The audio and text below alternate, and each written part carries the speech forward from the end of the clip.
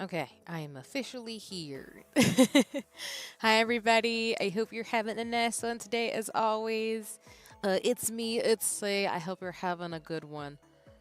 Again, I'm running late, but I think that's going to be my motif in terms of being one of those streamers who's just like, I'm going to come when I come, I promise. Promise. And of course, I want to be respectful of everybody's time. So I will be here unless I need to cancel. So for those of you on YouTube, apologies in terms of like all the shenanigans and me trying to get a routine and a rhythm as I kind of reshuffle a lot of things in terms of what I got going on behind the scenes. But I hope folks are doing well, whether you're watching me morning, afternoon, or evening, whether you're lurking, because again, you can always lurk. You don't have to say a word if you don't want to, or if you just want to watch the VODs, you just want to kick it and hang out and just, watch whenever you have the time to. But I hope folks are having a good one on this lovely Sunday, at least where I am in terms of my time zone. Today's plan is, like always, we're going to be doing some co working for about an hour.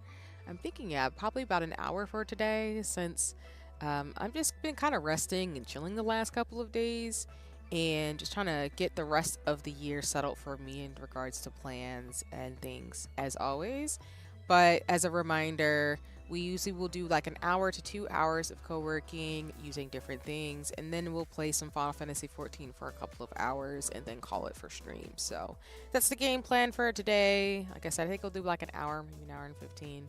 Then we'll take a little bit of a break so I can let folks know if you'd like to transition away from the co-working to something else, and then go from there. Let's see. I think that's it in terms of reminders. The only one to know that I'll say every stream for the rest of the month is that, as always, I am going to be raising funds for Gamers Outreach. So I will be streaming and really encouraging folks to check out the link in terms of contributions. Again, if you don't have any means to be able to support in that way, please make sure you share out links and resources in terms of what's going on with Gamers Outreach to be able to support them all month long with their festivities. So I do have some incentives like I've talked about on stream.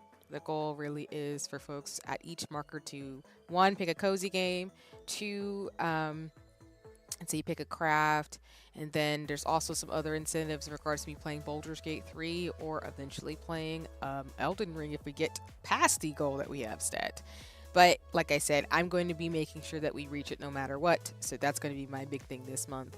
But other than that, I think the big thing is I'll be adjusting my stream schedule, for the rest of the month, since I do believe I'll do more of a soft debut on Twitch where I'll start multi-streaming sometime this month, and then we'll do like a bigger debut in terms of Twitch shenanigans, either later this year before the end of the year or early next year in terms of the timing. So I appreciate everybody's patience as I try to like figure things out and kind of revamp, because I gotta figure out some like outside things too, which is why today we're gonna be co-working, talking about lace bobbin, and then probably gonna do some Hobonichi stuff too. So, but alrighty, I think that's everything in terms of what I want to talk about before we get started today. So I'm going to see if I can get the screen going. I just gotta make sure the camera's all goody. Or did it? Did it freeze? Oh, nope. Okay, we're gonna switch over. Let me see.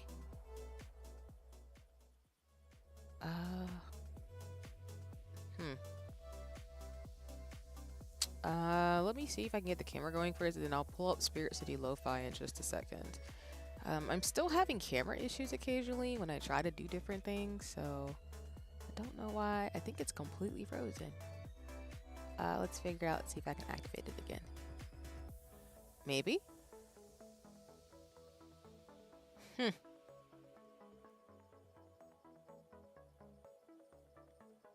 I love when I have shenanigans going on in regards to things. Oof, it's not working. Okay.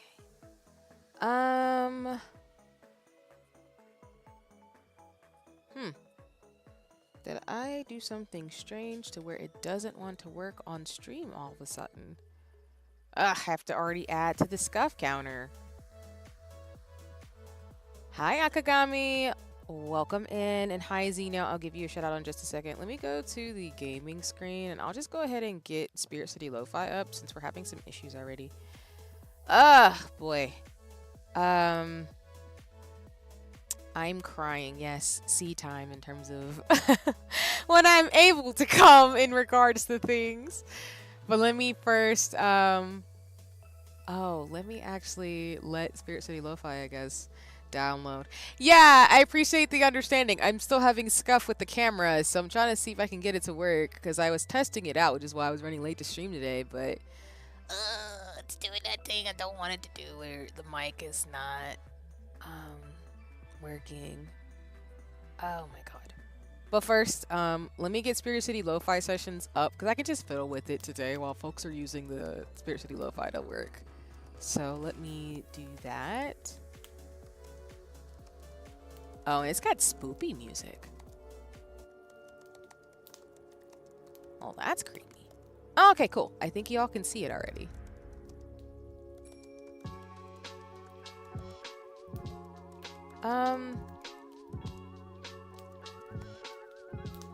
Y'all know me. I'm not a spoopy person, so we're gonna keep it all just the chill vibes today.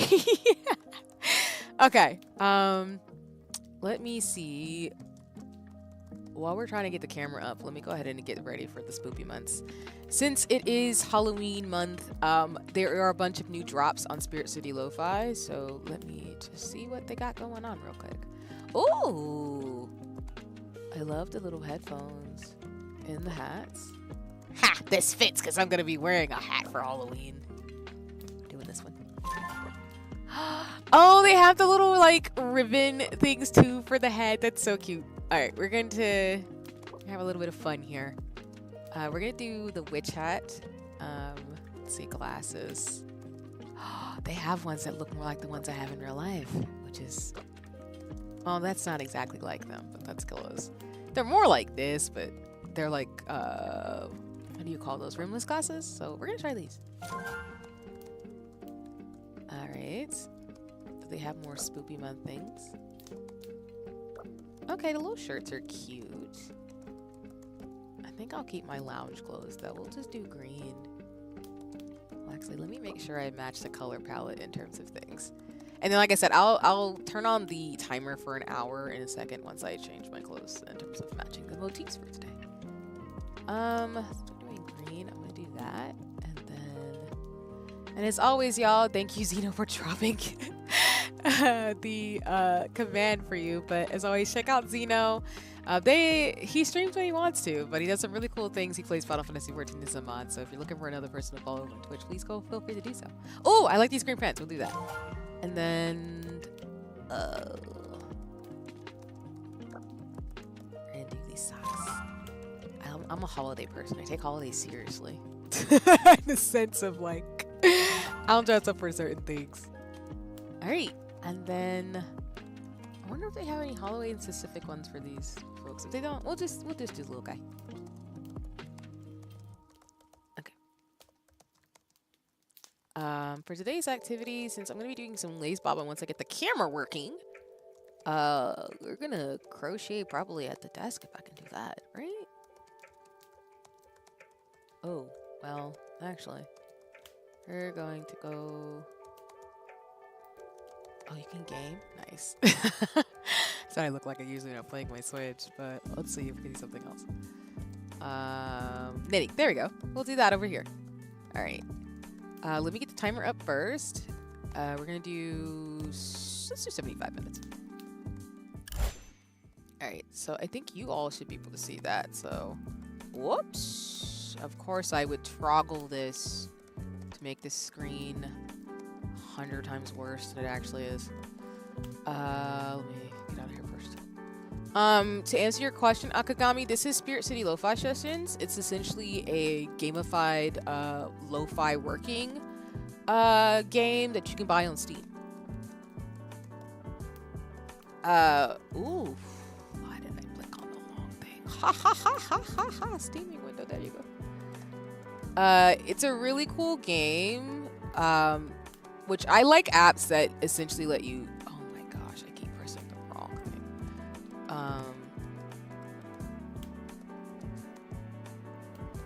Essentially, like, I like apps that let you, you know, do certain things and play certain games, but this one's a really cool one. Okay, I think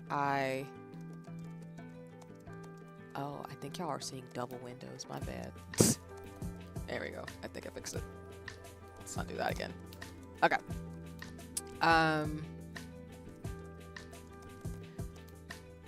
But I like this app as well as I think there's another one called Habitia, I think it's called, that's on your phone that pretty much gamifies being productive and getting stuff done on your to-do list. So I really appreciate both in terms of things. And yeah. But this one's really cool because it gives you the opportunity to buy things and like level up and to get stuff, kind of like the other app thing on my phone too. So. Alright, I've got the timer up for folks who are going to be co-working today so that way y'all won't be labored. I just got to fix the freaking, I have to go fix the camera on my side. So we're going to move this actually here because when I get the camera up in a second, I should be able to see things. Let me get rid of that too. Alright, y'all should be all set up. Okay, let me see if I can switch cameras. Maybe that'll work. It wants to be mean to me today when I said I would do lace bobbin on stream. Rude.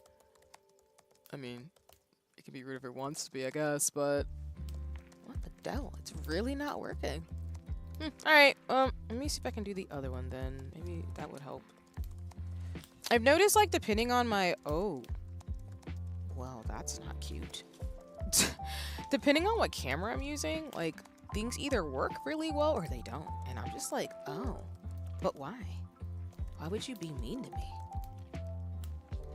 I think that might be the investment for next year is like seeing what actual cameras, like figuring out tech things and like giving away or maybe like selling these secondhand so someone else can use them if they're not working for me, or maybe use them for other parts. I don't know.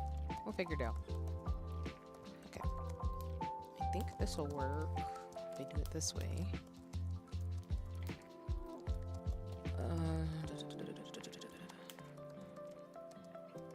Huh? Really? Does this not come up as an option?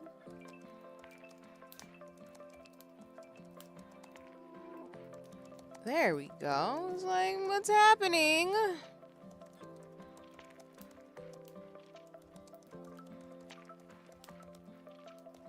Okay. Don't need that one.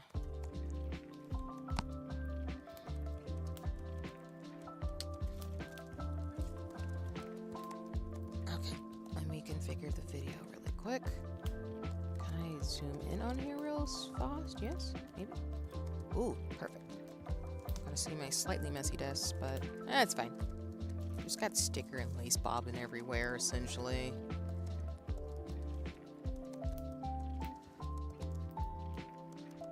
Okay. I think this should be... Oh, are you kidding me?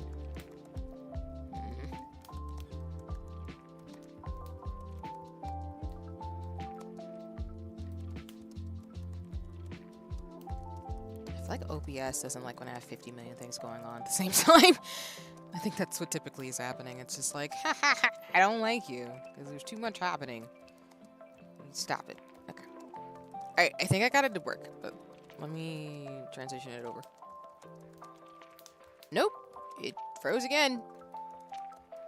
You see my hand, but that's not what I wanted the camera to do.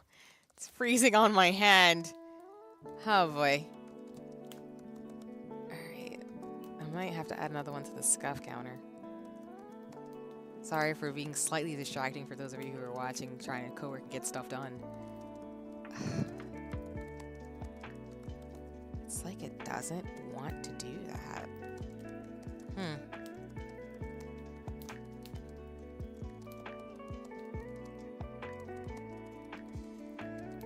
trying to see if I change... Oh. That would help. Okay, I think I fixed it. I think what was happening with my camera is that it was trying to like match up to all the things going on my like setup for streams, and it just was like, no, I can't handle that. I can't do it. And I think that's what's happening. It's not being nice to me because there's just too much going on. So it's really not great. So let me see if I just change the...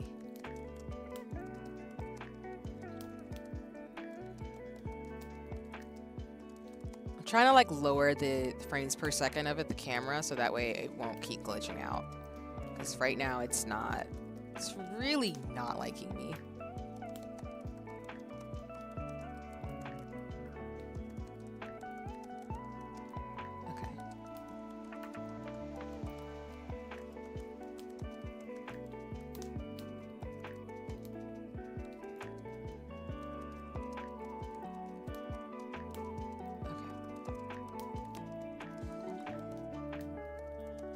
That's why I set it up to where y'all can use the timer for co-working while I try to do this in the background.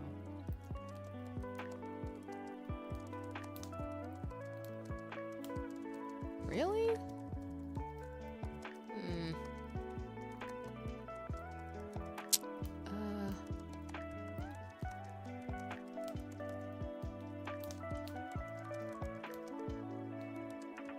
Okay. Jeez.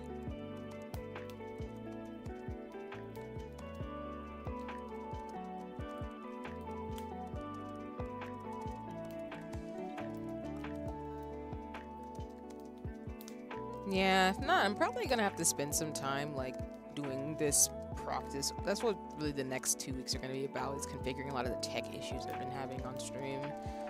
Because it's starting to be one of those things where I know I have the quality of the streams that I want to really ump the ante, but sometimes like stuff just doesn't work out the way you wanted it to. So that's okay. I don't mind. It's just really frustrating.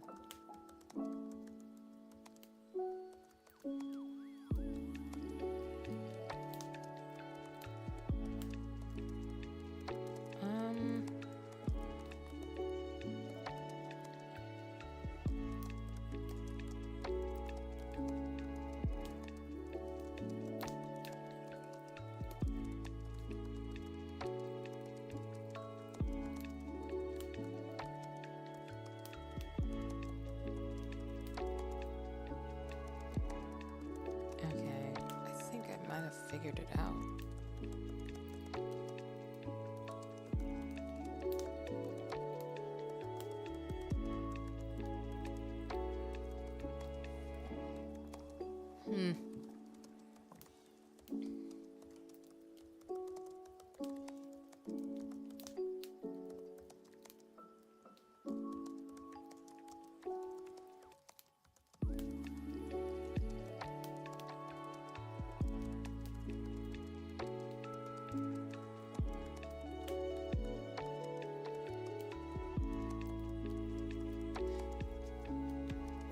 Well, as I'm figuring this thing out, I'll kind of give y'all an update in terms of lace bobbin classes. Things have been going really well, actually. I think the one thing I've learned in my classes is that there's just a lot of skills that I really want to learn at this point in my life and try to move forward in terms of figuring stuff out. I think a lot of this year was a lot of endings that I wasn't anticipating. In a lot of areas of my life. So I guess this year has just been really me kind of just riding the wave and just trying to just process what I can as things move forward in the ways they're supposed to. Because sometimes in life you really just can't control what's just supposed to be done. And sometimes like change is really hard and challenging, and it's also kind of scary at times. But I'm the type of person where I've really just had to learn to just trust what's next and kind of go what feels right to do. I know some folks have it to where like their life just kind of work out in the way that it's supposed to all the time. And don't get me wrong, I'm not bitter about it. I just really, sometimes the chaos can be chaotic. So I think I've learned a lot about myself in terms of my own emotional resiliency, but just also some of the boundaries and things I need to set up for myself. So that way the direction I am going makes a lot more sense. So, yeah, this camera, y'all, is not wanting to work with me today. I'm so sorry. I don't know why that is, because it was working fine, but it's completely not wanting to do anything it wants it for me to do. So I apologize. I spent time after stream to make sure it would work, but it's really not. Like, both cameras are being ridiculous. Which sucks. But I can try maybe one more thing. If not, I can just do Hopinichi. It's fine. I'm so sorry, everybody. If I didn't have scuff, I guess it wouldn't be me either. But yeah, I don't know what's going on with this. Try my other thing, but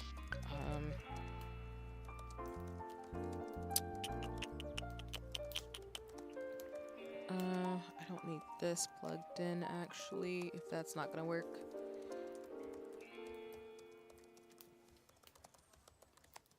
Alright, let me see. this'll do. Again.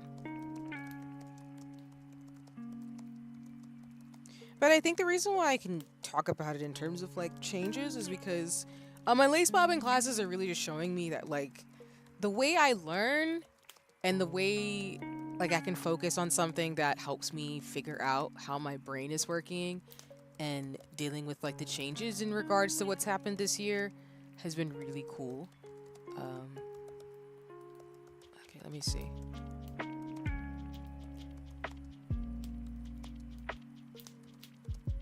Huh. That didn't even come up at all. It's like it's broken now at this point. Well, I didn't anticipate that, that's for sure.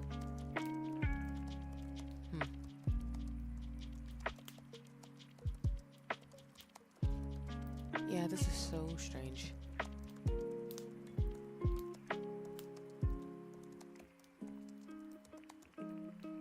Oh. Well. That's always fun when something's like, haha, I don't like you. Okay.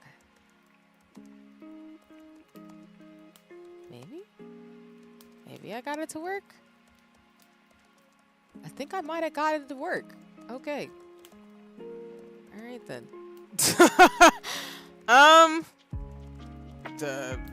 Okay. My clumsy always like kicks in and just magically works to make something happen. I don't know what to say. Besides, okay. I'll just go with it. Yeah, this is working. Okay. Alright, lace bobbin camera, that's cool. Just do your thing. Do your thing. Okay. Alright, so I guess that'll work. Okay. Oh, that's an extremely tiny screen though, so y'all are not gonna be able to see anything with this unless I do that. Okay. Like, I know people come up with like 2024 goals and stuff. I have goals and everything, but honestly, I can tell you this like straight up, none of the goals I set happened this year. Well, I can't say none of them happened. It's more like the things I thought that were gonna happen this year just didn't. And I've learned in life that sometimes stuff that you thought that was gonna happen don't. And even though it's disappointing sometimes it's not what you need. So it just is what it is. But okay, so y'all be able to see like my hands now. It's a little dark because I still need to adjust the lighting, but apologies, I think my camera is just being not nice to me today. So I'm going to unplug my keyboard anyway, since I'll be doing more stuff with my hands today, more than anything. And let me see if I can turn on this light, so it would probably help y'all see us a lot better. Okay, cool. And again, apologies for all the messiness on my desk here in regards to things. I've got like all types of tech things going on right now. There we go. Seeing like my desk in my little corner area that I need to like clean up a little bit more. But what's it called? So as I was saying earlier, like to me, the big thing that I've done for most of this year is just try to ride the waves of all the changes that I've been going through and all the things that have been ending without my according. So the beauty of doing like crafts and stuff for me and kind of falling back into a lot of the habits that I have been doing since I was a kid was it's helped me realize that those are the default things that make me passionate about life, but also it's helping me kind of be better about letting stuff go. Even though I can't say it has always been easy. Like for example, losing my oldest cat was really rough for me this year, as well as just like some of the relationships I just couldn't be a part of anymore in regards to friendships and things like that too. So it's a part of life, and I mean, like I said, I tell people all the time, like if you're lucky enough where you don't really do a lot of activity, just be grateful for that. But life be lifing, and sometimes you just gotta ride the waves until things settle down a little bit again. I think I'm at the tail end of maybe some very volatile changes, but there's still some stuff that just needs to work itself out, which is kind of Always fun. But regardless, I've just learned sometimes that the best thing we can do is just do simple things that make us happy until things just kind of settle themselves out. And that's always helped me when I was going through a lot of stuff in life when I was younger, but especially has helped me now as an adult as I kind of find my new normal with some of the things I've had to like end or pivot away from. So I'm still in the process of change right now, but that's okay. Like I said, it happens, and you know, I'm always like transparent and honest where like I'm still a very happy person. I've just learned how to just deal with a lot of change and accepting things for what they are versus trying to appease myself or escaping too much and lying to say like, oh, you know, this is gonna work. No, it's not. And that's okay. And like I'm a believer of like, sometimes you don't get what you want, you get what you need. And that's sometimes the best thing, where you think you want this thing and it doesn't work out, but it's actually not what you needed, but something else did. So, okay, so I'm putting on my I have compression gloves that I use with my hands just to help in terms of tactile activities. But as I said I would on stream today, I do have like the lace bobbin projects that I finished, so I don't know if the camera is going to be able to get it like good or anything. But I did eventually do like the sampler, which is basically this one here. I think I showed on stream last time that like the threads on this are really bad when I like finish tying it. So when you do lace bobbin, which I've learned, I often will run out of string or thread when I'm trying to wind up and do things in the lace bobbins that I have.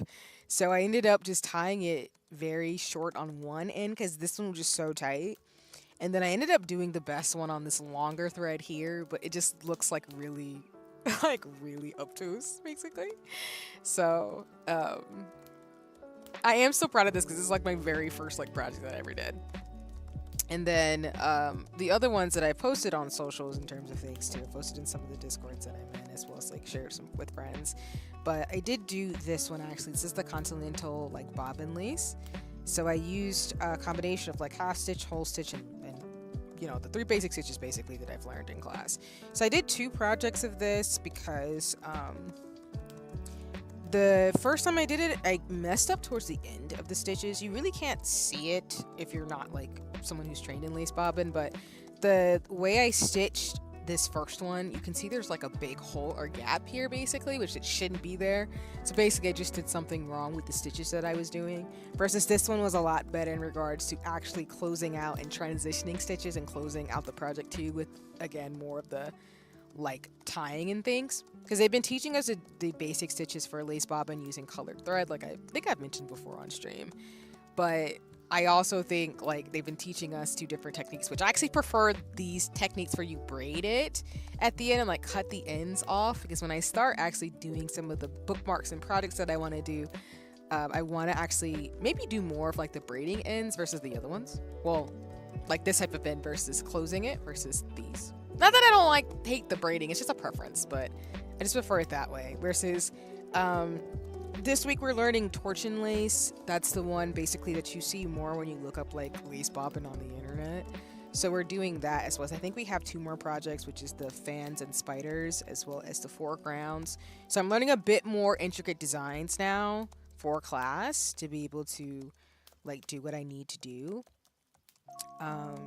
So I'm really excited about that because like I said on this train of thought, this year has been challenging for me in a lot of different ways, but again, kind of going back to basics of like, what makes you happy, or what are the things you want to do, and what are the goals you want to set, and the standards that you have for yourself and your boundaries has really just kind of helped me really figure out that it's never too complicated to figure out what makes someone happy, but just more so spending a lot of time with yourself and making the space to do things alone to kind of sort through things is always the best. So I'm not like pouring myself into things that don't make sense for me or getting caught up too much.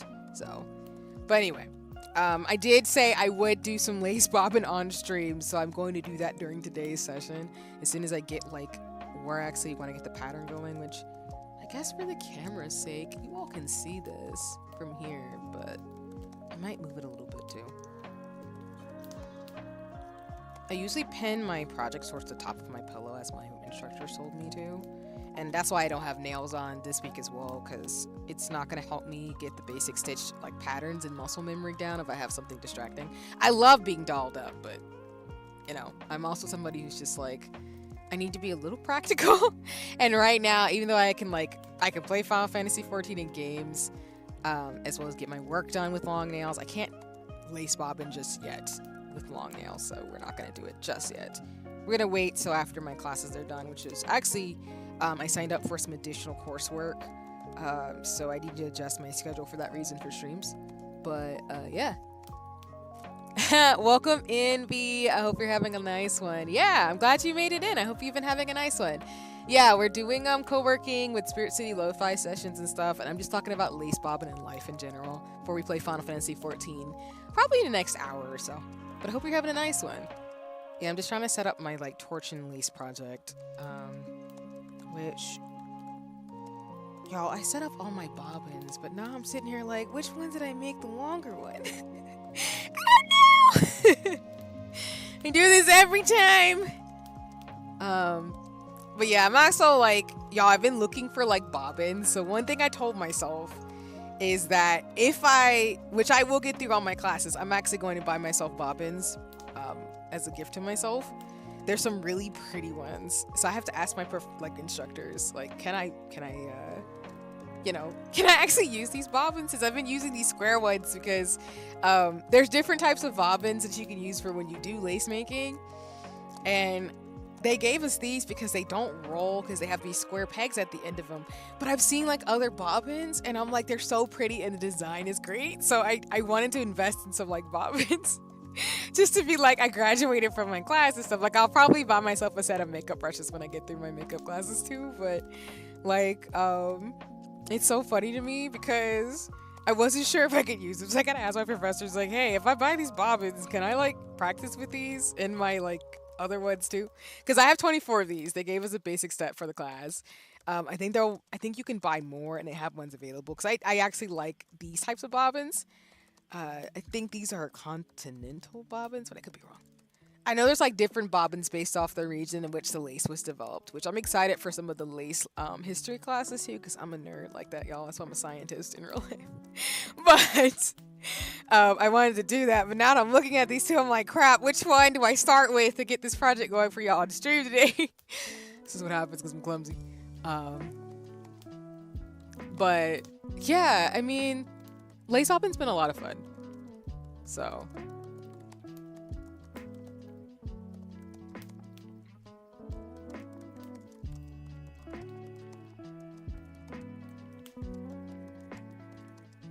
oh, and I just saw your message, Zeno. My bad.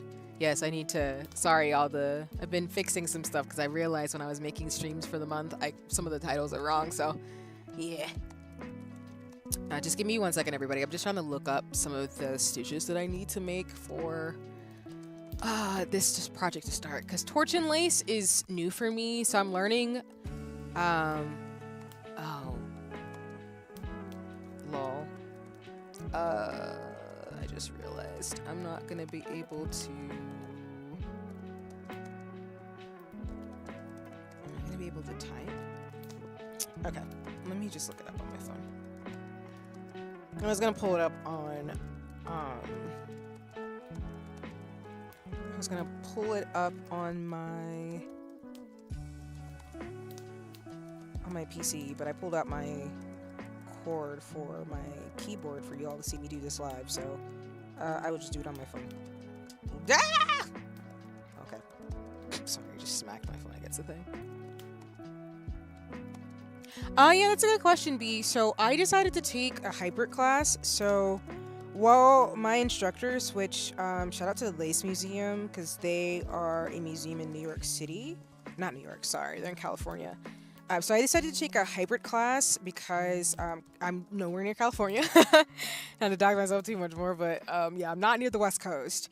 So I wanted to learn lace bobbin for now, and then in the future when I plan out a trip out there, when it's a lot safer, I wanted to basically go to the Lace Museum and just kind of peruse and take some classes there.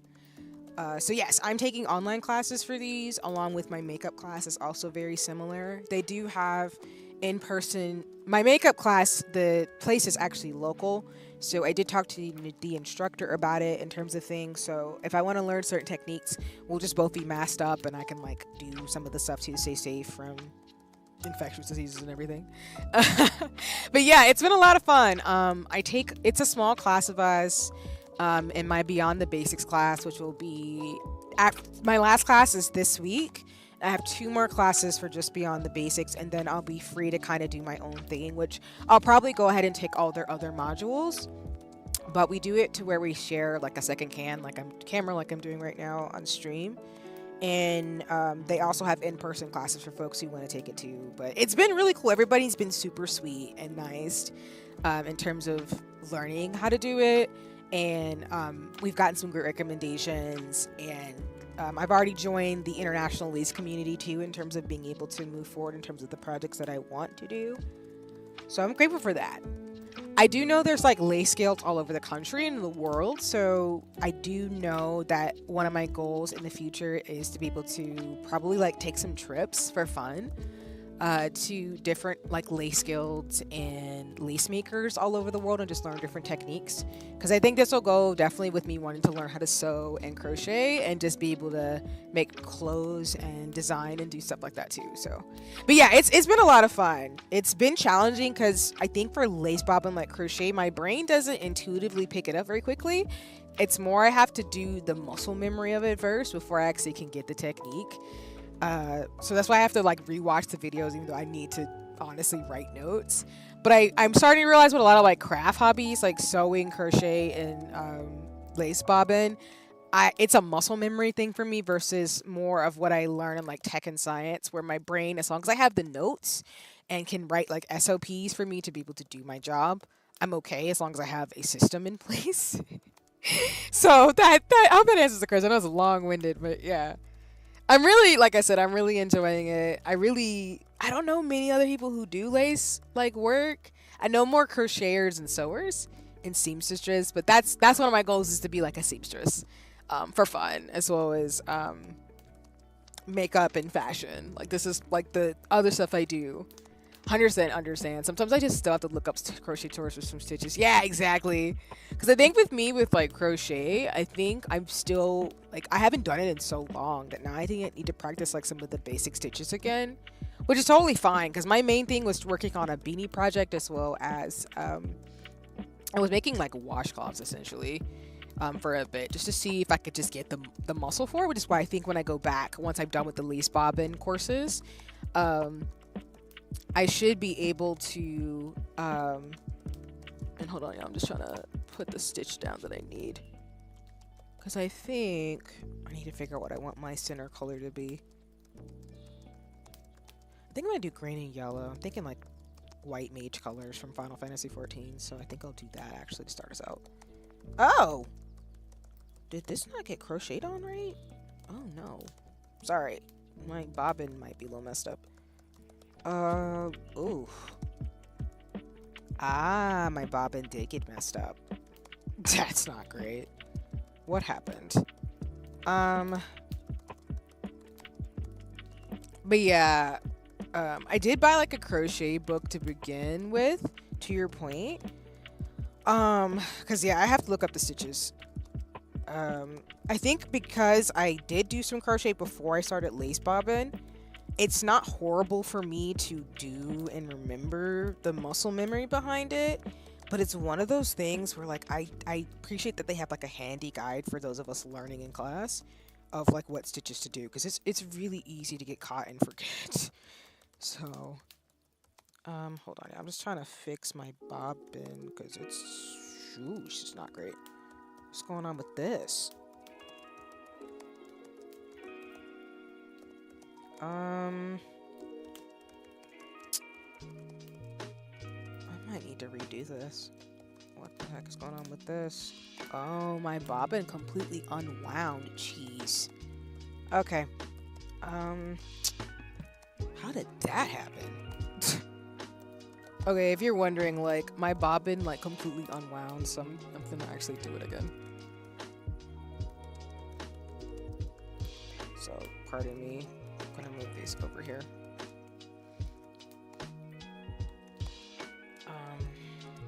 usually this doesn't happen to me because I've gotten better at winding my bobbins for lace bobbin stuff.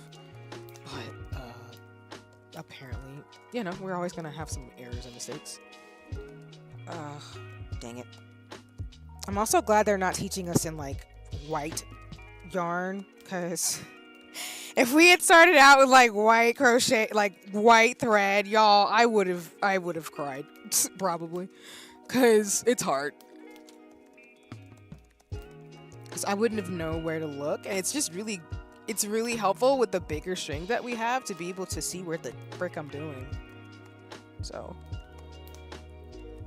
and if y'all are wondering, like, again, I learned crochet from some folks, some friends and mutuals, before 2020 actually. So I just haven't been able to go back to a lot of those projects for a bit because life be lifing, and like I said, this year, with everything happening, it opened the door for me to realize that, one, I do want to be more artsy, and I do want to kind of go in that direction to be able to do more art stuff, and to also keep being a scientist. So I think a lot of stuff had to end this year for me to be able to, one, do that and realize, like, hey, you're not going to be happy in life if you don't do some of this stuff that you've, like, wanted to do, or more so, like, not made the time that you could do it.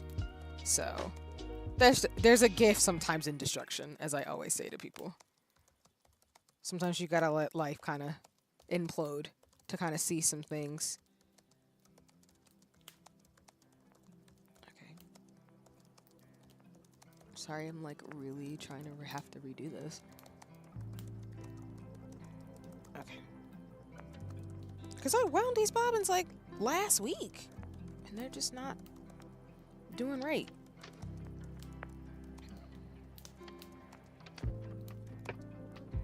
Oh.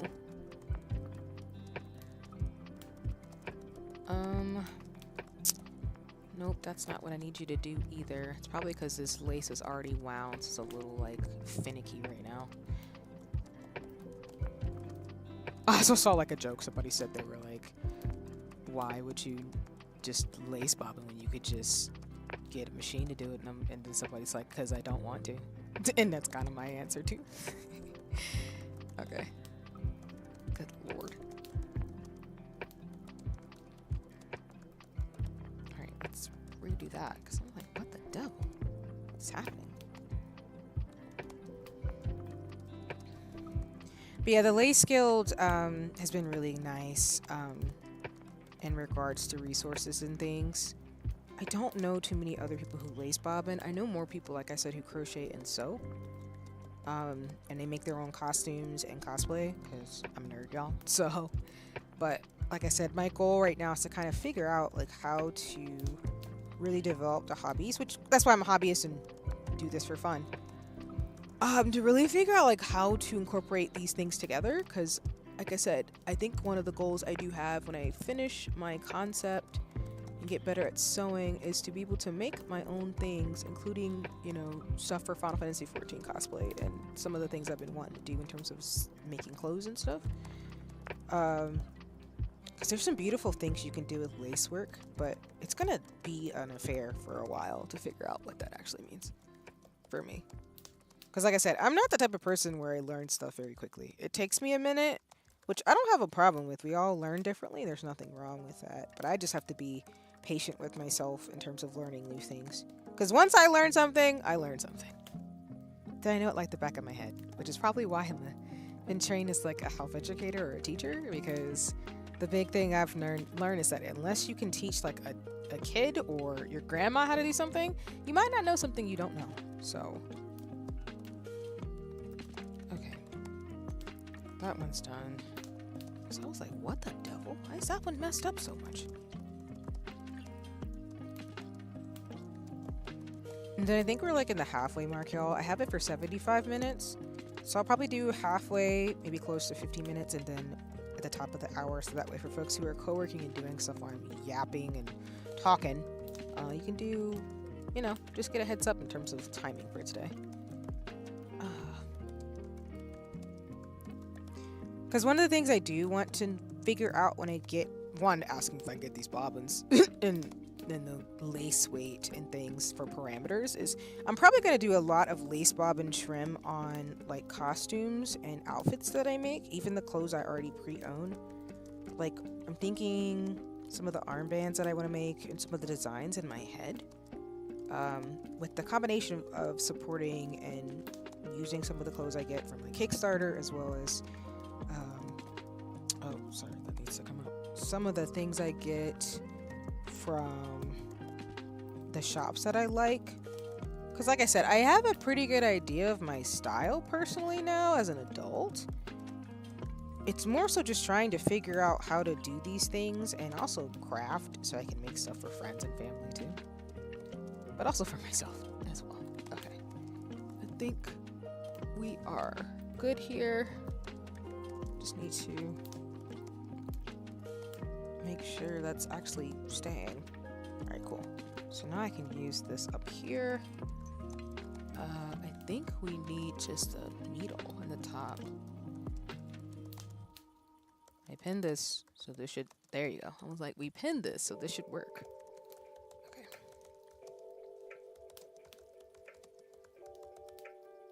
All right, I'm hoping this green one doesn't do the same thing that just happened with the yellow. We're about to find out in 2 seconds. I was so proud of my bobbin winding and then I already messed it up. All right, we're good. Cool. Okay. Need that, and I need to move this over here because it's gonna be slightly distracting.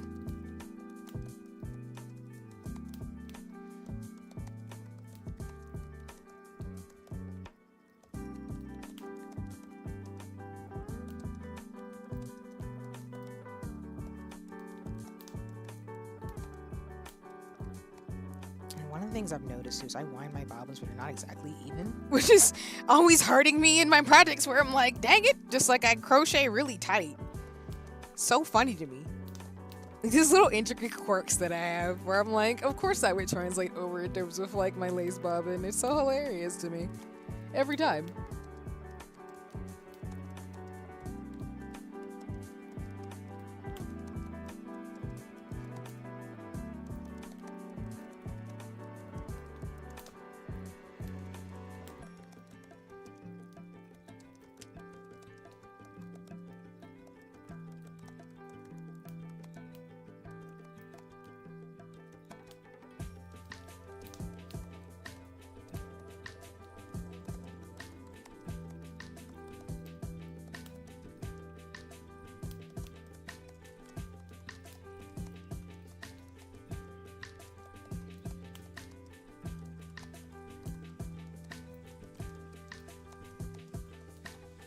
And if you're wondering, I'm trying to like check out my class recording to see if I can get the first couple of stitches done.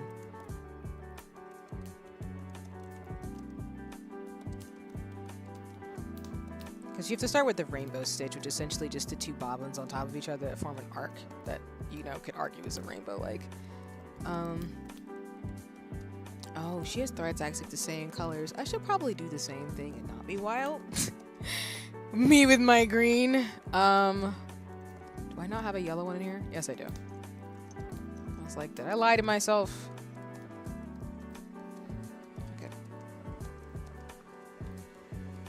Nope. And I messed up this one too. Sexy.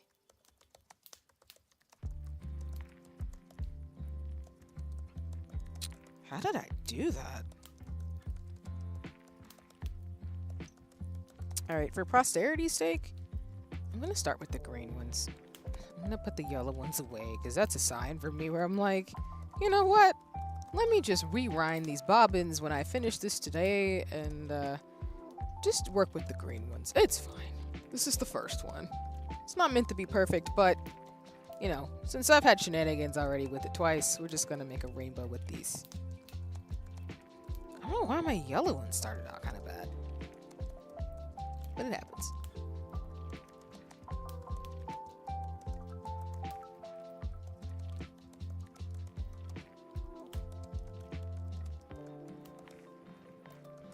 Let me make sure my thread is actually a little bit more tilted towards me away. So I can kind of do this. That's why we're using colored string, y'all, and not lace, because the tradition says that, like, people typically, you're not supposed to touch the threads because it's bad practice, particularly when you're touching, like, delicate lace. But I can break that motif because I'm using colored thread, and it's not as fragile as lace. So that's why I'm trying to, like, really get a lot of practice in for a long time before I start moving more into the intricate projects. Because the main thing, like I said, is I want to put lace trim and different details in terms of, like, the shirts I would make, as well as some of the skirts I would make for, like I said, my Final Fantasy 14 outfit, like an Astro outfit comes to mind that I really want to, like, really do down the line.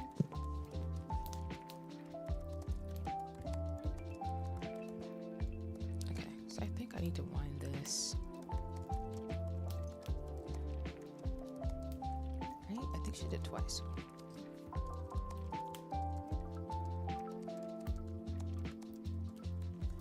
Just let me make sure I get my brain muscles on that so I don't do anything strange whenever I start torching lace.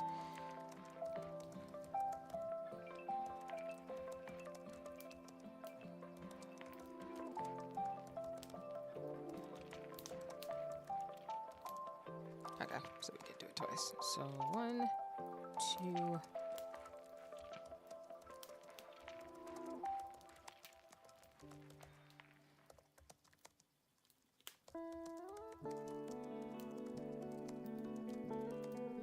Let me actually move this over and move this down here.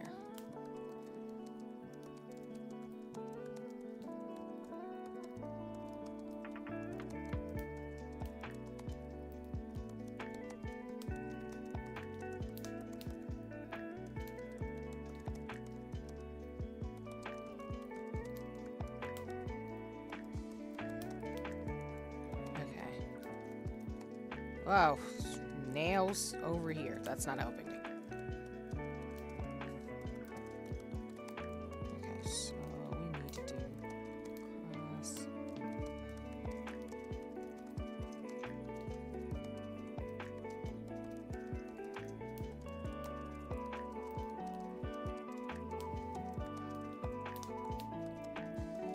I guess I need to make it a little bit tighter too in terms of the stitch.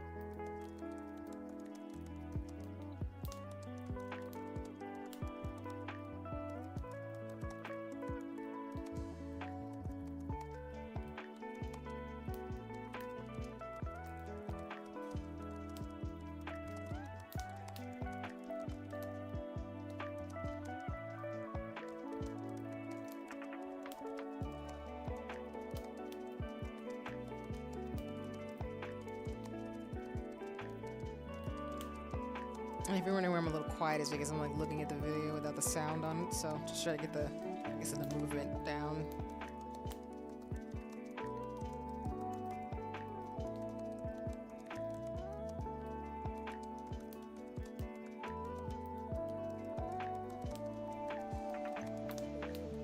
I guess we're putting these here to start it out, so these are out of play.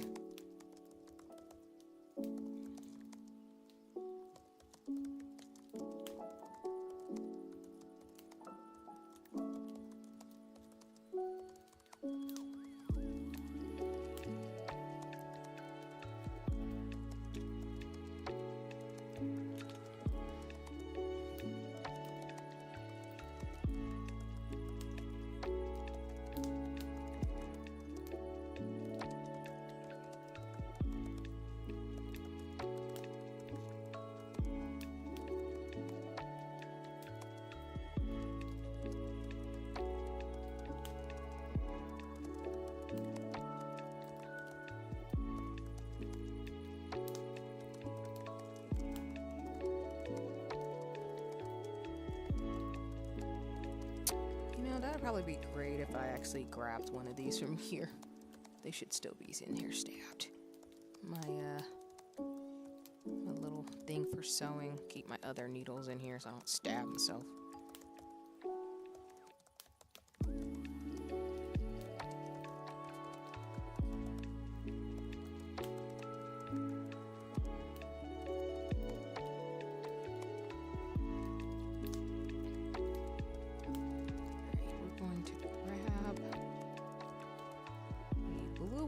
As soon as I get it out, all these threads.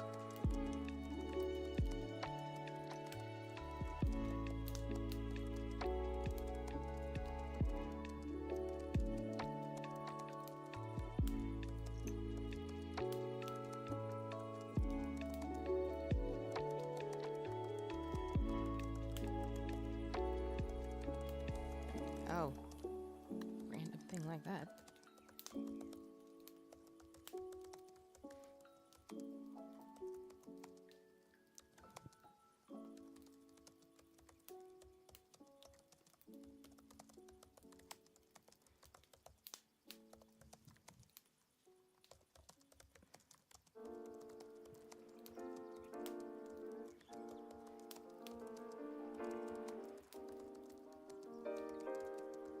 Okay, so let me make sure I get the motion again. So it's cross, twist, cross, twist.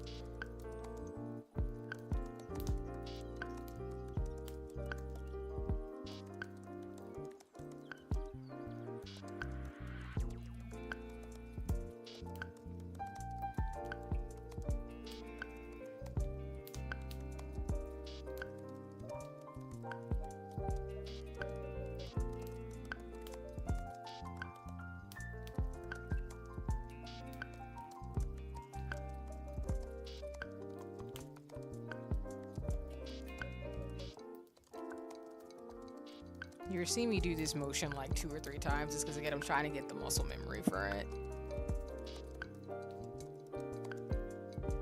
Because this is the hardest part for torch and lace, is this part.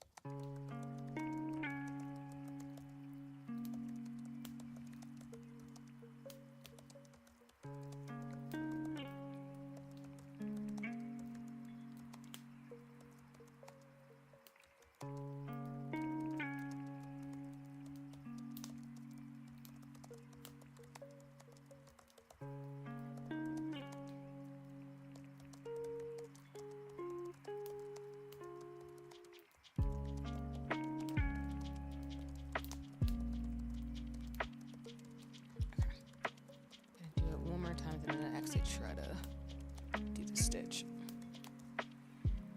Okay.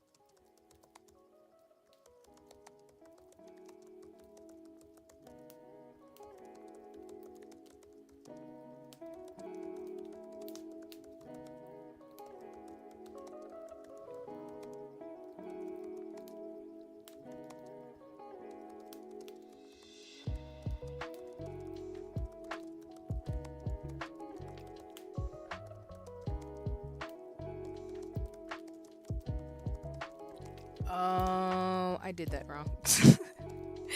Oh no! No wonder I was like, wait a minute, that's not what I needed to do. Oh no! I didn't put a pin in, that's why I was like, nope, that wasn't right.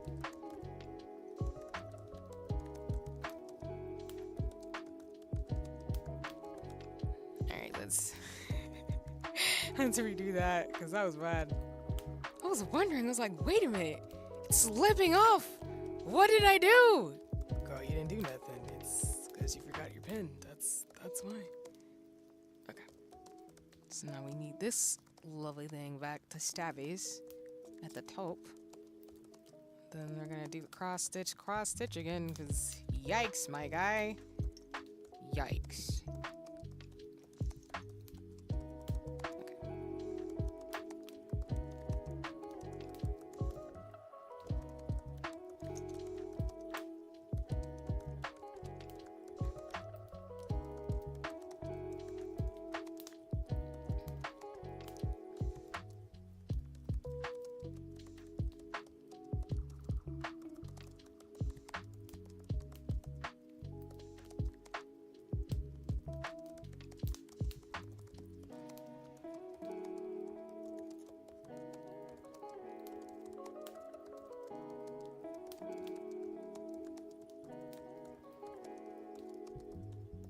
Oh, never mind. Wrong thing.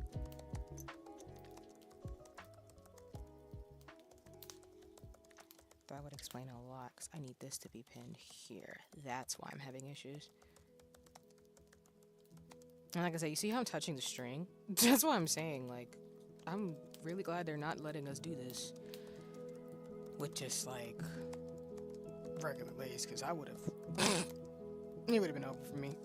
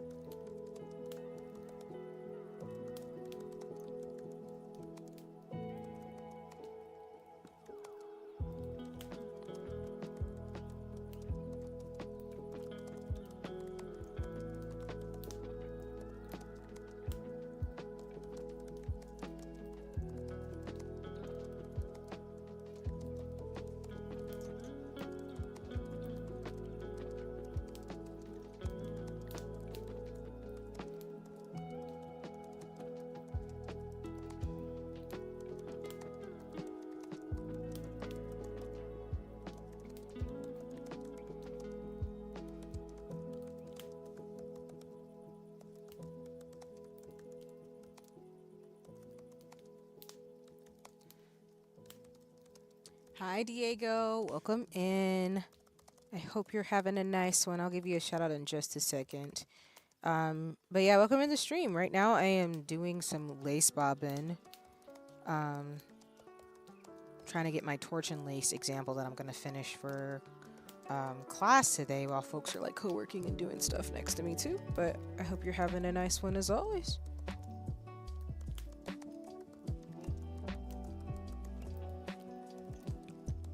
This looks wrong in terms of when I first do it, it's fine. Don't have a problem being a little bit messed up for my first project. It's always the second or third ones where I'm like, I should probably get this down right for that one.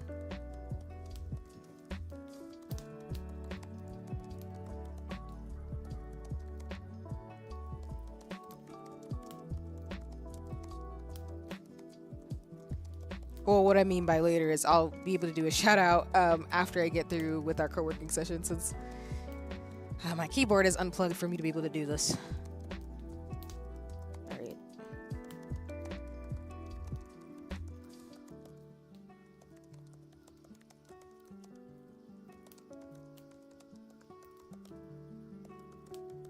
We'll do a purple one, I think, for the next one. Yeah. My bobbins are like completely caught up on each other. Not a terrible issue to have, but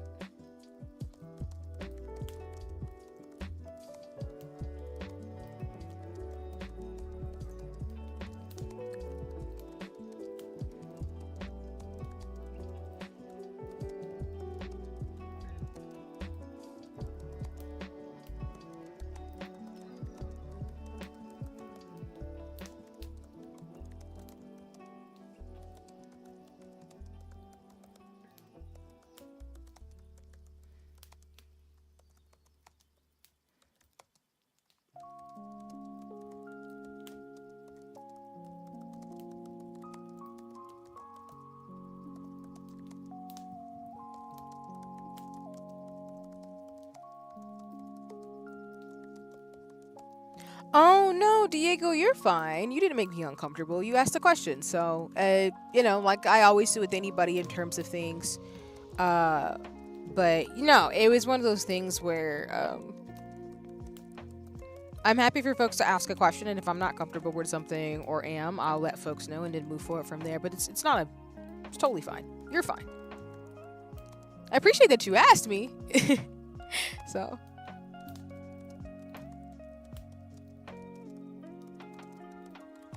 But yeah, no worries, you're fine.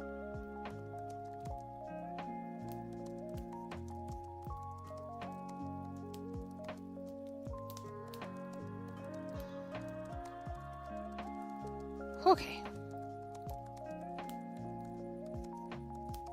Actually, let me move the rest of my bobbins out of the way. It's probably going to help me not be distracted. Put this here. So, cross.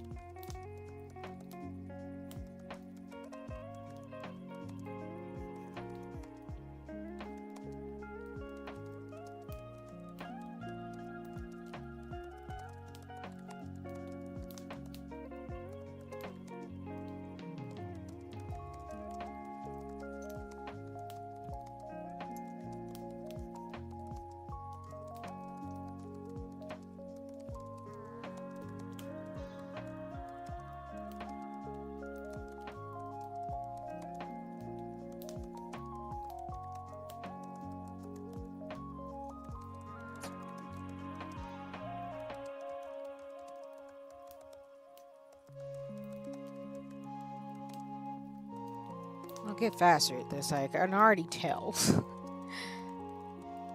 I think it's a cross twist again, though.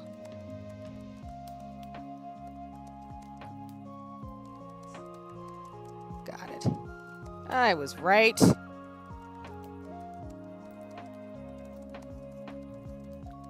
Yeah, the thing is, recently I admired. I was thinking to have you a surprise. No worries. Thank you, Diego. I appreciate that. That means a lot.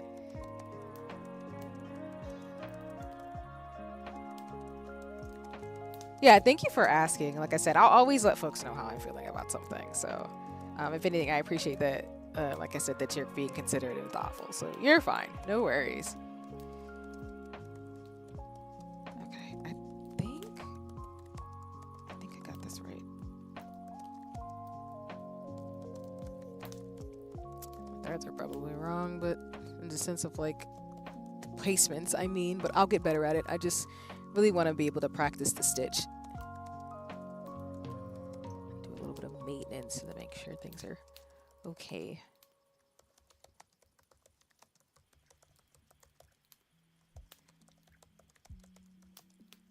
If you want to know what I'm doing with my lace bobbin, with torch and lace, you have to actually introduce your bobbins into the project. So that's kind of what I'm doing, is setting it up, because then once I do that, these threads will be guided throughout the pattern, and I will show y'all probably next week, because I do think torch and lace is going to be my favorite stitch, which I'm not surprised.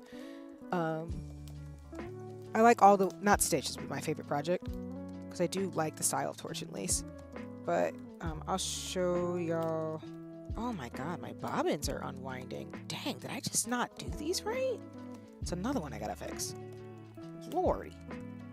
But yeah, I'm just introducing my lace bobbin thread to the project so I can actually do it. So that's what I'm doing live on stream right now during the co-working today.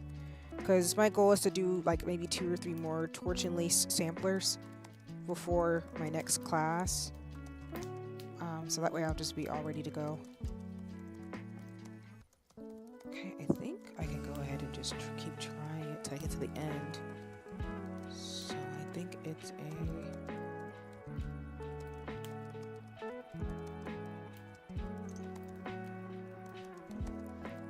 So as you can see, I'm getting faster at it because my brain's able to remember some of the stitches. So, yeah.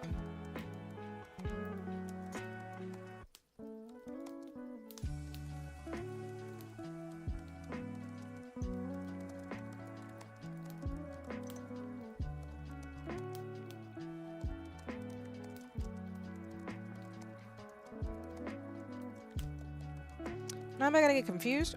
Probably. Is it gonna be okay though if I get confused? Yes, it will be. It'll be okay. Alright.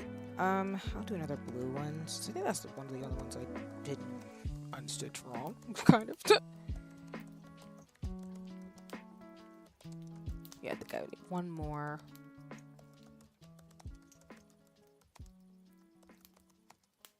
No, I lied. I did that one wrong too. I'm gonna be rewinding some bobbins today, which was not my plan, but I just really did these wrong. The devil. Ugh. Why me? Why would you set yourself up like this? Yeah, they're just all stitched wrong. That's wild. No. Alright, I'm gonna have to redo one anyway.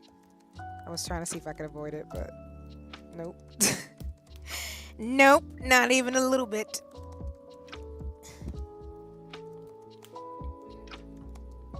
Alright, let me... But I appreciate, like I was saying, Diego, that folks admire me. Because like I said, I'm really not trying to be an idol or anything, but I do appreciate folks appreciating what I do and my shenanigans. Just being a friendly neighborhood artsy scientist, having fun, being a nerd. I'm gonna move that over there for a second so I gotta wind up bobbins again. Shoot. I set myself up for failure on stream today. There's no scuff counter for it, but I'm sitting here laughing at myself like, why, see? Why did you do this?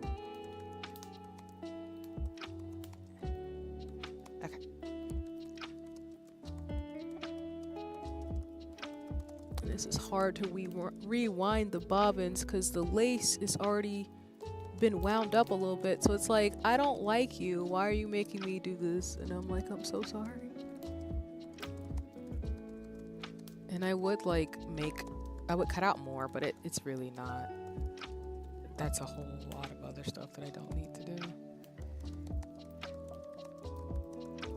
I just need the lace to be nice to me. Why won't you be nice to me?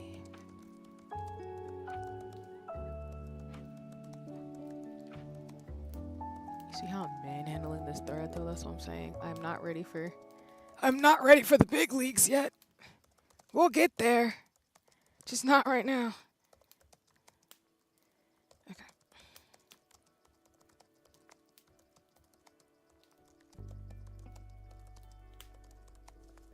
And then I think we are close to like almost to the co-working being over. It's kind of hard sometimes, the Spirit City Lo-Fi, to gauge based on the shenanigans. I think we've got like maybe 5 to 10 minutes left. So I will give a heads up for folks in terms of transitioning, especially if folks just want to do co-working today. You're welcome to stay the entire time, but if you cannot, that is totally fine for stream. But yeah, like I said, I was gonna do Kopintea / bobbin lace, so trying to like get my homework done because bobbin lace is actually relaxing for me. But like I said, I like doing activities that I guess my brain just likes to do something with my hands a lot. That's why I love like being a scientist because I get to think, but sometimes I just don't want to think. So I just want to like essentially do something with my hands. So, all right, we fix that. So, oh, I made it too short though. Why? Whatever, it's fine. We're just gonna set ourselves up for failure.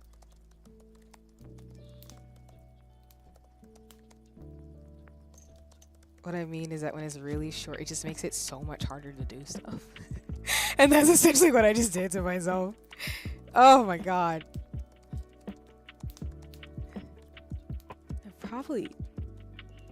Yeah, I need you to not be on that one. Because that was going to be bad. Okay.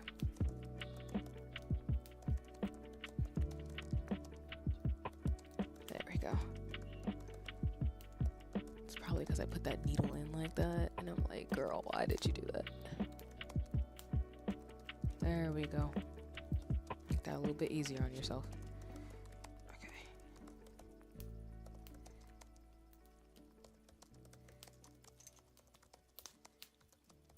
Okay, I think I did the hardest part of this, which I'm really proud of. Holy crap.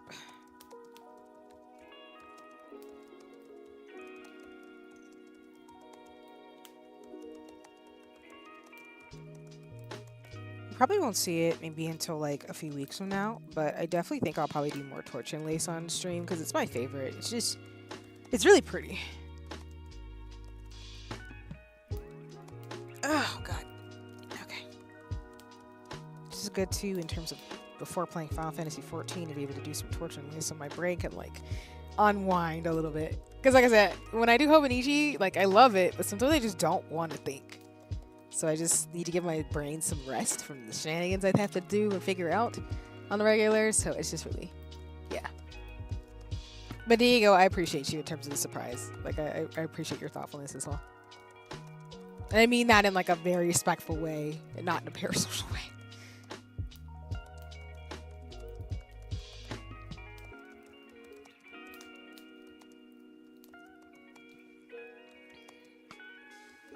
I'm thinking I got to the end, right?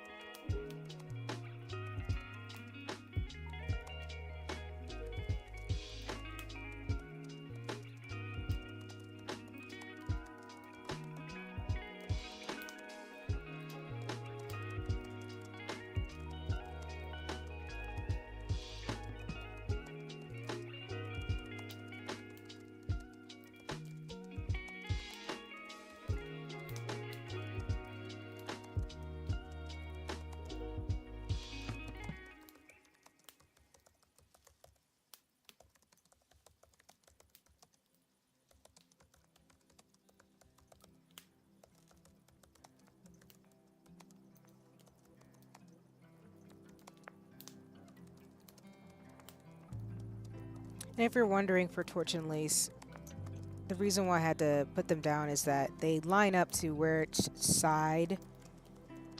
So if you can see it, I know that it's kind of hard to see, but they're lining up with where the pattern needs to go in terms of the thread colors and such. So I'm just setting up the top parts of it to be able to do that on both sides.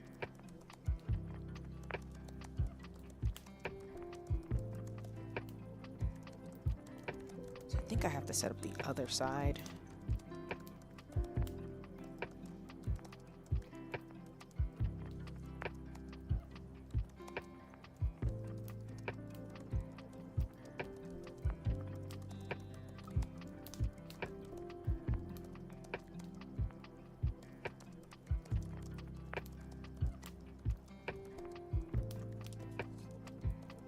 And these like spacer pins, which I also want to get another set of these too, are to just basically say that these bobbins are in play, which basically means I'm not using those right now. I'm going to the other side to do what I just did on the opposite side. And now I have to remember what colors I did first. Oh boy. I think I need to do... I think I did blue. I did blue, purple, this pink, purple, and yellow. I want to say I did.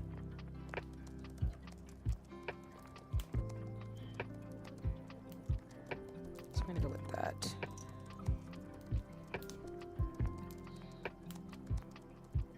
Yep, I'm gonna redo this because clearly struggling.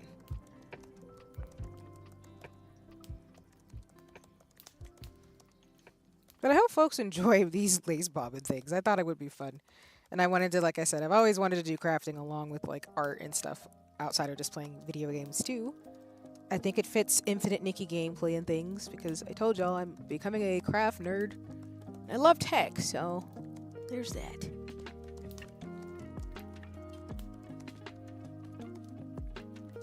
Oh my god, I'm not. I have to redo that again. No, me. Stop it. Thread, we have to be nice to me. I know I messed up the bobbins, but help me be great. Nope. Not even a little bit.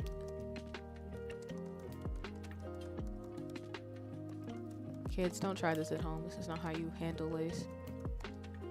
But for the sake of this practice, I'm gonna be a little bit more not as delicate with this thread.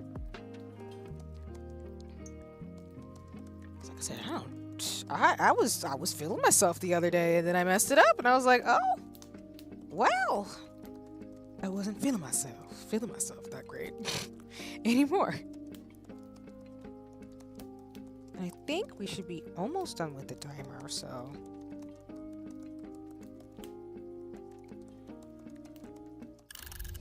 Yep, there's that magical thing. Okay. So, what I'll probably do is just fix up these bobbins to help do the next side of this. And then we will take a 5 to 10 minute break. So that way, folks who need to transition can. And if you'd like to stay to watch me play Final Fantasy XIV, that's cool too. But as always, I appreciate those of you who've been co-working and hanging out with me as I talk and ramble about, you know, reflecting on this year. Because like I tell y'all, it's that time of the year for me where I start just thinking about the year, and the year has been wild, but it's not a bad thing. It's just life. Huh, did my captions go away too?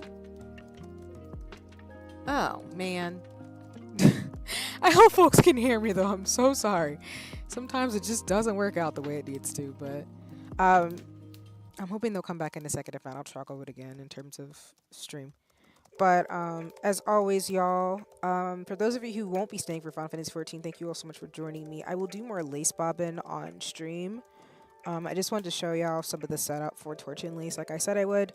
I think I said I would show y'all lace bobbins. I hope this works. If not, like I said, I'll show more. So if I didn't deliver what I was saying, I apologize. Maybe I misremembered too.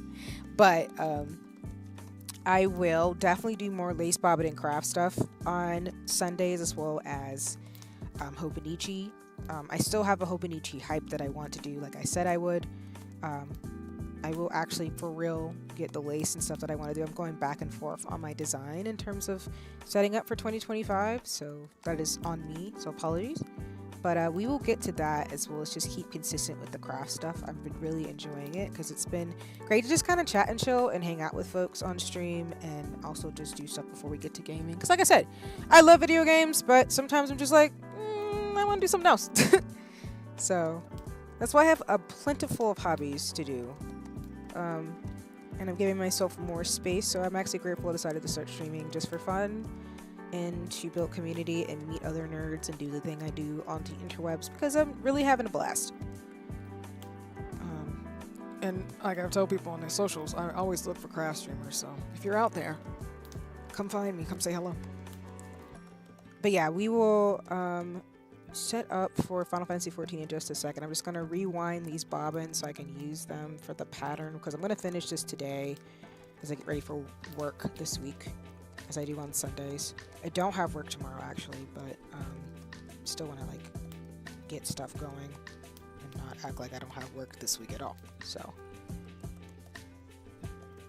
but yeah, and then looking at the timing, like I said, we'll do a 5 to 10 minute break, and then I'll probably play Final Fantasy for like a couple hours, maybe 2-3 hours tops, and then we'll call it for stream today. So, but yeah, let me first finish putting these bobbins back in my pillow. 2 more to rewind, and then we'll take the break.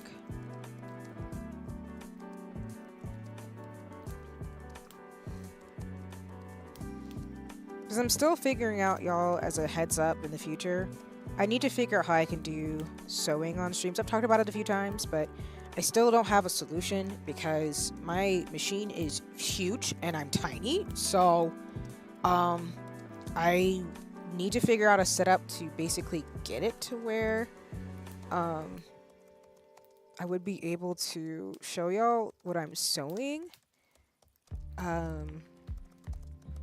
without it like being so complicated. So I'm not really sure how to do that, but I'm going to see if I can get some inspo from other streamers or just maybe see how people do theirs and ask.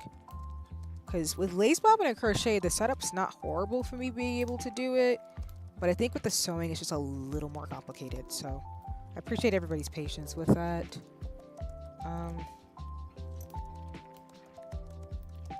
And I'll figure it out.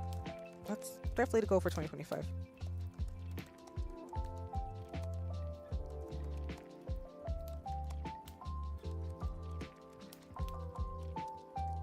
I'm just going to wind these up like this because I know I can shorten and lengthen them later.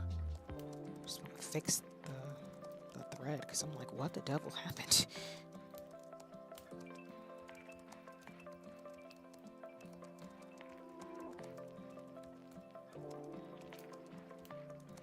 I also owe people pictures on socials. I just haven't been consistent about that.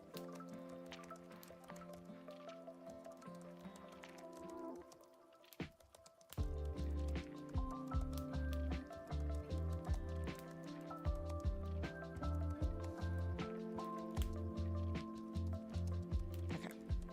I think we got the 2 bobbins in here.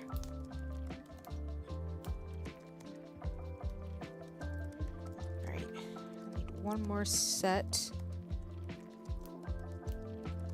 to fix what the devil is going on with this. This is definitely not working the way I thought it was going to work. Ah! Of course I would do that by accident. I also have to thank the developers from Infinite Nikki for kind of like being low-key inspiring. I'm not gonna lie. I want to say Infinite Nikki might be my game of the year. I wasn't expecting it to be the way it was, and I'm having a blast with it. I love Secrets of Skyville and Final Fantasy 14, so every game you see me play, I have a deep love for various reasons. But last year, my game of the year was Sea of Stars because I really liked the story and the characters and just the mechanics of the game. It really just gave me like Final Fantasy vibes in terms of tactics. But I want to say Infinite Nikki because I think it just... I love fashion and hobbies, so I think it just was a great game. And I didn't realize as a factoid that the developer, one of the developers for, I think, Legend of Zelda Breath of the Wild is actually on the game. And I was like, no wonder this is so good. Not to say like the info team, shout out to the developers, like they're great. All of them, but it's just the game is so good. It really just hits at all the things I love about a video game. So don't quote me, I could be wrong because I still got to play a few more things this year, but yeah, Infinite Nikki might be the game of the year for me personally. So which I think is funny. Another game that I have on my queue that I'm not going to stream but I do want to play is Metaphor. I've heard a lot of good things about it. I was watching Satlights, a mutual of mine in the streamer space. I was watching them play it, And it looks like it combines everything I love about Persona in a game and just ups the ante. So those those games might be the reason why I actually get a PlayStation finally. So, but yeah, Infinite Nikki, shout out to y'all. Like, y'all might be my game of the year because I'm just like, what do you mean? This game is fun as heck. Like, I don't play gacha games, and the fact that this one might actually get me to play gacha games is wild. All right, so we wound up our bobbin, excuse me. Wound up the bobbins. So we'll definitely keep going, and I'll show y'all the finished product like I did with these, because these are the continental bobbins I did, and we'll keep it popping. So yeah, alrighty.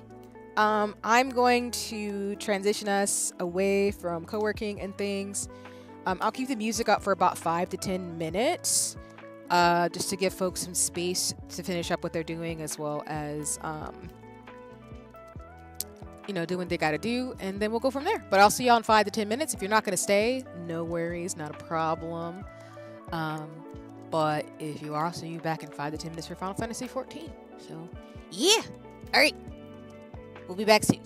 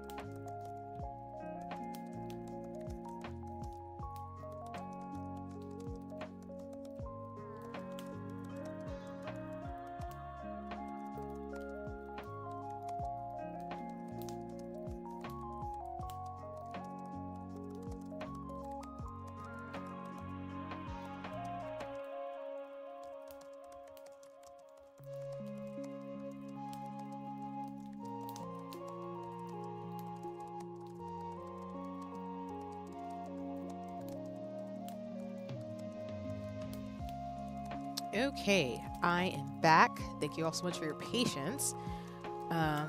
Let me switch it over to the chatting screen real quick so I can switch over to Final Fantasy 14.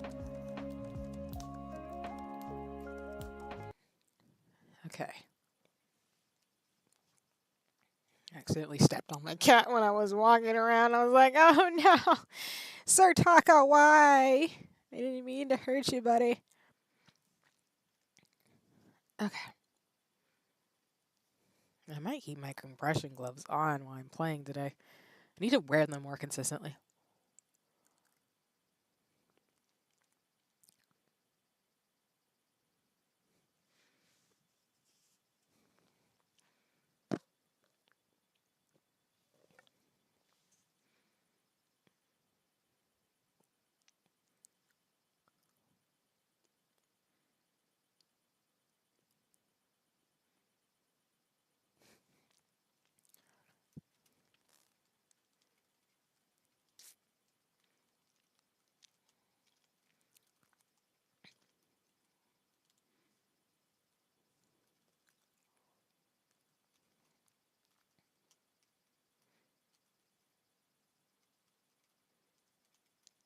Okay, sorry about that. I was see some stuff going on. But okay, let me. Oh, sorry, I remembered that I had changed something in terms of my login information. Okay. What? Dang it. Are we really going to do this to meteorites now?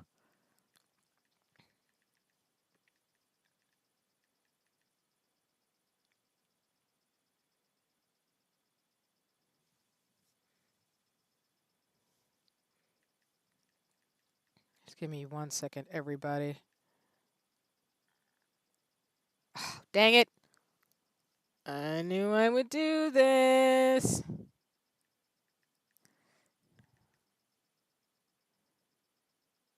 Oh, man.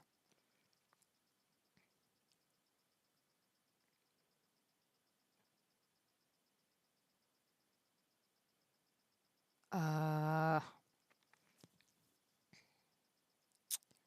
let's do it this way.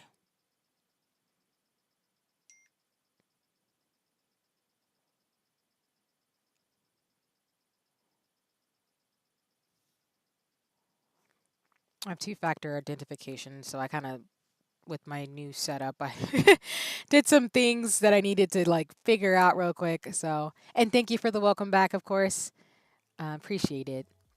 Let me put on some of the background music for just a little bit while we get set up. I just need to get the thing to reset it for login for Final Fantasy 14. Want to help me out here, phone? Please, Washimo.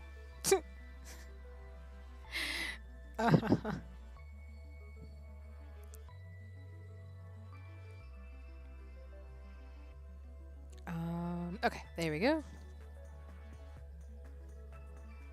The one thing about like getting a new phone and like trying to get things switched over to it is that it's always an ordeal with me. So I always end up doing something very, very odd because I'm clumsy. Like again, I can do like organic chemistry level Harvard problems, but then when it comes to like simple things, my brain's like, hey, we got to make this extremely complicated and then make it confusing for ourselves. And I'm like, but why? And then we end up doing it. Dang it. Okay.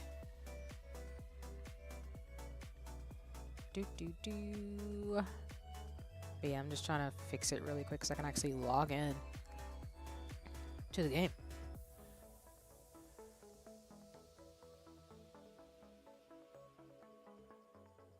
Okay, there we go. All right, I fixed it, so now I should be able to get into Final Fantasy 14 to keep going with the quest line today, which that'll be the goal today is to... Oh, no. Really? I did something strange. No! I always do this every time like clockwork. Oh god. Okay.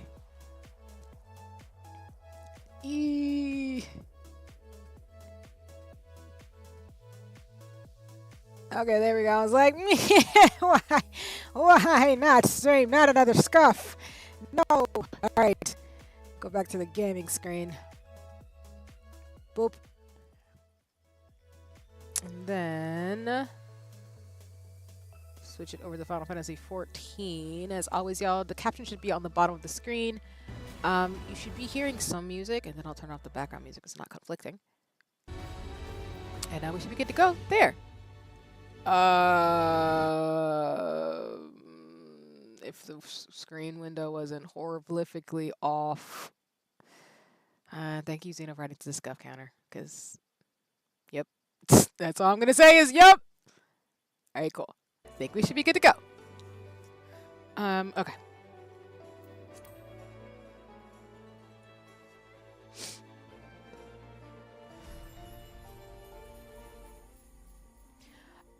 Let me see. I don't really have too many updates. I didn't get to do stuff because I had a headache yesterday, which was me and my black girl shenanigans, and then I gotta get a better bonnet that I'm wearing. I go to sleep, but we're not gonna talk about it. So yeah, I haven't really done anything at all in game this week. I've tried to stop coming on to do dailies only because I did want to start doing a little bit of the Sage quest line. I did watch some videos about it, so I can like level up some other classes, so I don't like end up getting to level 100, not being able to play through the rest of the MSQ as Astro, because mainly I am where I always am. I'm crying. Thanks for the heads ups, you know. I'll probably actually jump in the FC Discord for stream today, just in case anybody wants to pop in. So, just to give you a heads up. So probably sometime during today's stream, I'm gonna do a little bit of the Sage quest line because I do miss playing as White Mage. I do think I will always want to be a White Mage main. I do love Astro Logan and all the other classes, don't get me wrong, but I'm definitely default a White Mage if I had a choice for a class like I talked about. But I did start watching it because I am going to maybe start doing a little bit of Sage stuff on the side to make sure that I can keep playing either Astro or Sage throughout the rest of the MSQ. I don't level up as quickly anymore because I think it's just because Seraph is congested all the time now because of Dawn Trail. So I think the level boost is gone completely. But just fine because that means I won't have to worry about being overly leveled. But I do know if I do dailies enough time, as much as I play Final Fantasy 14, I'm going to end up over-leveling again, and then I'm going to have to switch over. So we'll do the MSQ today, but then I'll probably jump and do some little Sage stuff to kind of get myself going. So that way you all can see a little bit of the Sage storyline, and I'll also probably start over the next couple weeks in terms of planning, figure out how I'll level up to become a scholar. Because as for context, y'all, I will be playing all the... No, I told you it's only level 80. No, but I'm saying like outside of that, Xena, which I know you said in terms of level 80, I had the Azamine earrings on, so I think it only worked because of that buff on top of the earrings that I had for White Mage that I leveled up so quickly. So now that those buffs are gone, I won't level up as quickly. But since I play Final Fantasy 14 on the regular, I don't want to play as Astro because I'll end up doing that thing where I end up going, like I say, off stream, traveling and doing side quests and stuff, which made me over level too quickly again. So yeah, but I see what you mean. Like I know we talked about this, and I know to what Xeno's talking about in the chat. There's a buff you get if you're in an open server that's pretty empty for till level 80. And then I had the Azamine earrings, so that way it gave me an extra boost to level 90. So I had 2 of those things on my White Mage, is why I leveled up so dang quick. And I did like, I off stream, I explore the areas where you unlock EXP, and then I would do side quests. So I'm trying to not do that here and try to spread it out between Sage and Astro, and then Scholar. I think what I'll end up doing once I actually get to the Scholar class, because you got to play. Let me log in while I'm talking about this. You have to play to get to Scholar. I'll probably save some stuff for that, so that way I can evenly level out all the healer classes and actually practice among all 3 of them. Because the goal, like I said, y'all, is I do want to stream for you all of the healer classes because I am a healer main. And then I'm probably going to do Picto and the tanks with friends and mutuals only because I don't really feel comfortable ever being a tank. I don't think truly deep down. I really just want to heal. That's what I love doing, and it's a lot of fun for me. But I want to play as Paladin and Gunbreaker and Pictomancer. So that's kind of where my head is at. But again, this is a long term thing, which is why I'm telling you I'm gonna be playing Final Fantasy 14 for the rest of my life because I'm gonna plan this out over the next like year or two in terms of getting all the stuff I gotta get. On top of like that's not even considering the glam and things that I want to get. So, but yeah, that is just giving you a heads up in terms of what I'm thinking of. So I will probably switch over to Sage sometime before the end of stream and just like do the one quest so I can show you some of the quest line and start practicing a little bit. And then I'll probably do some dailies with Sage, on there. So okay. Let me share my screen.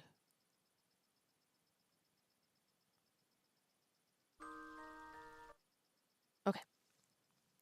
But for now, we're gonna do the MSQ for Final Fantasy 14 today, just to kind of get us going in terms of the story, and then go from there. So.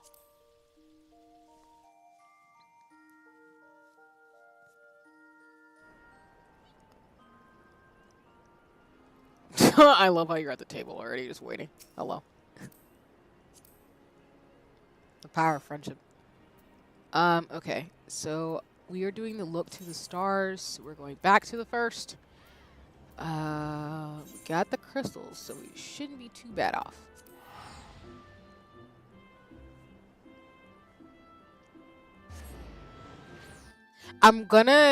I saw a tweet about this actually in regards to Final Fantasy 14. I actually really appreciate that it takes a while to one do stuff and not get caught up in the game because I see people complaining now that I'm like knee deep into the fandom of the fact that there's just not like 50 million things you can do and there's not new content like every other day. I'm actually grateful for that because I'm not gonna lie to y'all. Like I'm glad that I'm streaming the MSQ and I don't stream as frequently because I can see how very easily this game will burn you out with all the stuff that you can do. And it was interesting to me that I saw people basically saying that they're mad, I guess, at the developers for taking a long time. But honestly, I'm actually grateful because you can tell with each expansion, because I'm in Shadowbringers as a reminder for folks who've been watching me the entire time. And if you have, I love you, appreciate you in the sense of like, not in a parasocial way, but I just appreciate you for being on this journey with me in terms of Final Fantasy 14. But as someone who's played for just, I think my thing is like 420 days. I've played for almost a year now. I'm actually glad that they paced it the way they do because I just don't think my brain could handle 10 years of story so quickly for so long. So I'm glad the game incentivizes you to either take a break or find creative ways to have fun while you wait for the next expansion. Because, like, we've gone through ARR, Heavensward, Stormblood, we're getting through Shadowbringers, and then we have Endwalker and Dawntrail. There's a lot of story that they've developed over the last 10 years on top of like the alliance raids, the ultimates, PvP. There's just so much you can do in this game, which is great. But I really appreciate like the one post I saw, which shout out to them for that, where it's like they do incentivize you to enjoy the game, but also to take frequent breaks because there's other things you might want to do or games you want to play. But Final Fantasy 14 will always be here essentially, which is really great. Because I saw from Korean Fan Fest that Yoshi P did say that there's more to come for the Warrior of Light, so that means there's going to be more expansions after Dawntrail for sure. So I'm excited for that because I know I will probably be finished with the MSQ before we get the next expansion after Dawntrail. So I'll be excited, of course, to play all the classes once they're leveled up. But it gives me the incentive to want to do that, as well as to do other stuff and like enjoy other games if I need to take a break. So I think with the pace I'm going, I don't think I will. And welcome in, Soul. I hope you're having a nice one. Welcome into stream. I appreciate you. Oh, I moved the wrong. Have some muffins. Thank you for the muffins. And as always, I gotta give a shout out to Diego. Diego's super creative and awesome, so please check out Diego in terms of art and things too. So I did post that earlier during the break. And then Soul is super dope, has great art, is a streamer and the leader of the free company that I'm a part of. So if you're looking for another person to follow and commission, also just, keep up with their dope shenanigans, please do that. But welcome in, Soul. I hope you're having a nice one. I just got started and turned on the game for Final Fantasy 14 after doing some lace bobbing and stuff earlier in stream today, doing some torch and lace. But I hope you're having a nice one.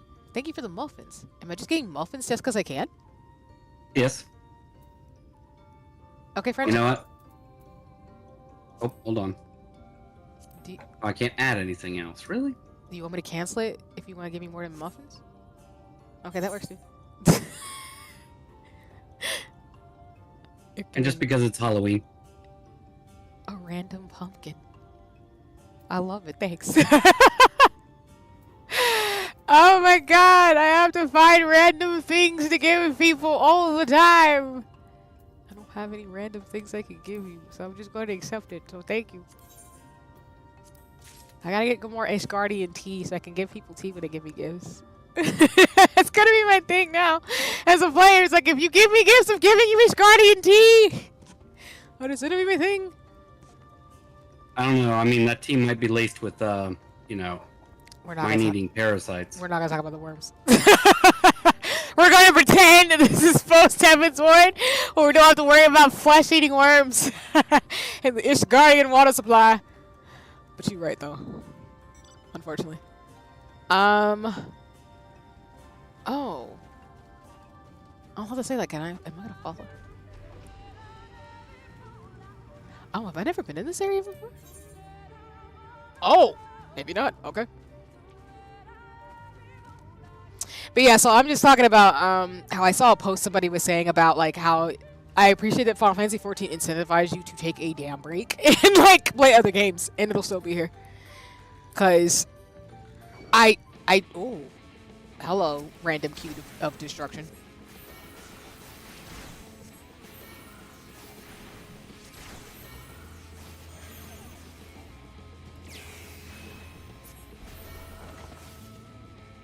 Worm tea, my favorite lie.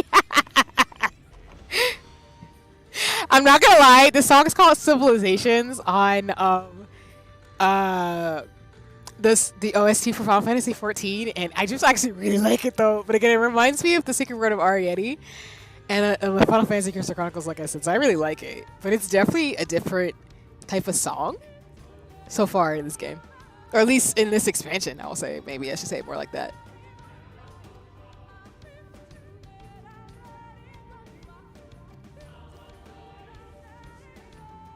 Which, speaking of tea, I got rose oak milk tea. I have to figure out how to make it.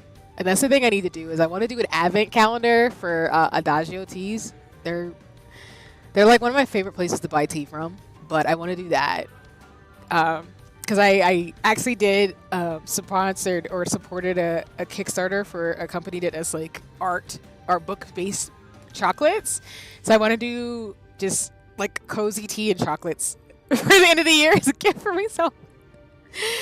So yeah, and I also got prepared to send people their Christmas gifts and stuff too, because I do like a couple of Secret Santas. I'm doing one with Mutuals and Friends for Final Fantasy 14 related, but I'm also doing some other ones, like just a stationary one I'm gonna do again, and then there's another like a Black Nerd one I want to do. So it's getting to that time of the year. It's like I gotta get people cards and gifts and make them things, and I gotta like break out the oh my god, what am I thinking of? The wax seals. I want to use my wax seals for this year for cards for people. I'm so excited about it through my little crafts. So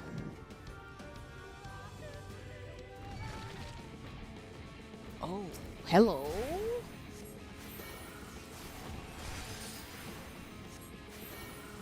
Oh, jeez.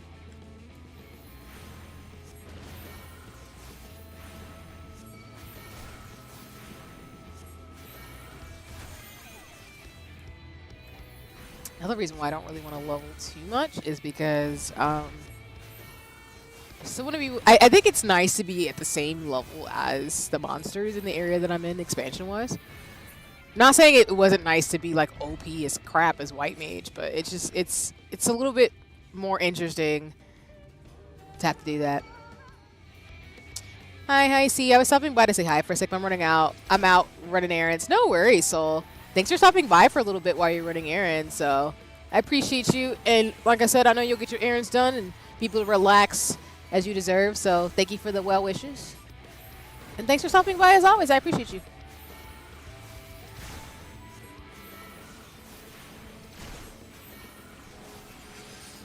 I will be doing shenanigans today, but yeah, we'll talk soon, Soul. We'll appreciate you as always, and thank you for the love and support in terms of me getting through Final Fantasy 14 shenanigans. Okay, we are over here by Yostola.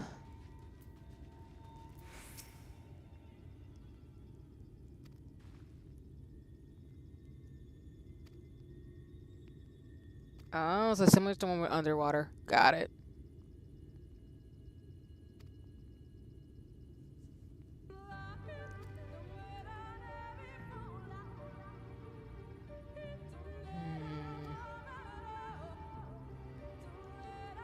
So for context, as a heads up for anybody who wasn't here for last stream, essentially we are at this part where we've gotten to this like Vera area where we are trying to get information to transcribe on these tablets to be able to figure out how to go from here to defeat the Light Warden in this area, because we've got, I think, 3 more to go as Ilmore folks are trying to kill us. We also suspiciously have found out that maybe it's not the best idea as a warrior flight to keep getting light infused into our bodies. So that's not great. And a couple of other secrets in terms of things going on in the story right now, which are low-key terrifying, but we're going to figure it out. And for now, we're going to find these clay tablets with these inscriptions and go from there.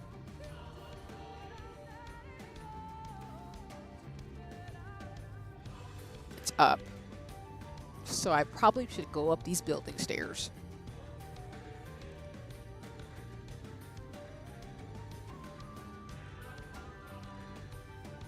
I'm laughing because with the Infinite Nikki streams, for those of you who've been there for those, I'm just like now, like the controls are so similar where I'm just like, I'm just platforming everywhere. Don't mind me.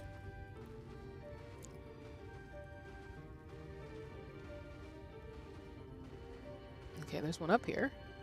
Or say you platforming, that's a dangerous proposition.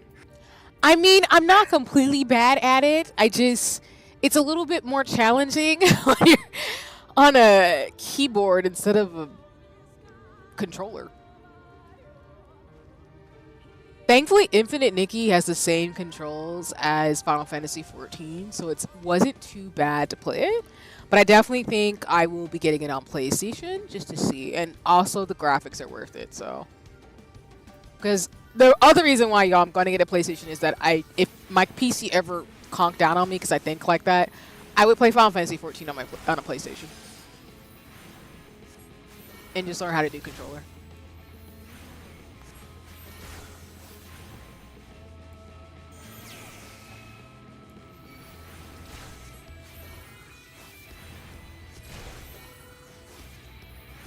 And yes, to your point, though, in terms of the chat, yes, clips are always going to be my mortal enemy no matter what game I'm playing. I've learned that in Infinite Nikki when I fell off twice.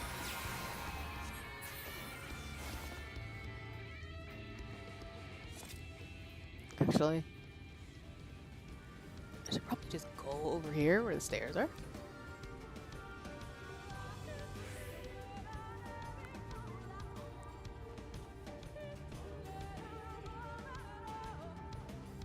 In regards to gaming, I think I'm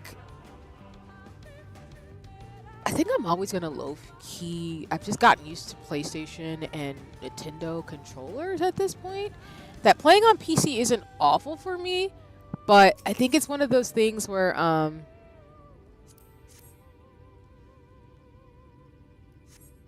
like I don't think I ever really have played enough PC games in regards to the consoles I play. So it's always just a little interesting how my brain default is always looking for like the controller mechanism and not necessarily the sorry, I'm trying to think about which ones I went to. I went to this one and I think I went across. I made this hard for myself. Why did I do diagonal? Sorry. I'm like, what? Of course.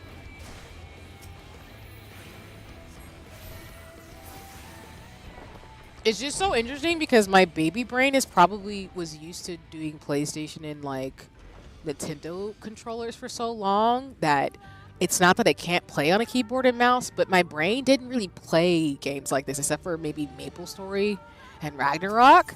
But those didn't really have the same mechanics as Infinite Nikki or Final Fantasy XIV. So it's been so interesting to see how my brain is adapting to the things that I'm doing now. Not to say I won't, like I said again, I'm getting an MMO mouse soon. Shout out to Telly and a bunch of mutuals who gave me suggestions on which ones I should get. I ended up getting one based on reviews. Hey, C. Yeah, what's up? I seen the curse thing, now you must see it. Huh? Curse Hop in. thing? Okay. I'm confused, but I'm gonna go with it.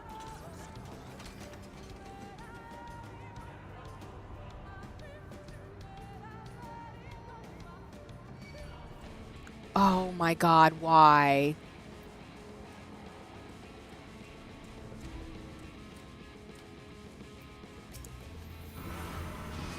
You know, I really sometimes don't appreciate Final Fantasy for their creatures, because what in the abomination is that? That's so creepy. I'm just kidding. I do appreciate Final Fantasy, but that was terrifying. Great. Just a reminder of each core is a bond behind comprehension. That's fair.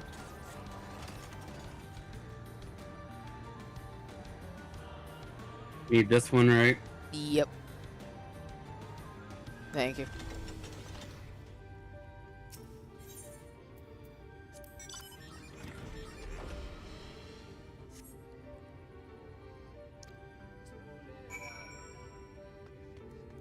Alright, to Yastola.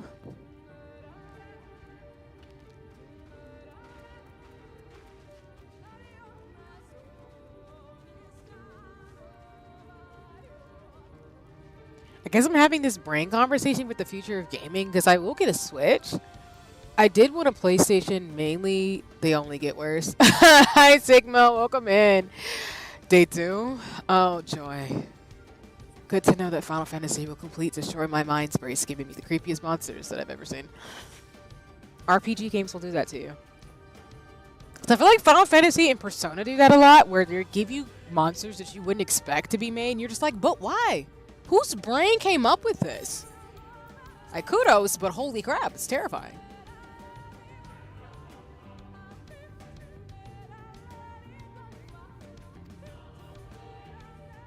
I'll be right back. Mm-hmm.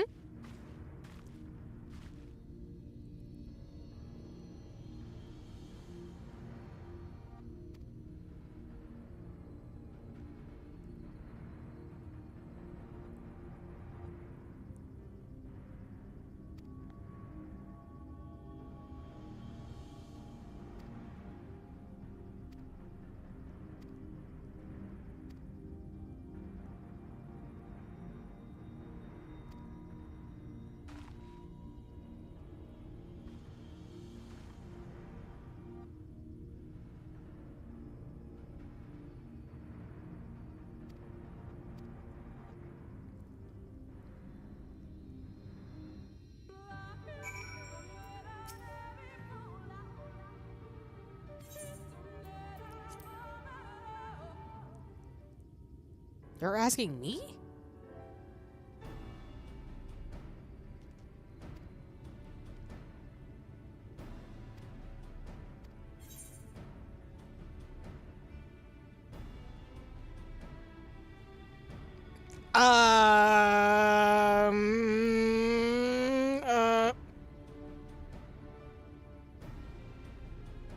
I'm gonna go with that one. I live for cursed creature design. That's why Shadowbring is one of my favorite expansions. That's what's up. I'm not mad about that B at all. I'm really not. Cause there's a lot of them in here.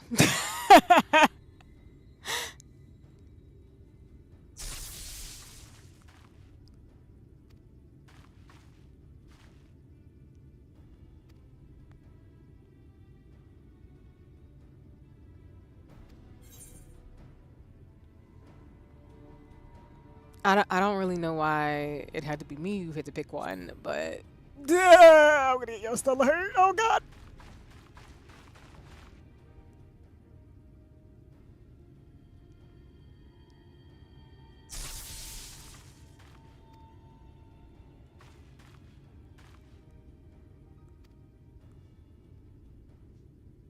Watch me pick every single one but the one I need, because I'm clumsy. Is it the serpent?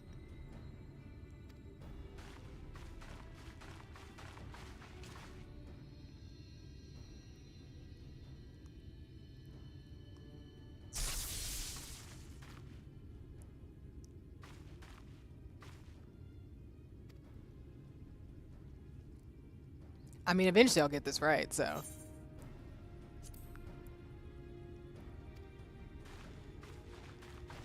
Eventually I'll get this right, y'all.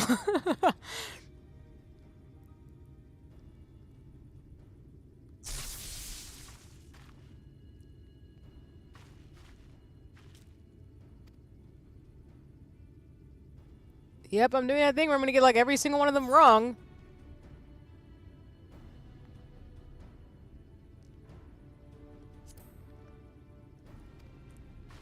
I hope so too, Yoya, because like I hate kind of like, you know, giving you sharp pains and magic.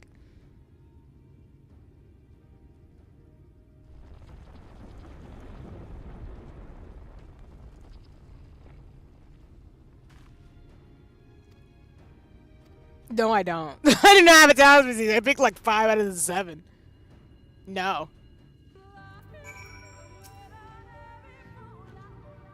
To your point, Bees, like, I think Shadowbringers has been really interesting in regards to the way it's told the story of where it wanted to go. I'm not mad. Feels very climactic.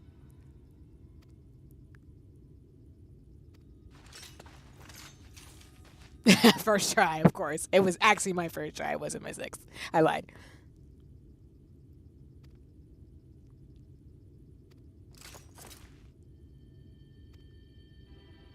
Dang it, they're here? Really?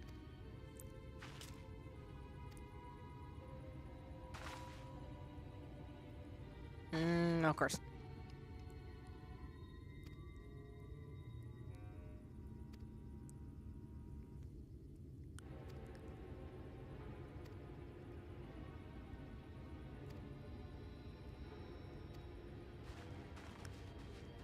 So much for having a lot of time. We don't have a lot of time anymore. Not that we ever had, but dang.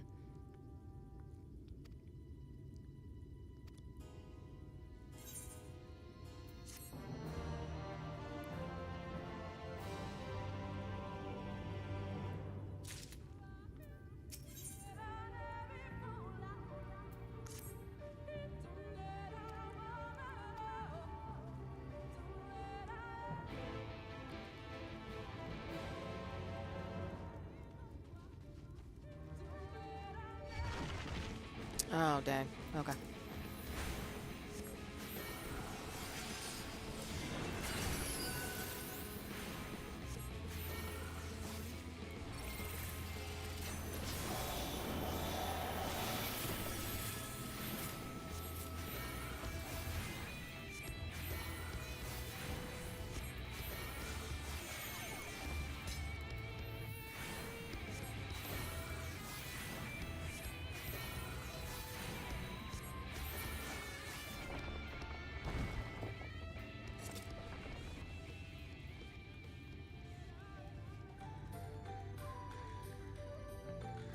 I don't think a wood bat's gonna aggro me anymore.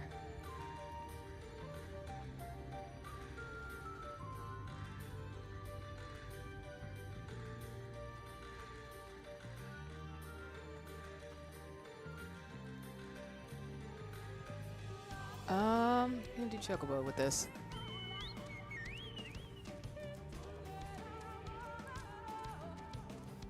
Oh, there's more of them things in here? I hate it.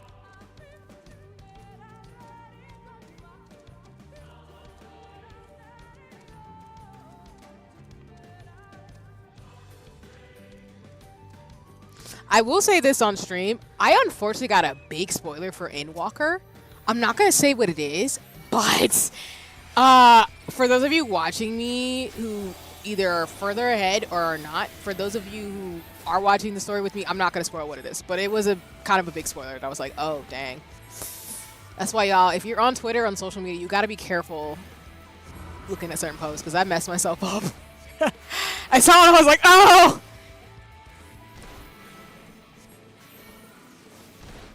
I'm not even going to give any more than that, because I really don't want to spoil it for people.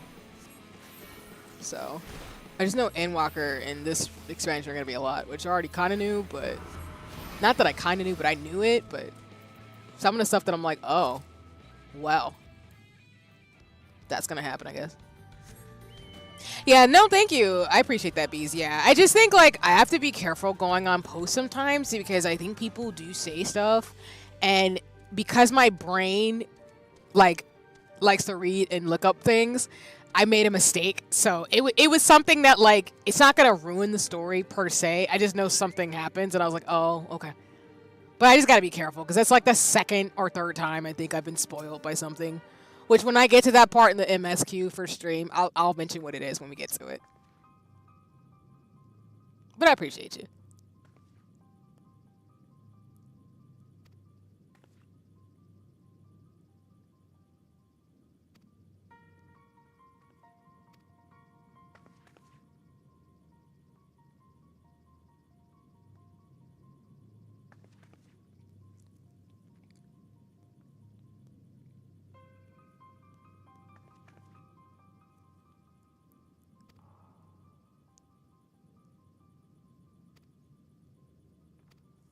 So we gotta find the other owl figurine to be able to, or sorry, the owl statue to be able to get to the rest of the, open the door. Okay.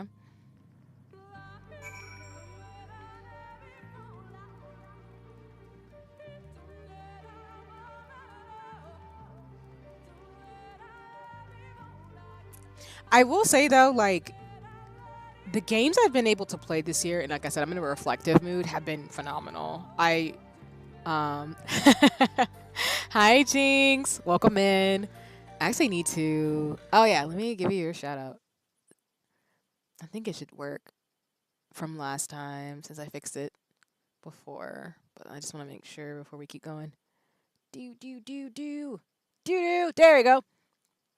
As always, y'all, whenever a mutual friend comes by in this space who streams and does dope things, I want to make sure that folks can go follow and support. But please go check out Jinx, super cool person, streams over on Twitch and has great art. So, I mean, if you're looking for somebody to commission as well as somebody to follow, super cool. But yeah, go check out Jinx over on Twitch. And I got all the social for the card in the chat, so. But yeah, welcome in. I hope you're having a nice one. As you can see, I'm making progress through the Shadowbringers MSQ right now.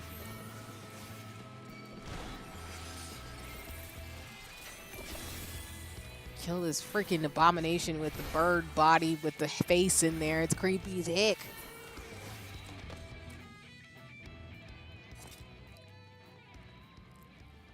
I'm looking for a statue. I appreciate you. Oh no, we're first. You're being too kind.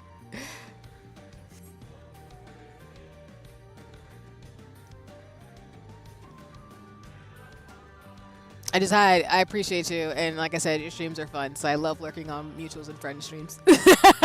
And telling people to go like support. I don't like those chickens. I agree with you, because I don't like them either. They're very creepy. I'm not a fan.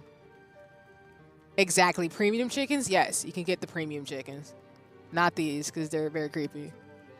Okay, cool. It's up here, because I was like, what do you mean? Don't make me kill them things, because they're creepy. I love how the thing was called Mikasa. My house. I have returned. Welcome back.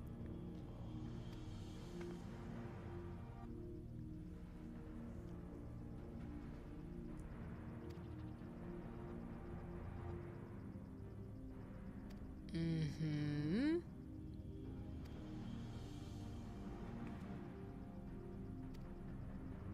I think those chickens ate the pesticide. I guess that's true in terms of they ate it and became whatever abominations those were, which is, you know, a thing in this game, clearly.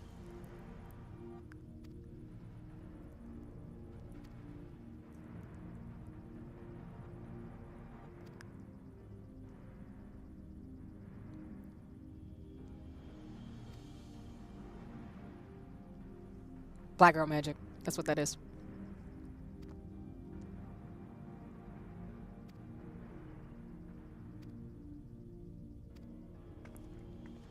Oh, really? Okay.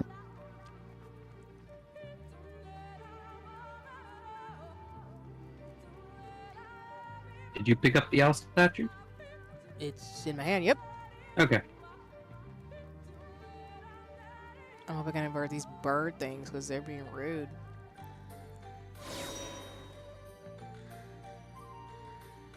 What?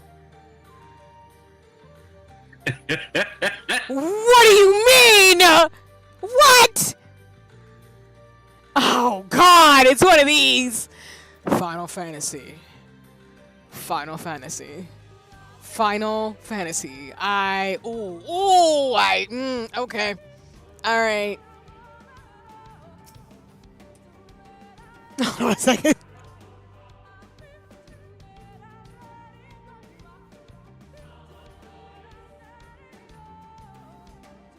Sorry, I made noise. And my sister was like, what are you doing? My bad. Yelling. What happened? Why did this message get projected? Don't bot snipe my friend. What happened? I missed it, Jinx. I'm so sorry. I love how you're just sitting in the cut. I can't even unretract. What? I can't even see what Retract. it was. Oh, I misclicked and deleted my own message. Oh, no worries. What do you mean? Oh. You must avoid the gaze of the statues. Oh my God. Wow. Okay.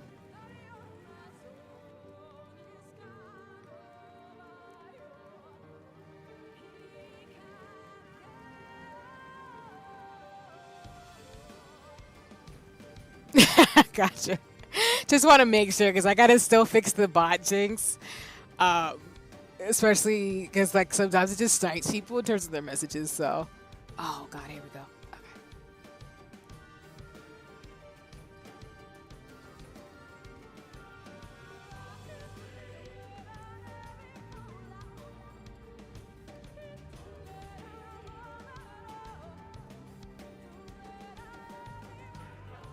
That is wild. I appreciate the mechanic though.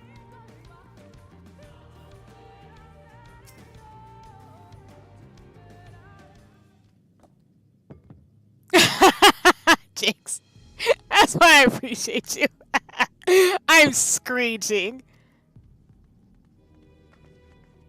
The itis is real though. It really is.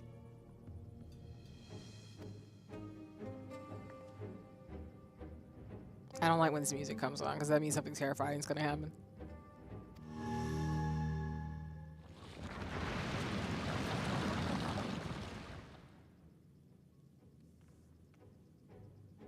You've been the best place to put a jump scare. What do you mean? I don't need jump scares. It's already spoopy month.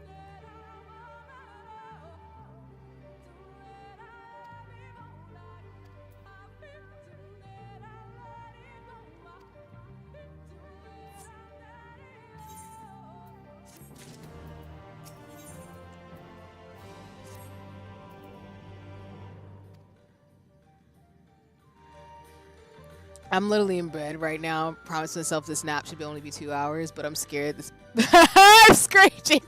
No worries, Jinx. I'm always the type of person where whatever your body needs, give it to it. But I understand that because it's like, oh, you know, sometimes like when you nap, you just like I can take a nap. But like, yeah, when you nap, you're just like, oh, I just want to get a little bit of rest. I'm gonna get up in like a whatever, and then you wake up and you're like, oh God, it's been like 8 hours. Or the next day, or some wild stuff. And it's what, and I get you. I totally understand that. I believe in you, Jinx.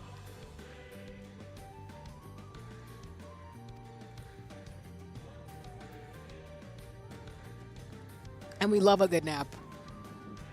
But I've done that too, where like I say I'm gonna sleep for a little bit and then I'm waking up like another time, or like be like, oh yeah, I'm gonna stay up and fight, and then I end up passing out and I'm like, well, that didn't get done. When your body and your plans don't link up, it's a thing.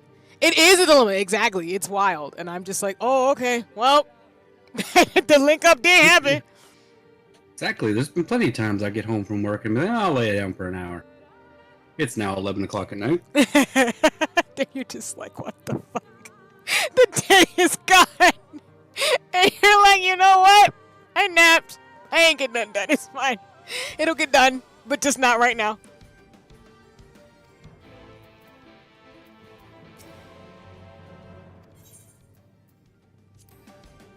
I'm also the type of person where I need my sleep. So I stop getting mad at myself because I'm just like, not that I guess I maybe really truly did, but I realized like my brain needs to do what it needs to do, so.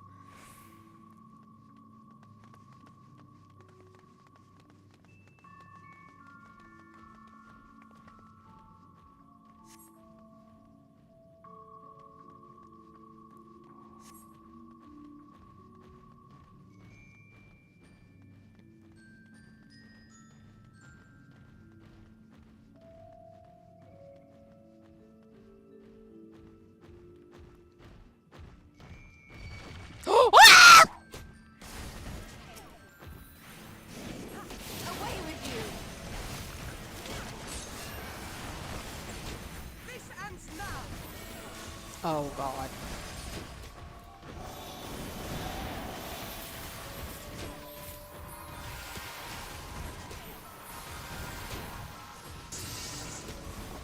Okay, that's one.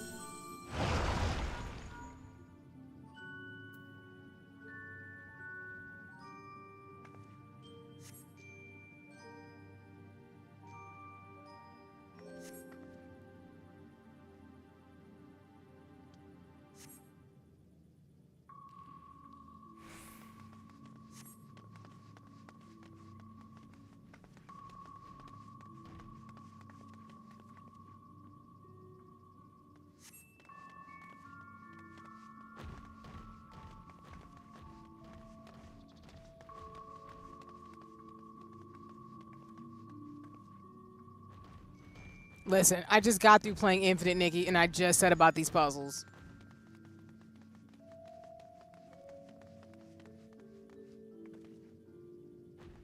I play enough RPGs to know better.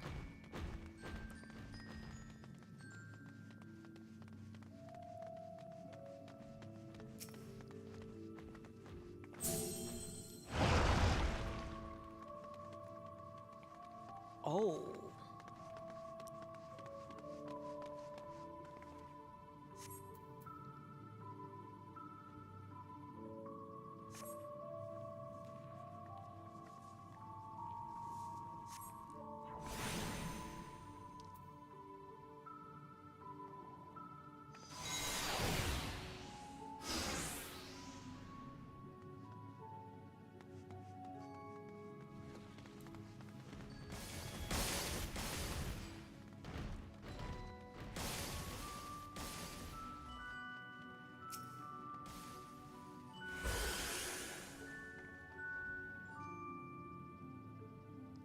Right?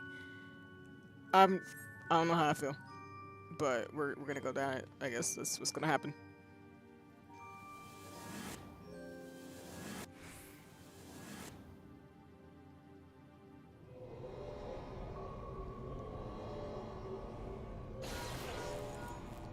Oh, welcome back. Was YouTube being weird for you, bees? My bad. I'm just gonna say this: think before you move. Oh no. Internet being rude, got you. Well, welcome back, and I'm sorry your internet's being disrespectful.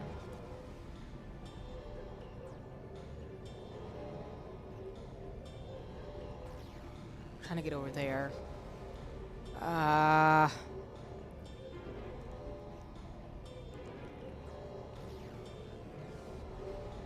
Oh god, it's one of these. Shit.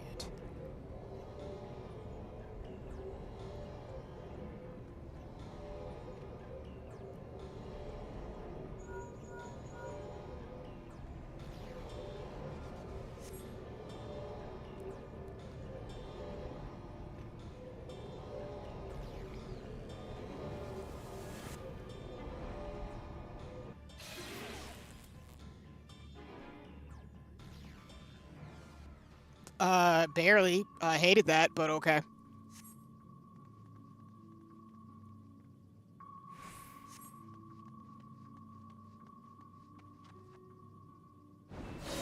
Huh? Not the Indiana Jones. Yeah. Of course. Too many of y'all have watched Indiana Jones movies, and I hate it here.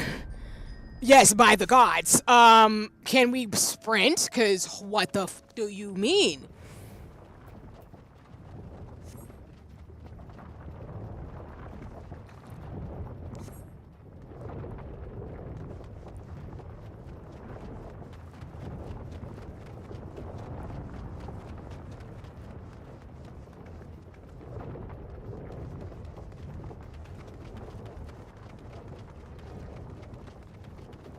Yeah, I officially hate this. No, I'm just kidding. Okay. Running. There's another corner. Where's the corner? Do.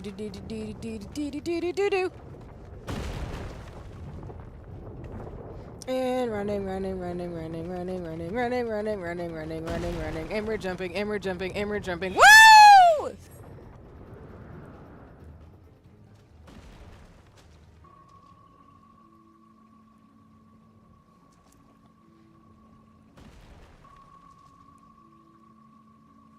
You know,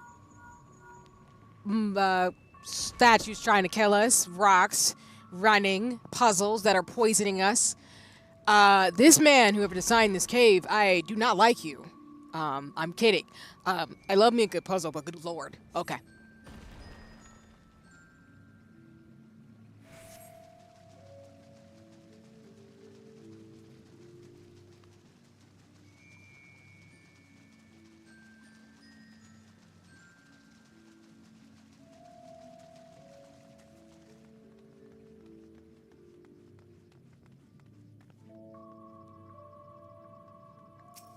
Well, we're gonna have to find out.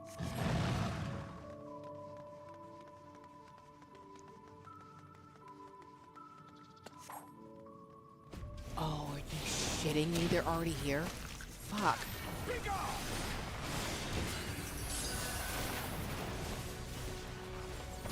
I come.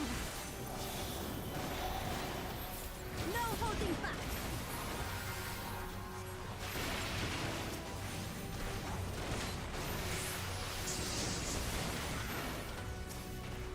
By the way, did you happen to see the name of the quest? The Legend of the Not So Hidden Temple or the other Yeah. Yes. Again, all the Indiana Jones fans, I see you in the chat. Oh no, that's a straight reference to a show that we used to watch as kids. Yes, Nickelodeon, I know. I think, yes? Yes. Well, like, I see you millennials out here on Final Fantasy 14 on the development team. I see you. Jeez. I appreciate that piece. I'm like, yep, this man, this beautiful, beautiful person who won't leave us alone.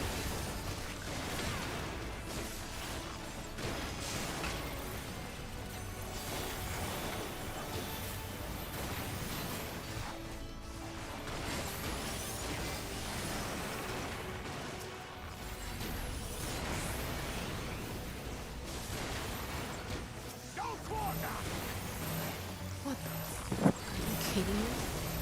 We must keep fighting.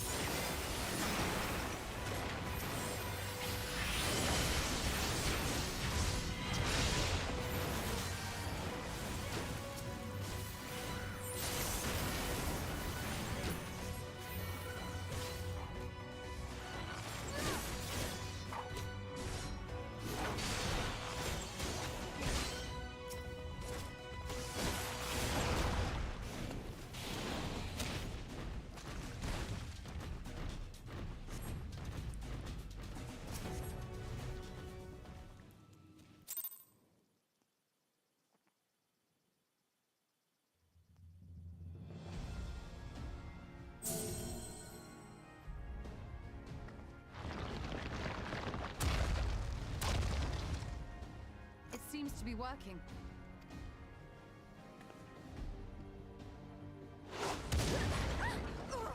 Dang.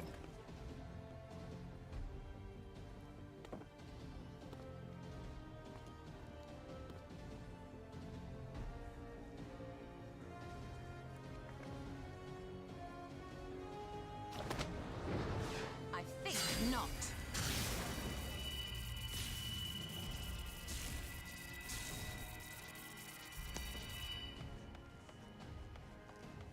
General, hold on!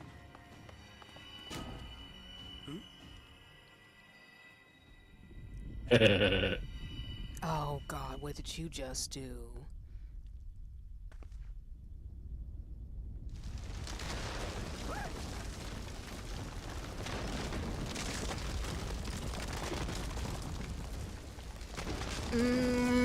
I hate it.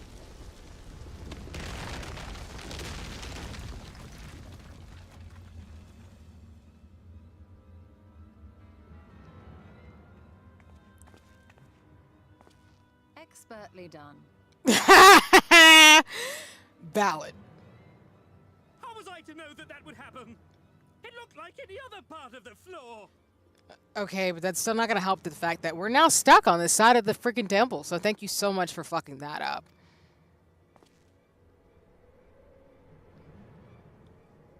It wouldn't be Indiana Jones without, you know, temples strutting on themselves, right? You know? Might now be an opportune time to strike a bargain?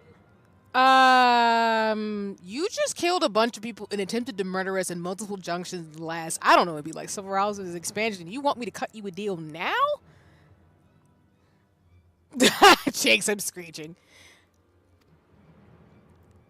We poisoned a number of villagers in Slitherbow with a toxin brewed for us by the children.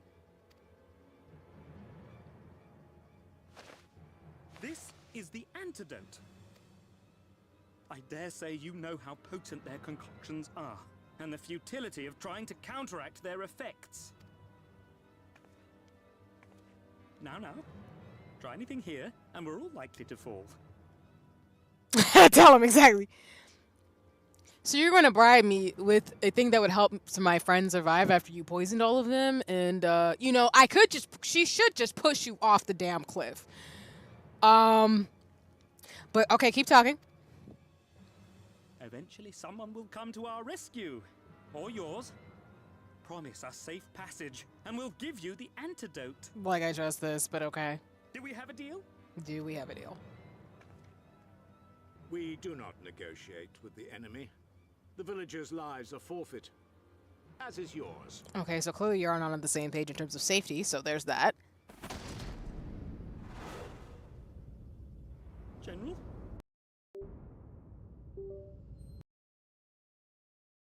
What just happened?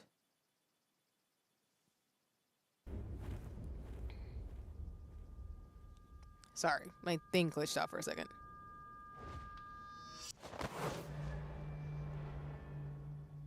Do not fail. What do you mean? What do you mean?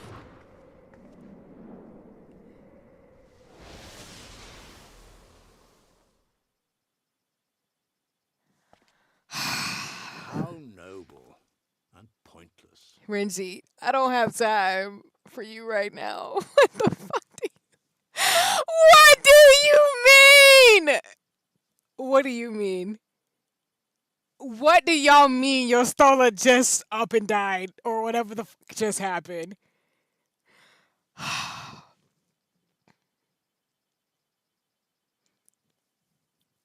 There is no way that she dies. There is no way. Y'all did not do this to me.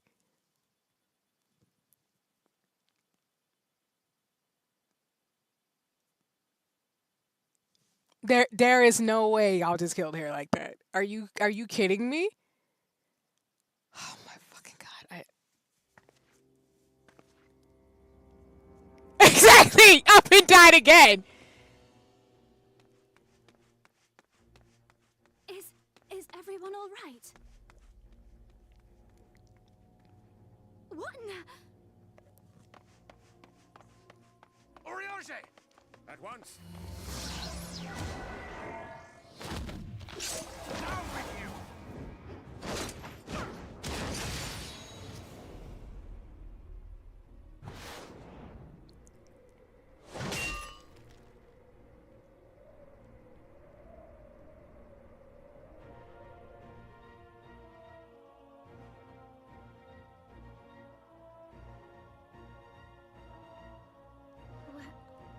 Where is Y'shtola? Down the hole.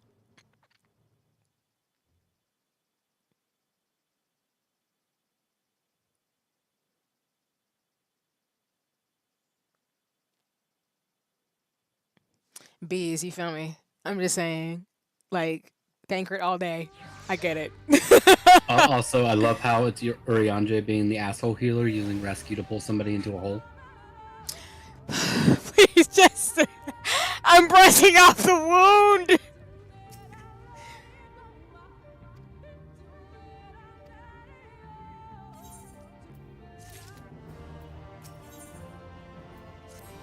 Y'all, I'm so serious. If she don't come back again, I will yell.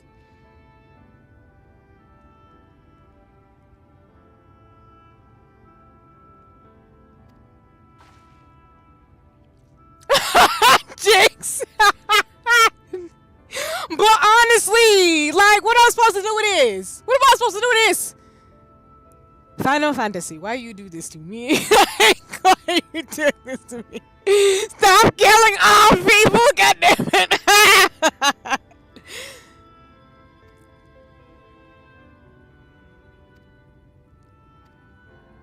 Oh my god, I can't.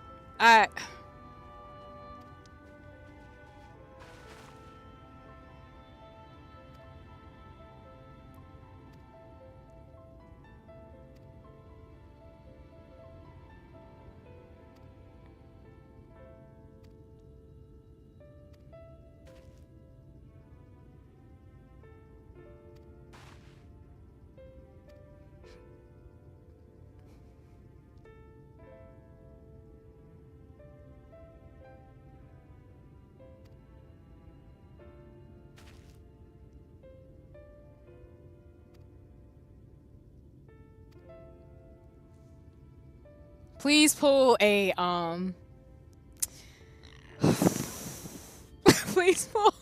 please pull a thing or she comes back. Y'all cannot do this to me. You're gonna need like 3 boxes of tissues for Endwalker. What the fuck are you talking about?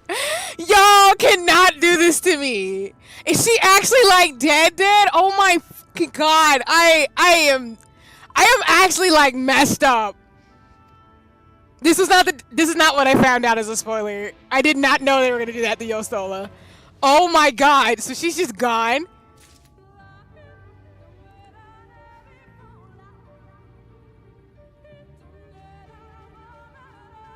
Girl, I'm upset. Like, I'm actually fucking upset. What? That's why I gotta take this game slow, because I just can't. This is gonna hurt my feelings too much.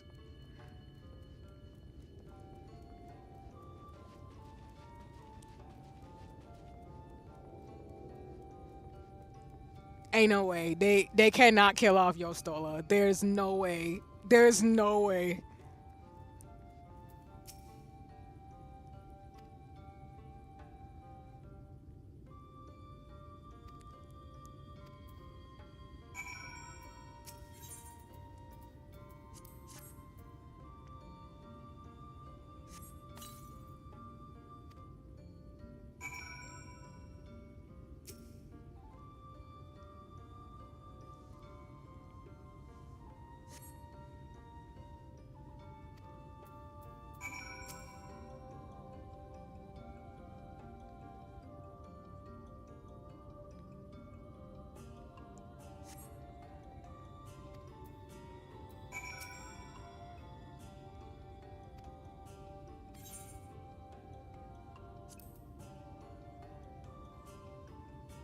I want to die.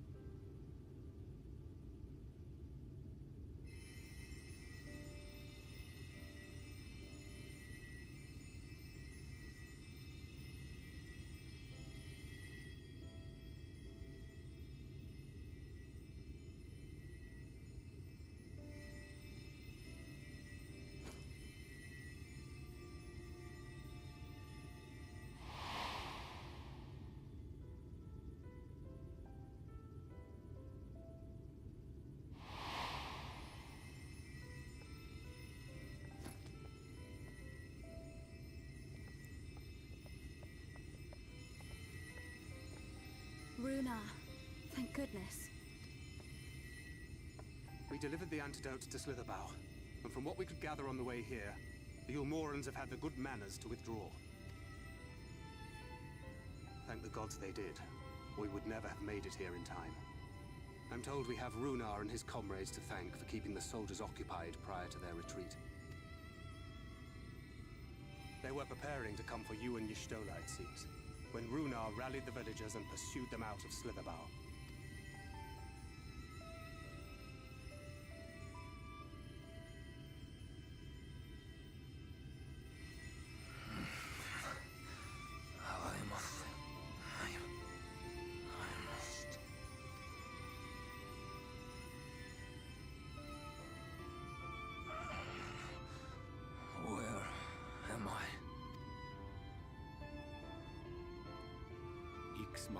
In the care of the Vis.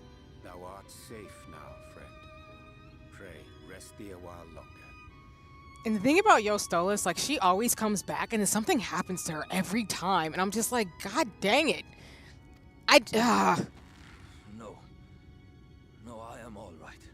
Somewhat heavy of limb, perhaps, but otherwise well, I assure you. I am glad to see you are all safe. When we realized where the soldiers were headed, we knew something had to be done.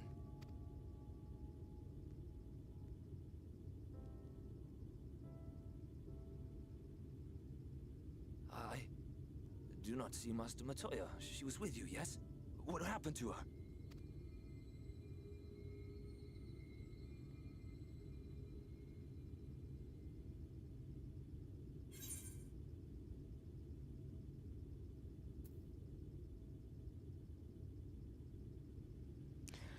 And I have to be the one to break it to him. Damn it.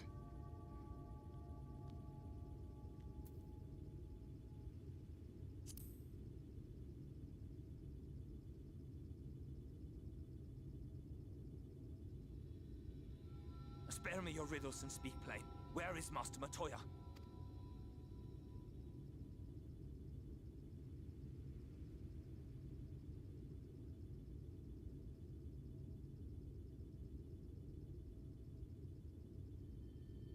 No.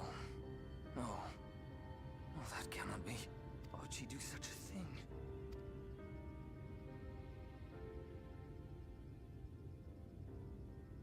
Was there no other way? I cannot believe that she... We must begin the search immediately. I will come with you.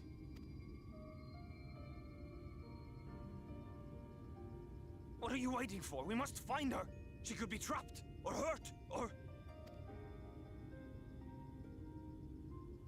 She is alive. She is alive, damn you!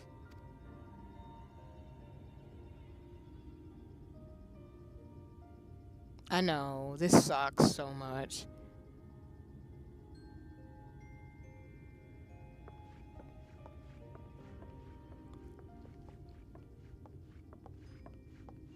Forgive me for interrupting, but our scouts have apprehended an intruder.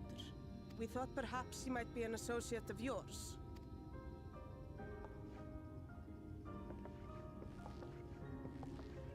Oh my god. You, of all people, right now.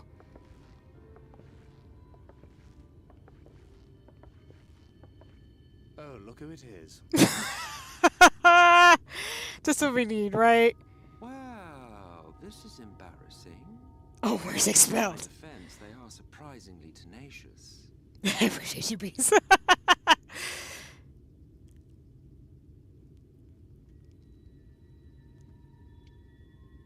So, this is the worst. What trouble have you gotten yourselves into this time?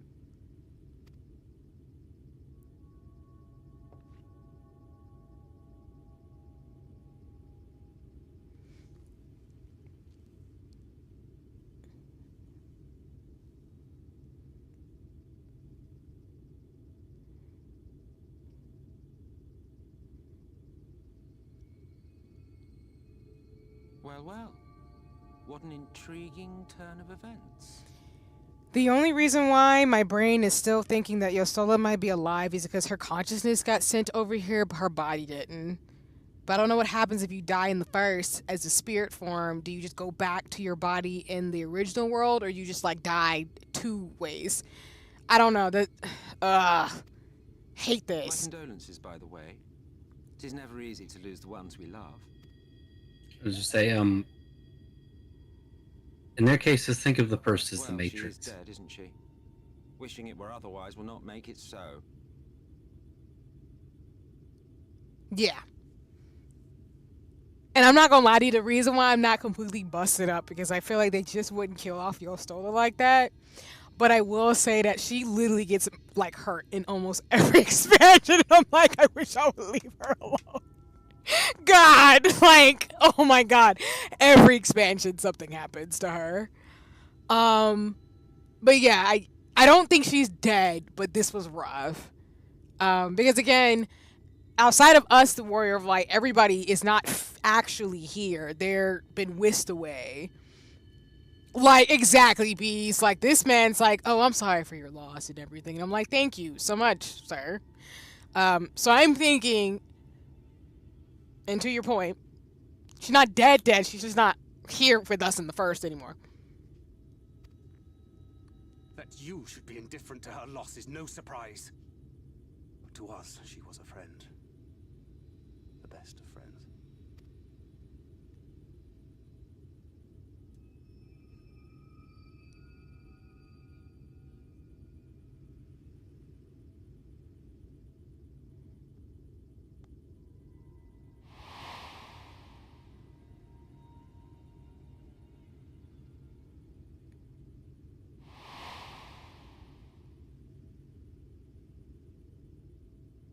You have something on your mind. What is it?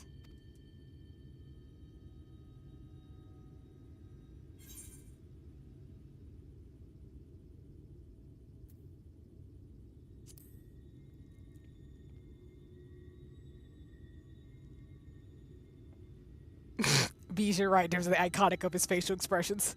Pray recount to us again that which thou witnessed in the ruins, omitting not the slightest detail.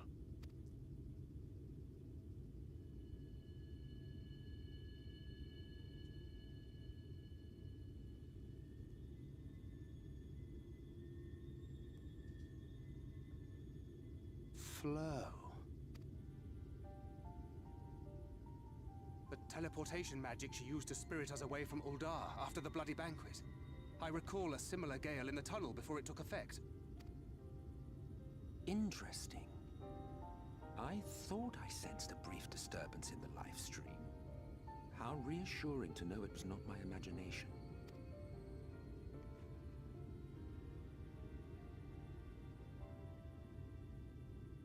I felt it only once, I should mention, which would suggest she is still adrift on its currents. What's that fucking face?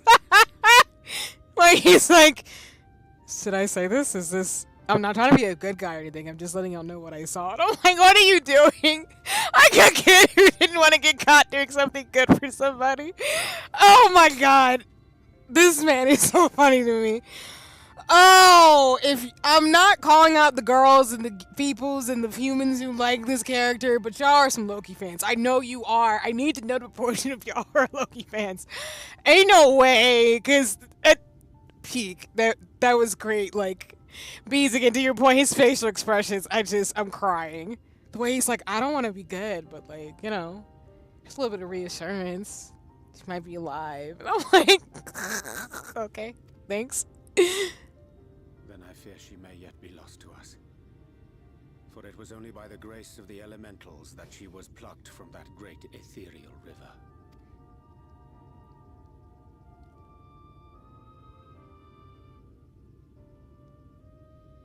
Ah, very well. I'll go and fetch her. What? Perhaps a clear and unambiguous act of kindness will serve to win the trust you seem so determined to deny me.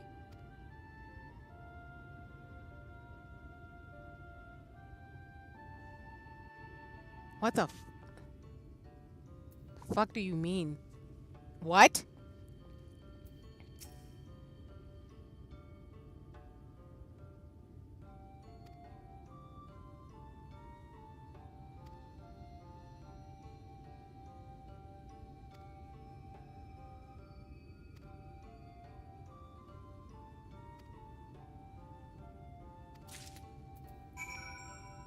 What?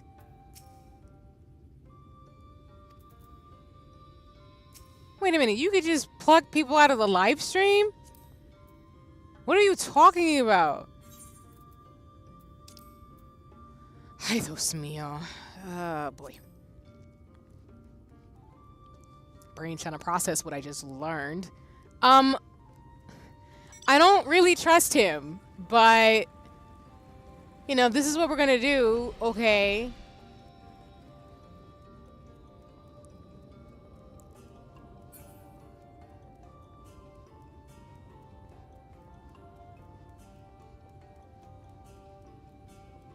You can just pluck her out of the live stream? Again?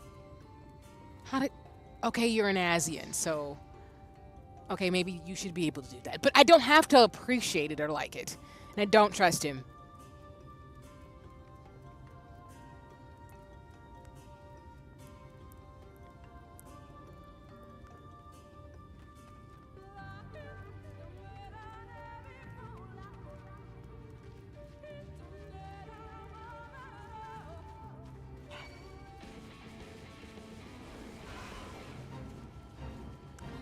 Those are terrifying.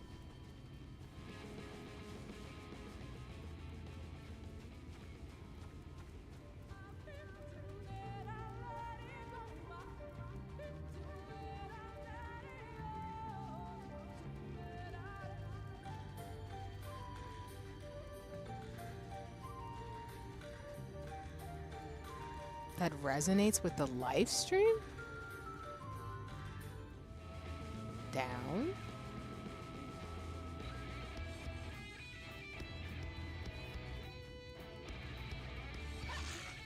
Oh, whoops. Hello.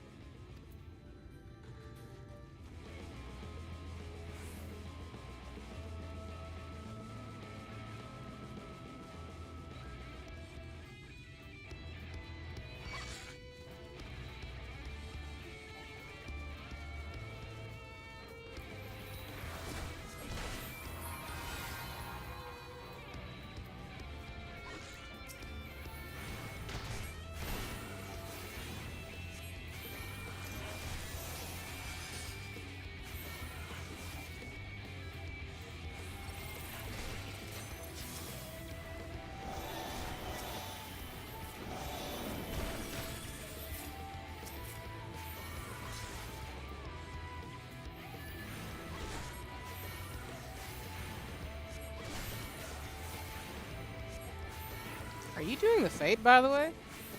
Yep. Okay, I'll join you in a second. Hey.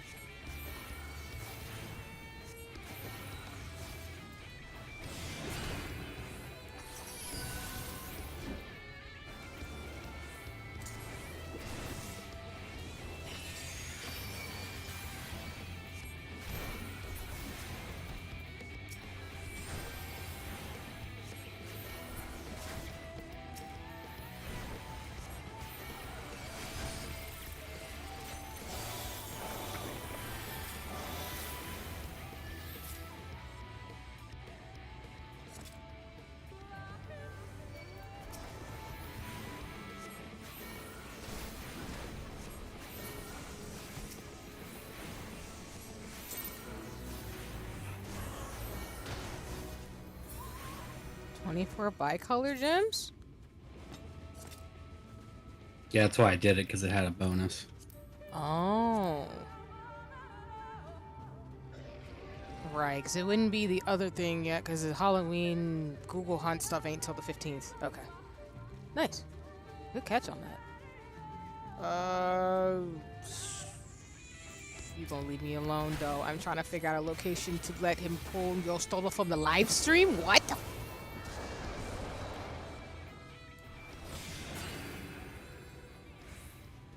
He's such a tsundere.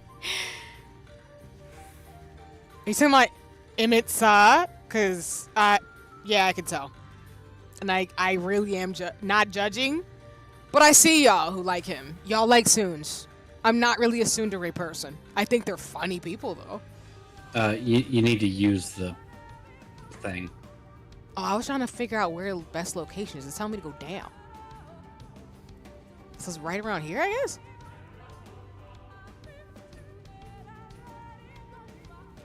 Maybe. I'm not sure. It's telling me to go down. I'm like, okay, I'll go down. Whoops, wrong thing. It's not here.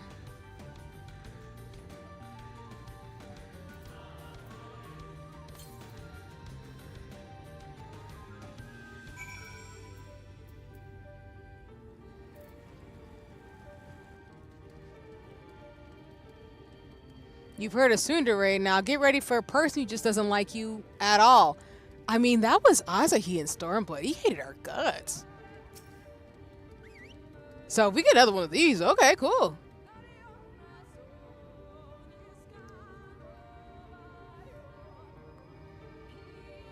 I just want to know why. People don't gotta like us, of course, it's to the point, but I'm just like, huh?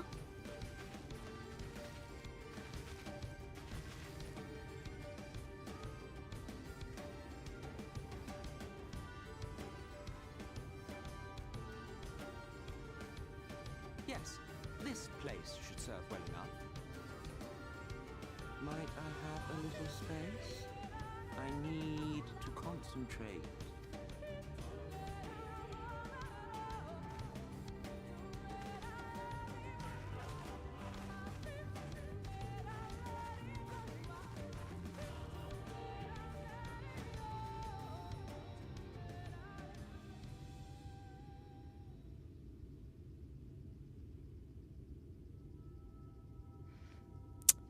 Now then, what color was her soul again?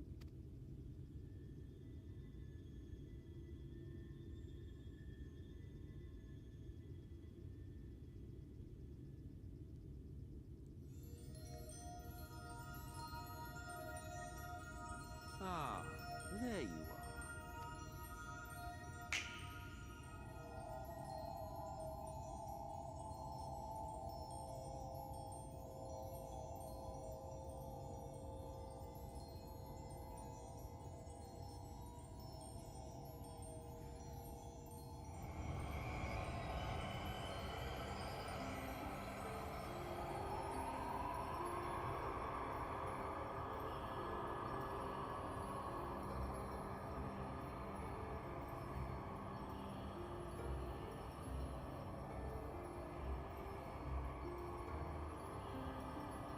So she really did die, and she just got brought back from the ethereal live stream. What the fuck? He's brought her back. Or actually, she didn't die. She just got pulled out of the. You used flow to enter the live stream, like she did in Ul'dah.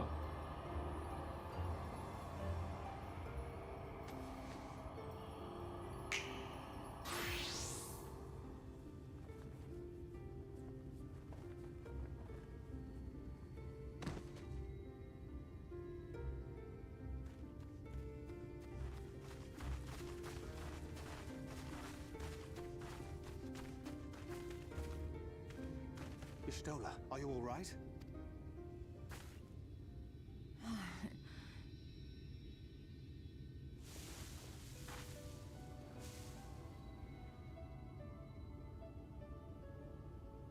Yes, though I cannot imagine how.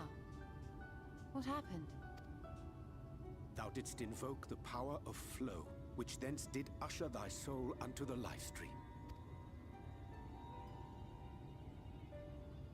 I wanted to save the antidote, and after that...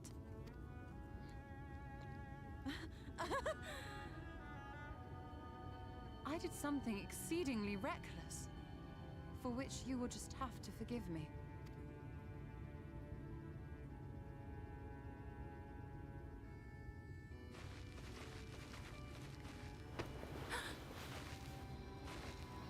Master Matoya! Oh, thank the heavens you're alright. I'm screeching. I love this. I had nearly given up hope. Please, Runar, dry your tears. What would the others think if they saw you like this?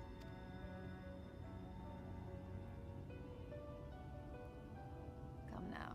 Did you really think I would go gently into that dark night with so much left undone? So many mysteries left unsolved. Jinx! Yo, Stola wild. She be wildin'. I'm just saying, like, she done this twice. Oh my god.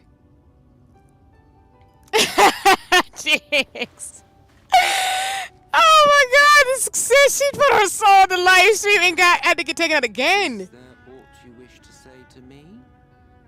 A word of thanks, perhaps?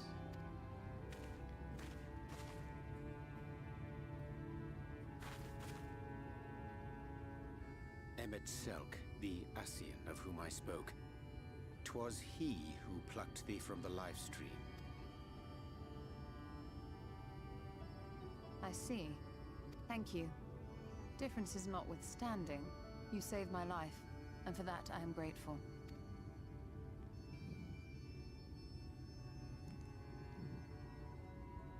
But let us turn our attention to more important matters, such as the Katana Ravel. You had better not have explored its depths without me. I'm crying. Like Jinx is saying, she literally just came back from death and she's just already on the move. I just can't. Oh my god. You see?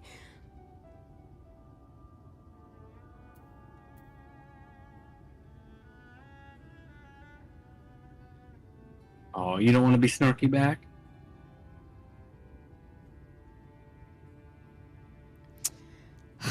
I'll do the top one.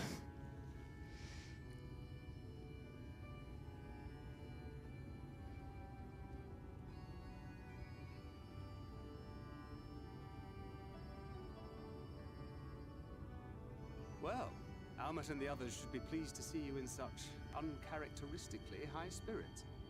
Let us return to Fanoff then, and discuss the coming expedition.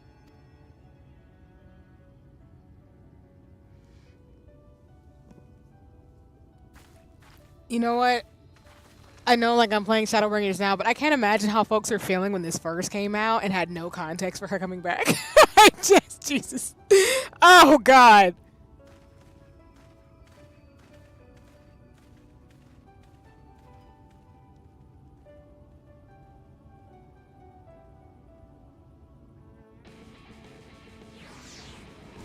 What do you mean I come back and I'm getting squared up on?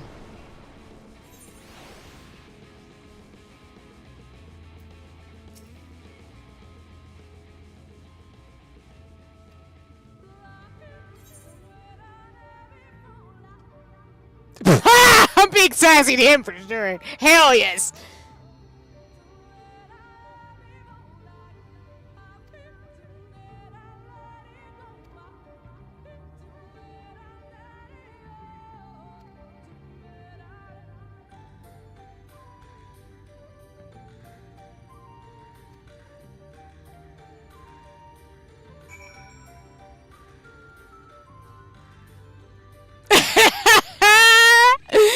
I appreciate that. I appreciate so much of that, Jinx. Because, yeah, listen, don't get me wrong. I'm not saying they're not going to hurt my feelings through this expansion.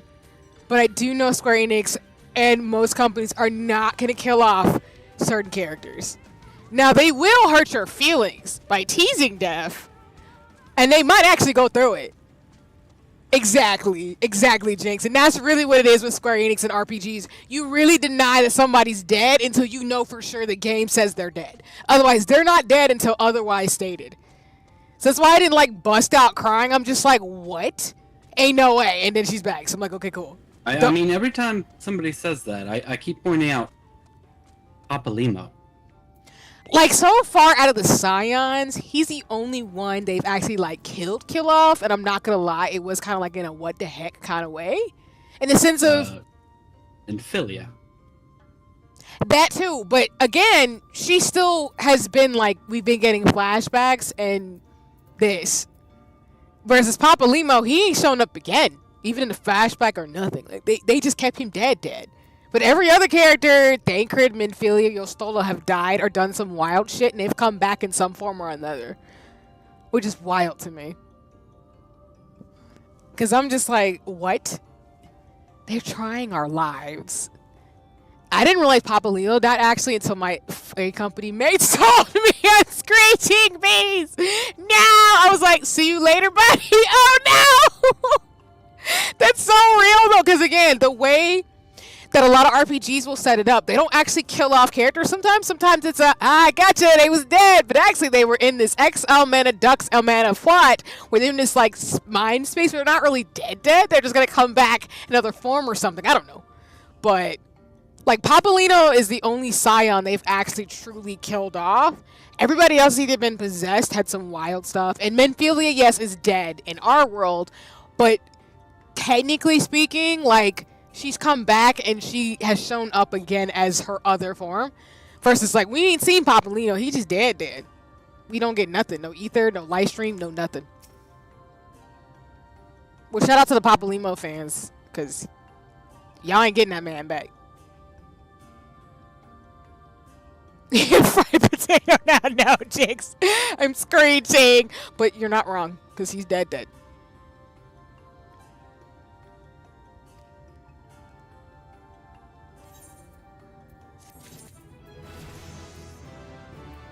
Oh, neat, I leveled up. He did a Louis Soir. He did pull a Louis Soir. Louis Soir. He did. Yes and no.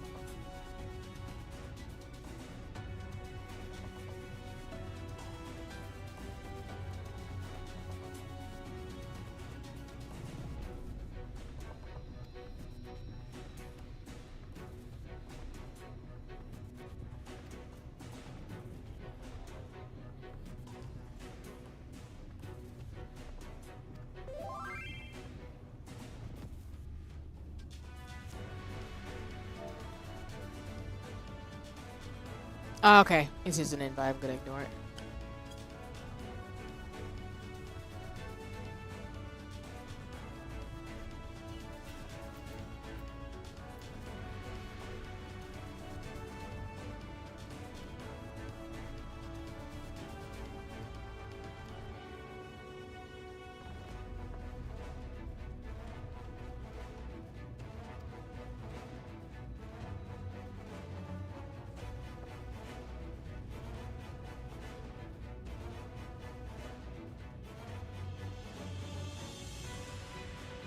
Gotcha, bees. No worries.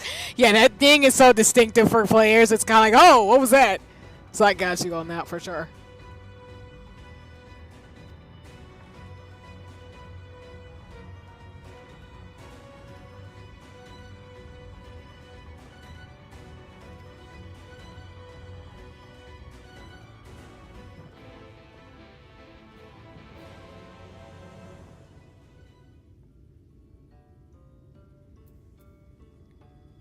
I'm assuming we're going to do another dungeon soon? Correct. Because of course. They're like, after we put you to this, You're still a dying, not dying situation. We're gonna now throw you into a battle where you gotta go kill enemies. Good luck, have fun. Thanks, Square Enix, for the partial trauma. Oh, I was gonna fly you there, but It's fine. Going a scenic route.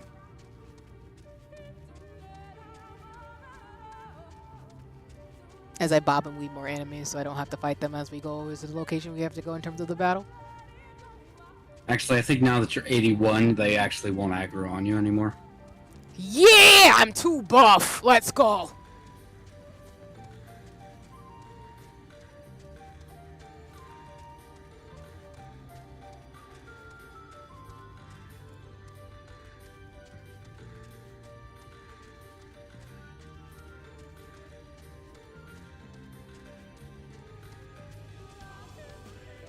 Just looking at the map. Okay, gotten pretty clear of this area, so.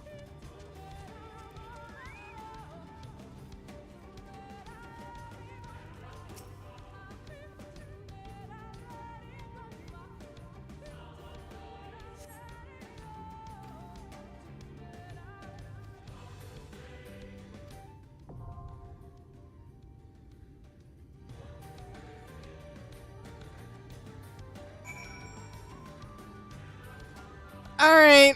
Well, let's do this.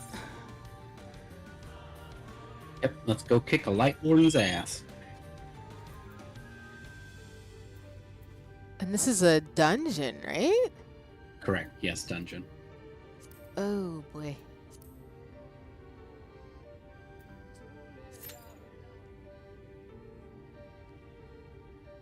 The power of friendship and darkness. Sounds like some Kingdom Hearts line. Jesus. I'm crying.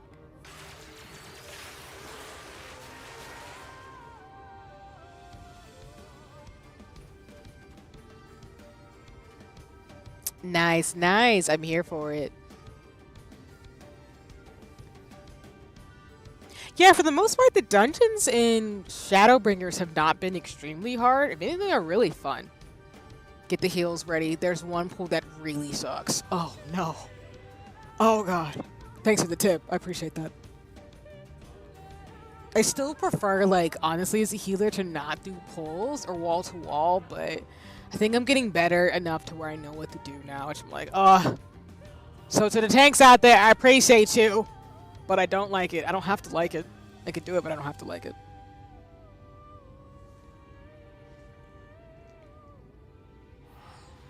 Well, you go take care of that. I'm gonna go take care of some. Mm-hmm.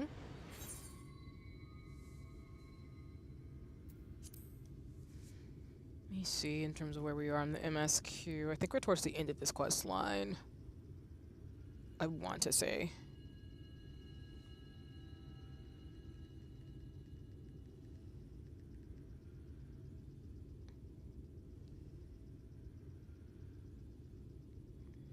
So just for folks as a heads up as we wait for the dungeon to load up, we are 63% through the MSQ for all of Final Fantasy XIV, and then we are 40% through the Shadowbringers MSQ.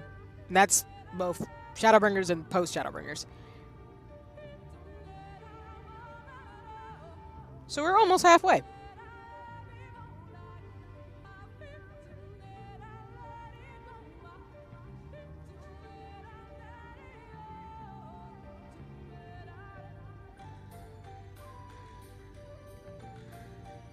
And yeah, we're at the end of this second quest line, which is level 70...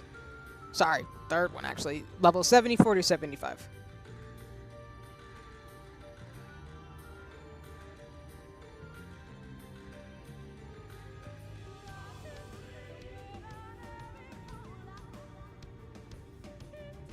Oh man, the last two expansions have a lot of story then, huh? Yeah, they really do, bees. I mean, I think, like... I did look up the MSQ. Technically speaking, this isn't the longest one. The longest one is ARR, because it got significantly cut down a lot, of course. But this one feels really long because I think there's just so much in this particular expansion and Endwalker that it just feels longer. Even though for me, like, I don't really feel like ARR was bad. I think this just they did what they were supposed to do, like I've said. throughout my streams of Final Fantasy 14, they had to set up the story with ARR and post A Realm Reborn to really get to this point in Shadowbringers. I see why they had to do that way, even though I know it was significantly longer than it is right now. Yeah, I never realized I'm playing through them, but looking back, yeah, I feel like Shadowbringers is really long, but I think it's because, again, they're connecting threads from like 2 or 3 expansions ago, because Heavensward and Stormblight are kind of standalone with like connected threads throughout, you know, ARR, but I can feel like this one feels very climactic, for sure.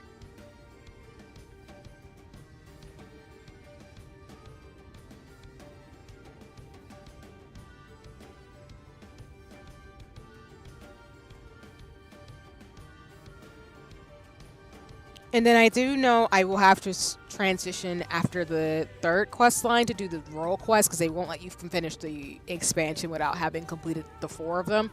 So I will be streaming those too, in terms of being a healer. So I'll stay as a Astro for those. Yeah, you only have to complete one of the role quest lines. Yeah. So I'll do the 4 for healer. Oh, that's what you meant. Okay. Yeah, that's what I mean. Like they won't let you progress without doing the role quest for at least one of the core classes. Which No. By all 4, I thought you meant you needed to do all 4 of the role quests. Oh yeah. No. Exactly. Yeah. No, I got you. Yeah. Which is fine. I can do those because it'll be a nice little detour after the 3rd. Like, I'm finishing the tail end of the 3rd quest line. We're going into the 4th one. And then after you do the 4th one, you have to do the role quest to go to the last, because there's only 2 more, really, after that. And then that's the end of Shadowbringers. So, yeah. This dungeon basically completes this area. Yeah. Then you'll have the other part of Amarang's coming up.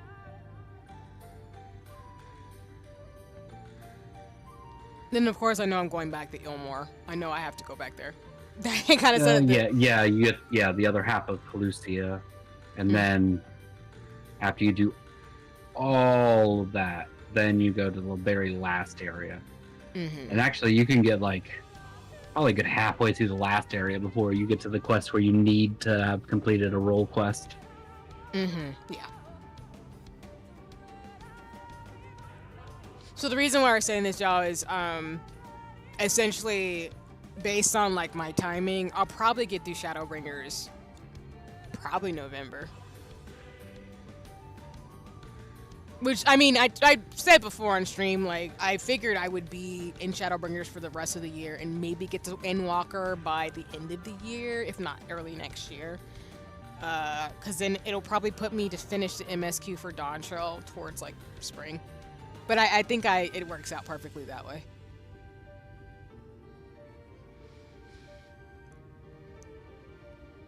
Because even if I have to detour a little bit in regards to the story to try practicing Sage and Astro and then Scholar, it'll be nice anyway, because next year is when I am planning to start practicing doing Savage and Extreme rates. I can do the Ultimas. That's at least my vision for myself. Which is why, again, I get why people... Well, I understand people have the right to feel the way they do, but I actually am glad that they space out the expansions, because we haven't even got to post Dawn Trail.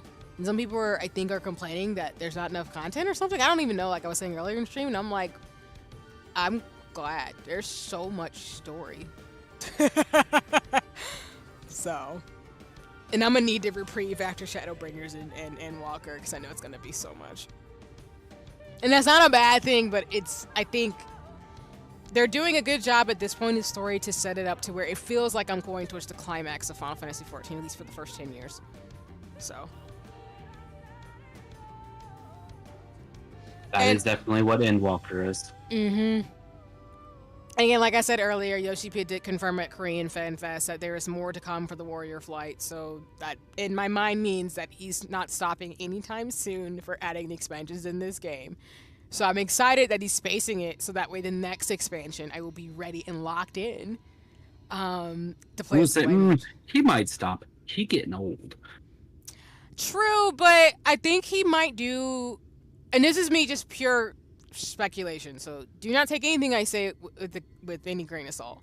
I feel like I've seen a lot of developers like Tetsuya Nomura and Yoshi P and a lot of people say that kind of hint at as a collective that they know their time is coming, in the sense of, if you've been in an industry since you were in your 20s and 30s and you're like 50, 60, 70, you start wanting to pass the baton to a younger generation. So I'm not saying Yoshi P won't do like another expansion or two, but I wouldn't be surprised if he's got some plans of like how he wants to pass the baton. Because I know Tetsuya Nomura is thinking about retirement already, so. Because he's got 7 years until he plans to retire, I think. Ooh, pretty.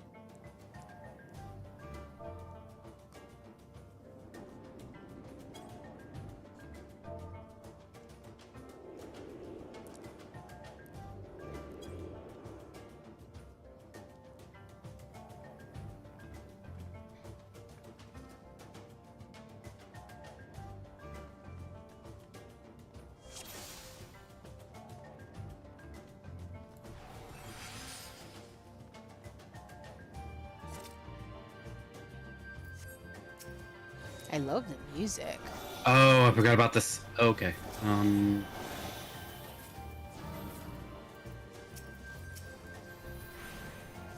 Get behind this wall.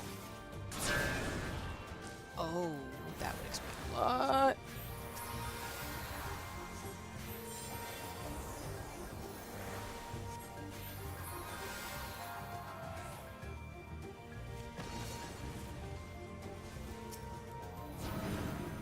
Yep, other side of the wall.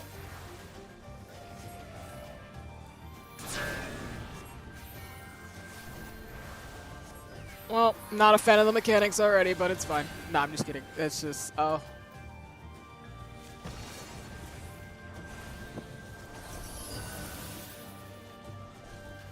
Other side of the wall. Ah, my bad. Pressing buttons.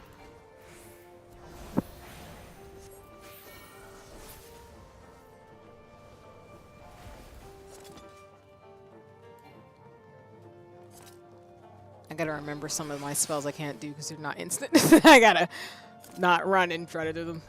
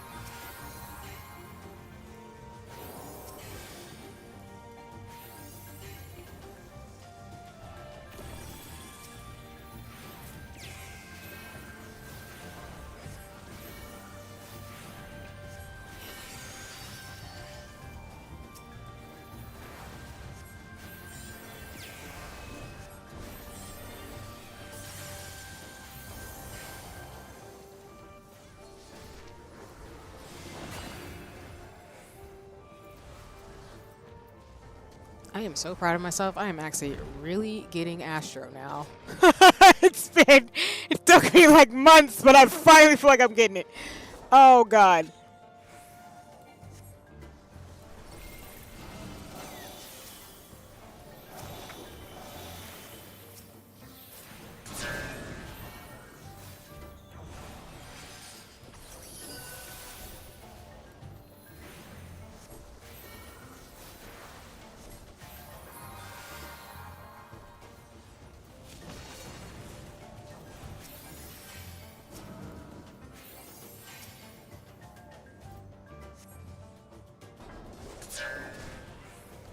It's on me, because I didn't move fast enough.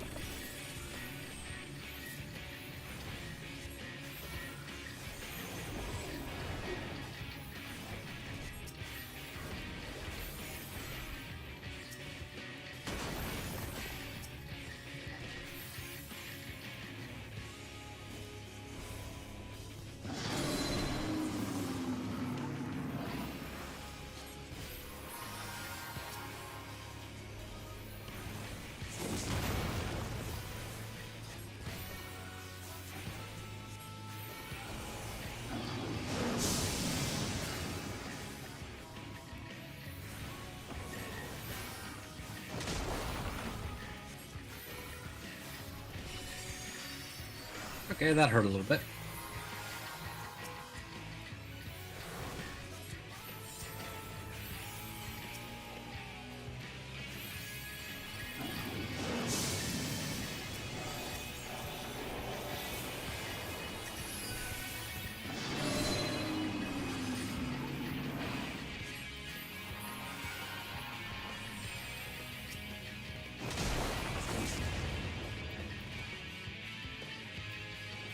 Yes. I don't know what the safe spot was there.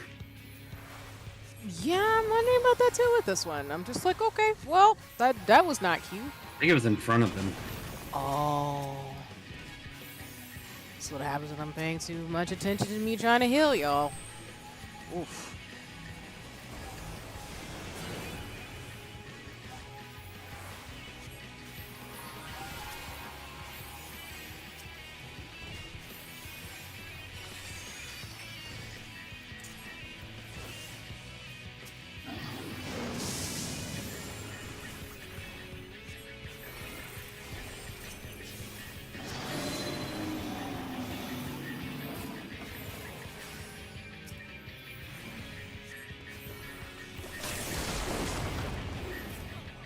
Oh.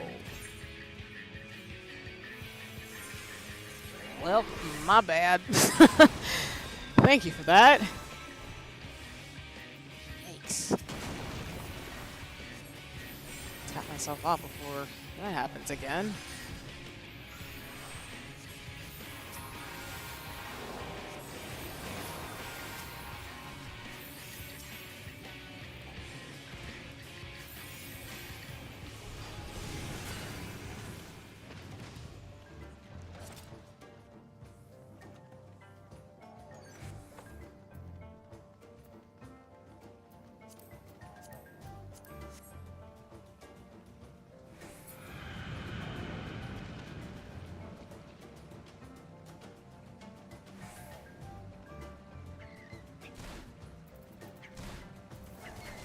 Absolutely don't follow me. I'm screeching!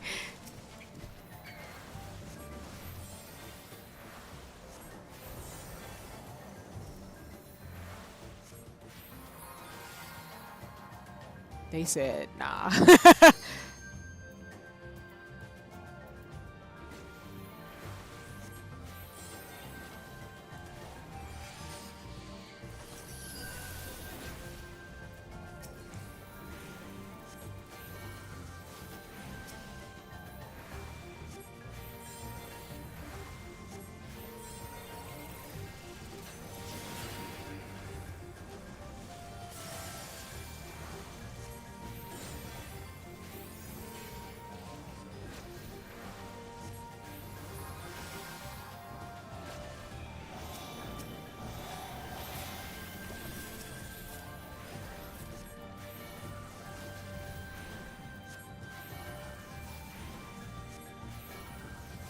appreciate it, Bees, by the way, in terms of the shenanigans.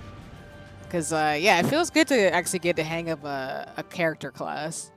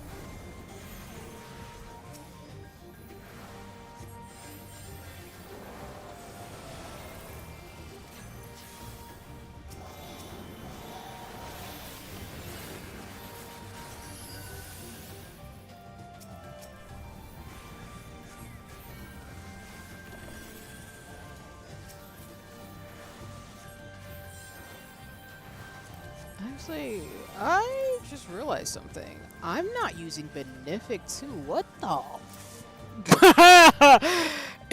Ignore me, y'all. I just realized I was not doing something that I should have been doing this entire time. Jesus. Don't. Yeah, don't look at me. It's like, why is that such a low heal? What is happening? Oh. Oh, this thing is cute.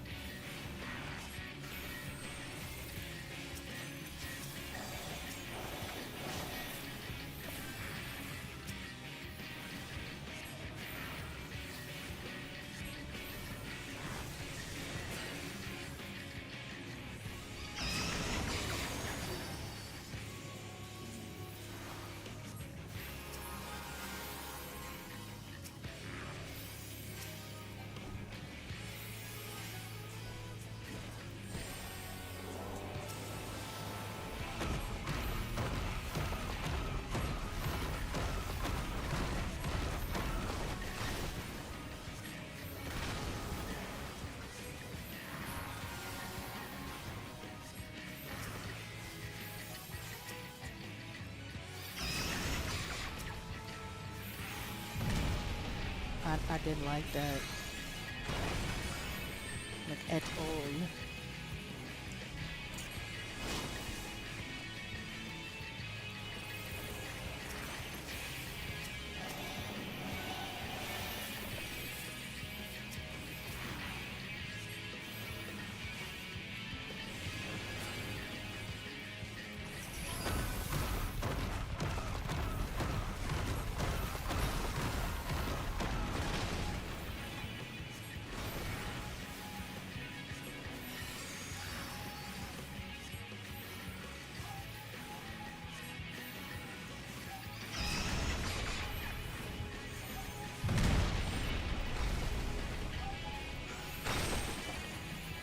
Oh, I don't like that mechanic.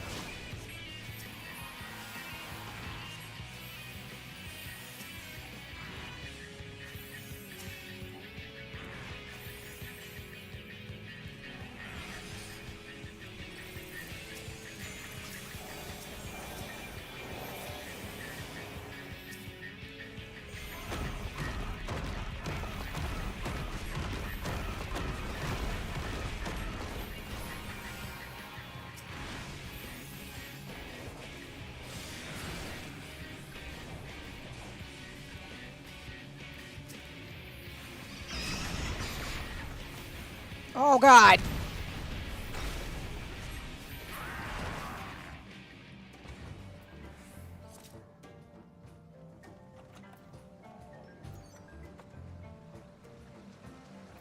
I don't need it.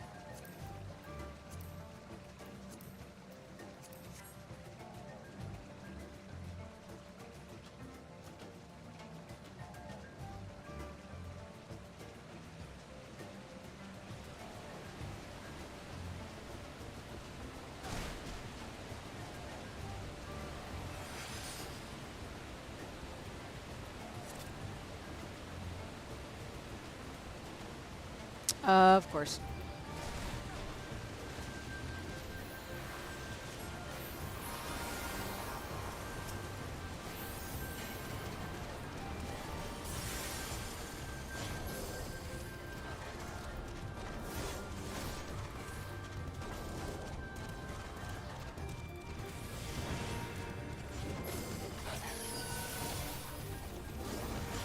Whew.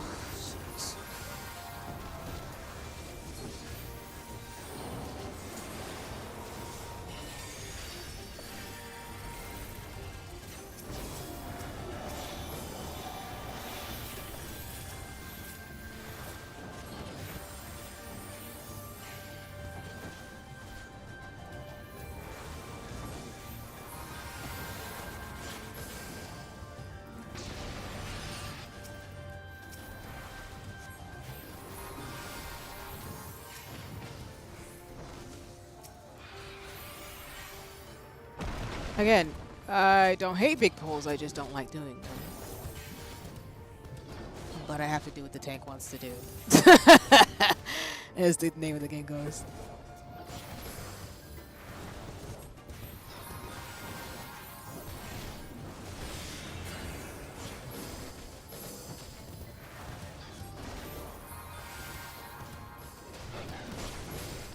I'm just standing by the tank.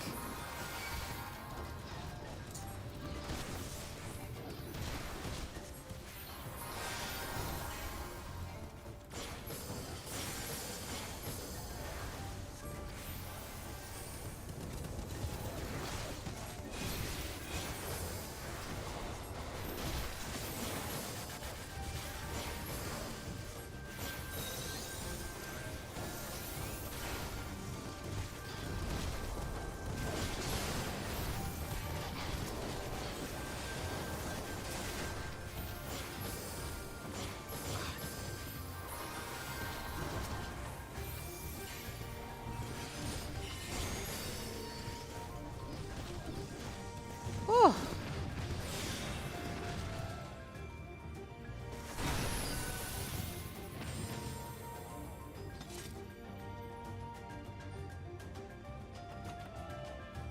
I still hate pulls. I don't care what y'all say. I hate them so much. What the f- are we about to fire? Oh, hey! Hello.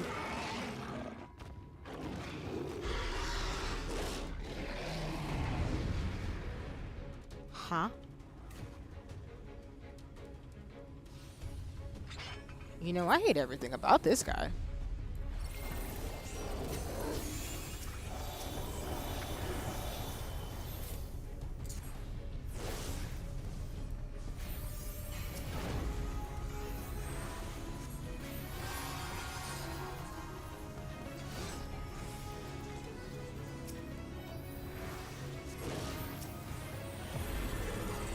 Yes, Beast. He clearly wants to say hi to me, and I don't know how I feel about saying hi to him, but it's fine, I guess, you know.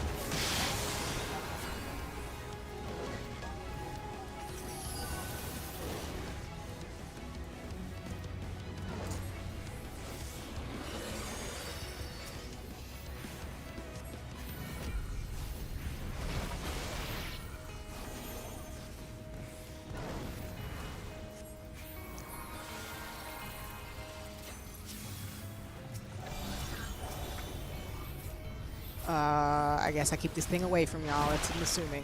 Gross. Yep, now get out of it.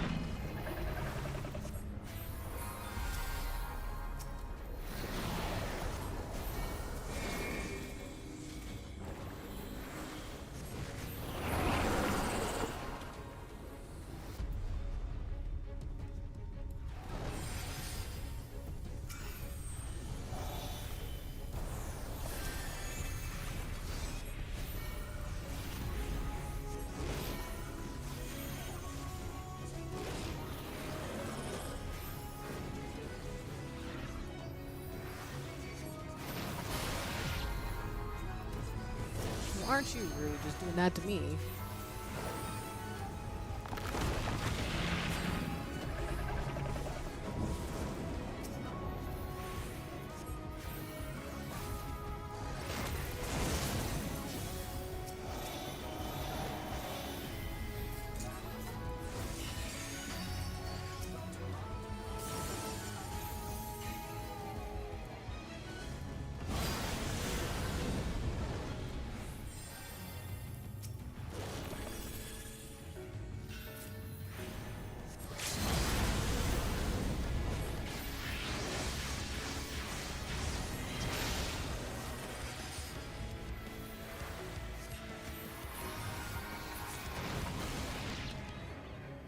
Oh, God.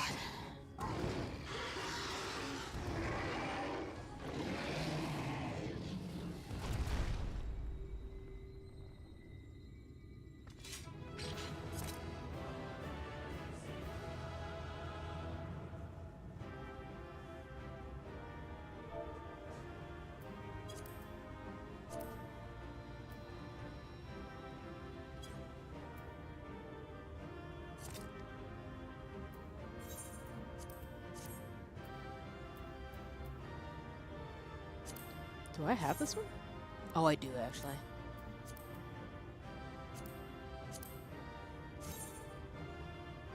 Thank you. I'm gonna roll for it. Alright, I will be back in a bit. I gotta go pick up somebody. No worries. Thank you for rolling with me, and yeah, stay safe, as they say. Peace.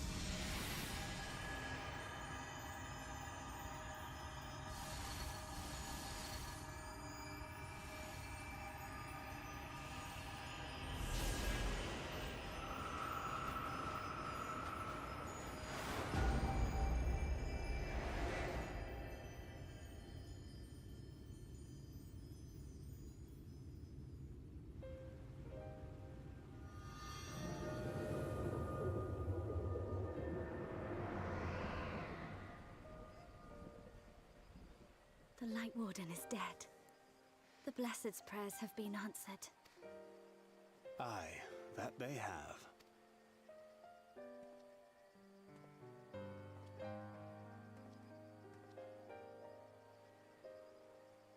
Her condition yet troubleth thee?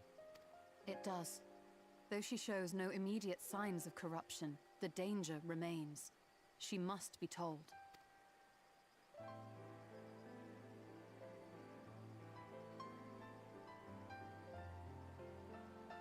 Would you describe it to me, Marie-Ange? Paint for me a picture with your words. A sea of shimmering stars. Diamonds strewn across a raven gown. Boundless and beautiful. That's a banger line. Can we talk about it though?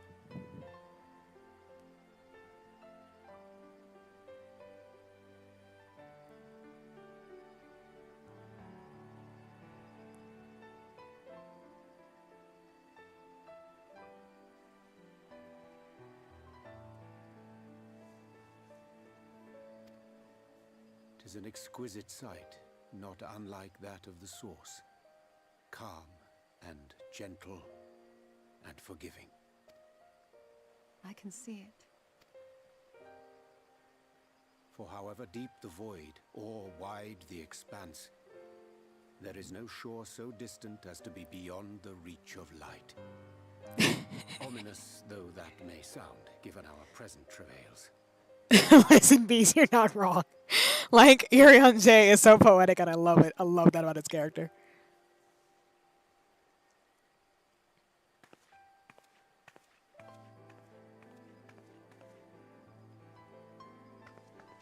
Well fought.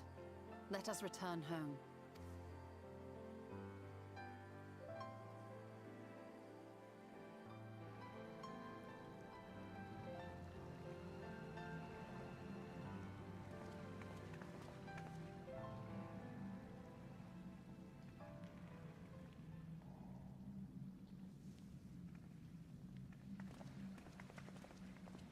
The murals. If I am not mistaken, they predate the Empire. How can you tell? A peculiarity of the paint. Most are made from mineral-based pigments, but whatever was used here is older than anything I have ever seen. According to Almet, this sanctuary was built to preserve the wisdom of the ancients. What events do these murals commemorate, I wonder?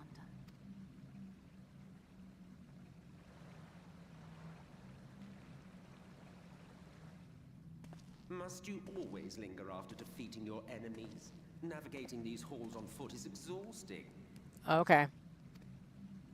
Come to lead us to safety, have you? I was bored. But how is the hero of the hour?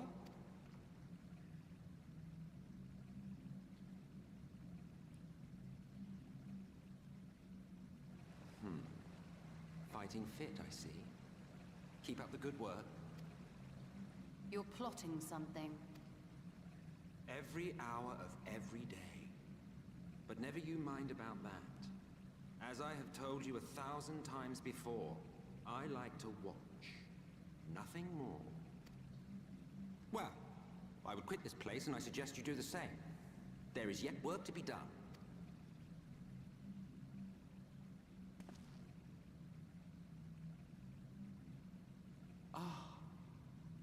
There is a sight to bring a tear to the eye. You recognize these scenes?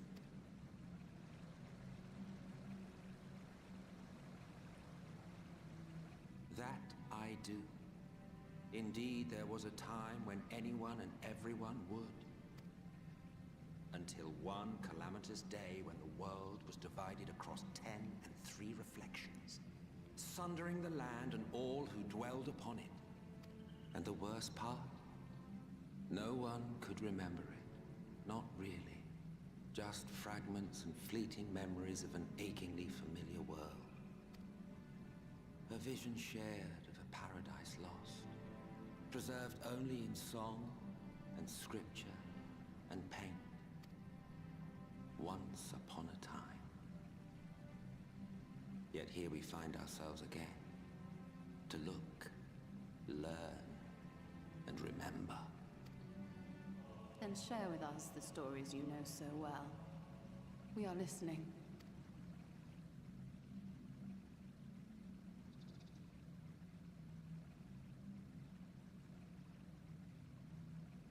Before the Great Sundering, there was one world.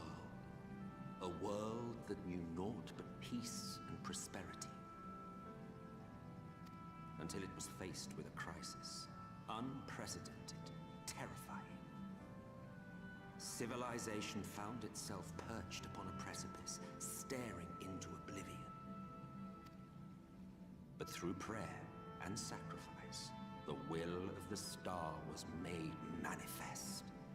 Zodiac was his name, and by his grace was the calamity averted.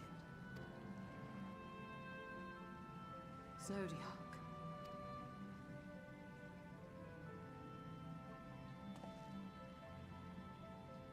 A savior mighty and magnificent, deserving of reverence and gratitude.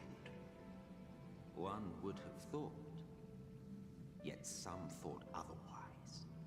From the fears of these naysayers would rise Hydaelyn, she who was to serve as his shackles, to bind him and hold him in check.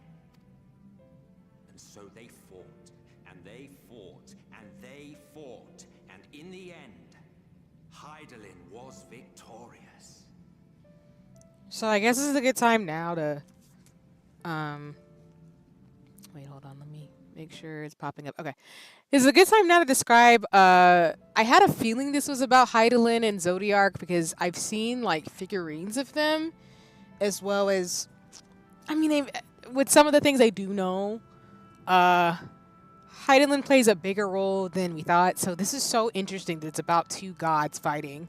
It reminds me of another book series, which I still need to finish, Divine Rivals, where it talks about, I think, gods fighting. So this is very interesting in terms of what this means.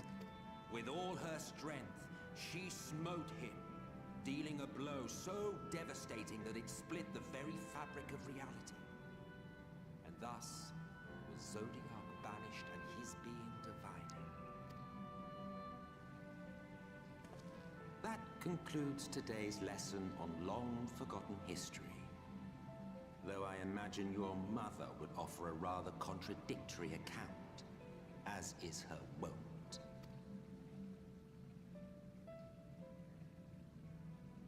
I'm sorry, I can only assume I misheard. But it sounded an awful lot like you were implying both Zodiac and Hydaelyn are not gods. But... What? Not gods of the first? Is that what you thought these paintings depicted? Or... Oh. They are gods after a fashion, yes. But no different from the kind with which you are so intimately acquainted. Formed of faith and prayer, of conviction and devotion. So you mean to tell me that Hydaelyn is a primal? Oh.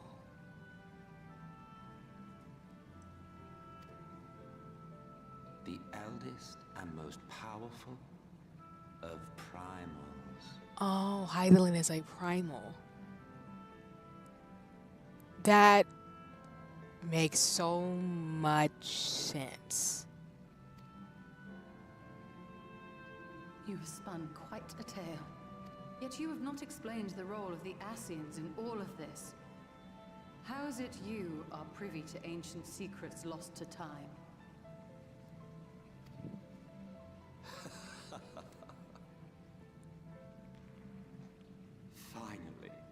Finally you ask the right question.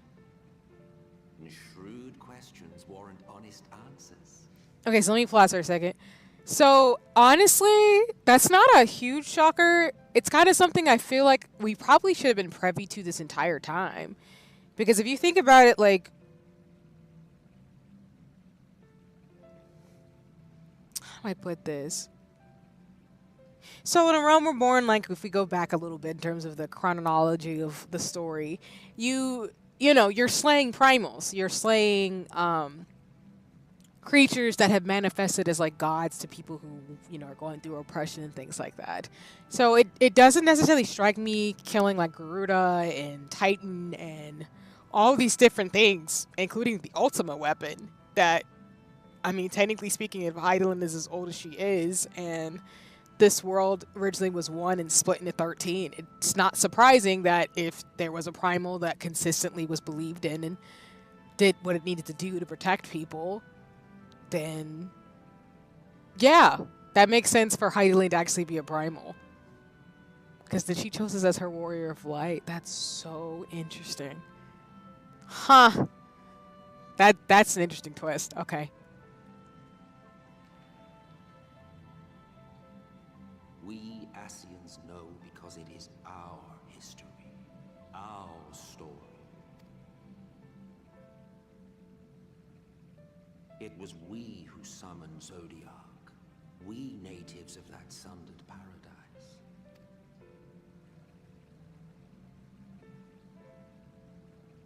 Now, do you see why we yearn for the great rejoining?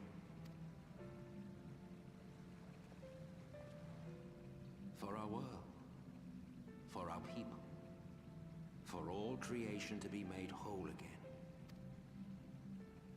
Wouldn't you wish for the same? Oh my god, are you fucking kidding me? So the Garlean / Asians summoned this primal that destroyed their world and split it apart. And so they want to rejoin their world, but then... You know what? That's wild. What? What is this story? Square Enix, what is happening?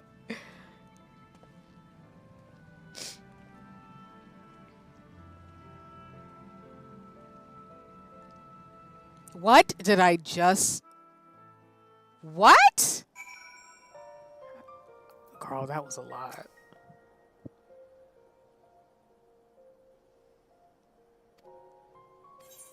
I don't think he's lying.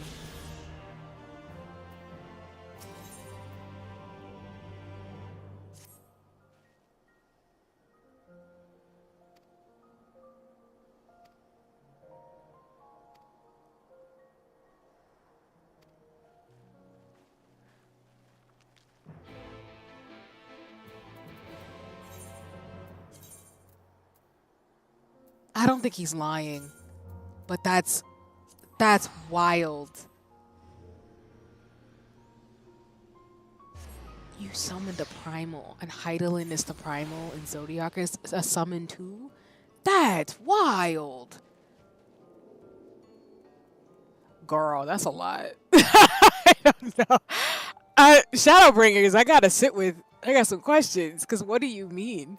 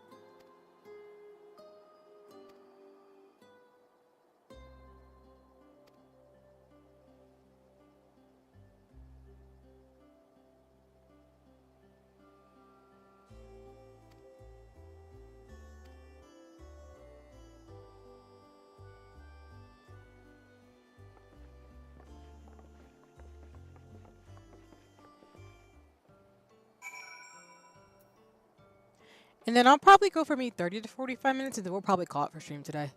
Because I think we've finished out this quest line. So we'll do just a little bit more story, I think, if I have this correct. But let me double check real quick.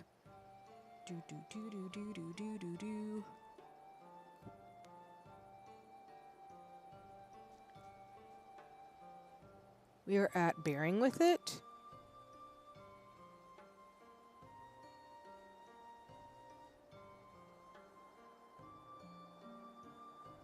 Yeah, because we're pretty much at the end of the quest line, so we'll do just a little bit for the next one, and then we'll stop it for stream today. Let's see. Oh, let's teleport.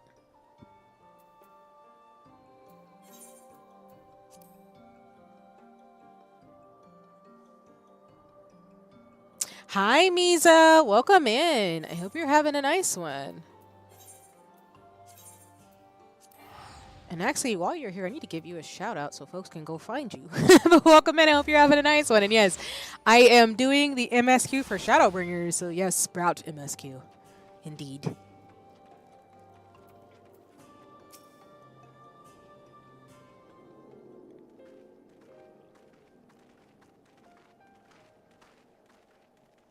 Ah, you are returned.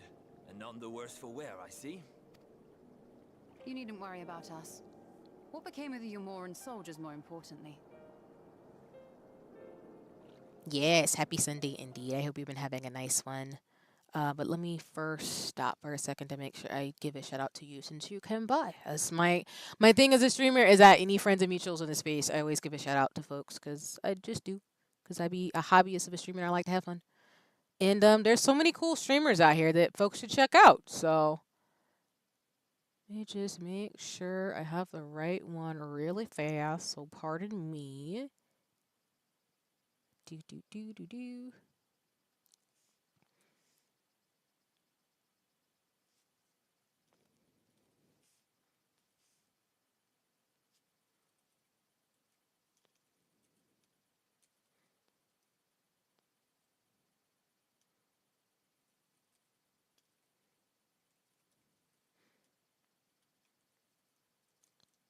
Let me just check out this thing. Because again, I have to switch over this.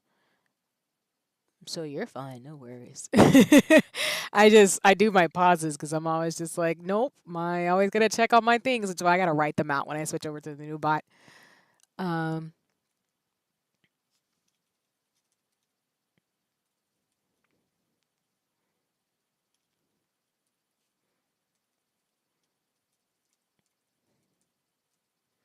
Okay, I think I fixed it.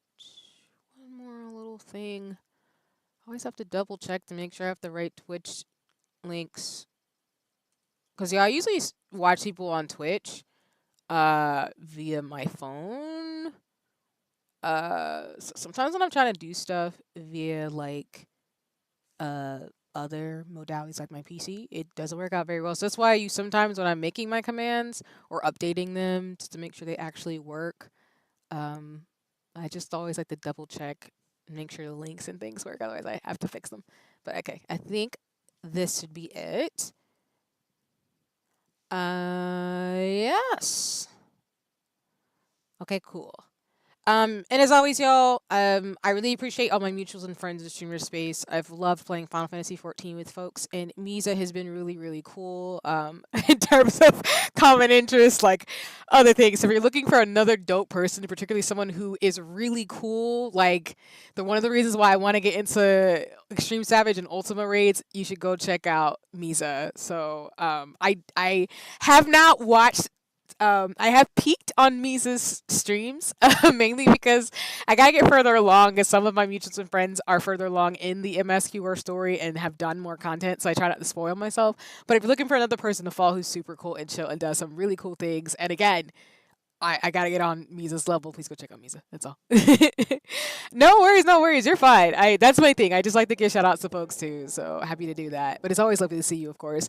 With again, y'all, I do shout outs, but I have no expectation of my mutuals and friends doing the same for me or for them to always be on stream with me. I know they've got other things going on and taking care of stuff, but I just love seeing my mutuals and friends when they do come by on stream. But I hope you're having a nice one in general. Yeah.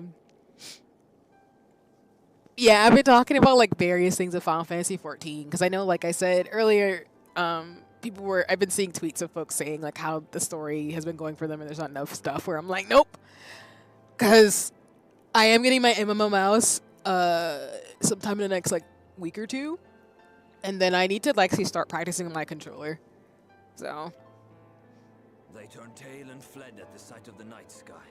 The children of the everlasting dark have also retreated back to Woven Oath.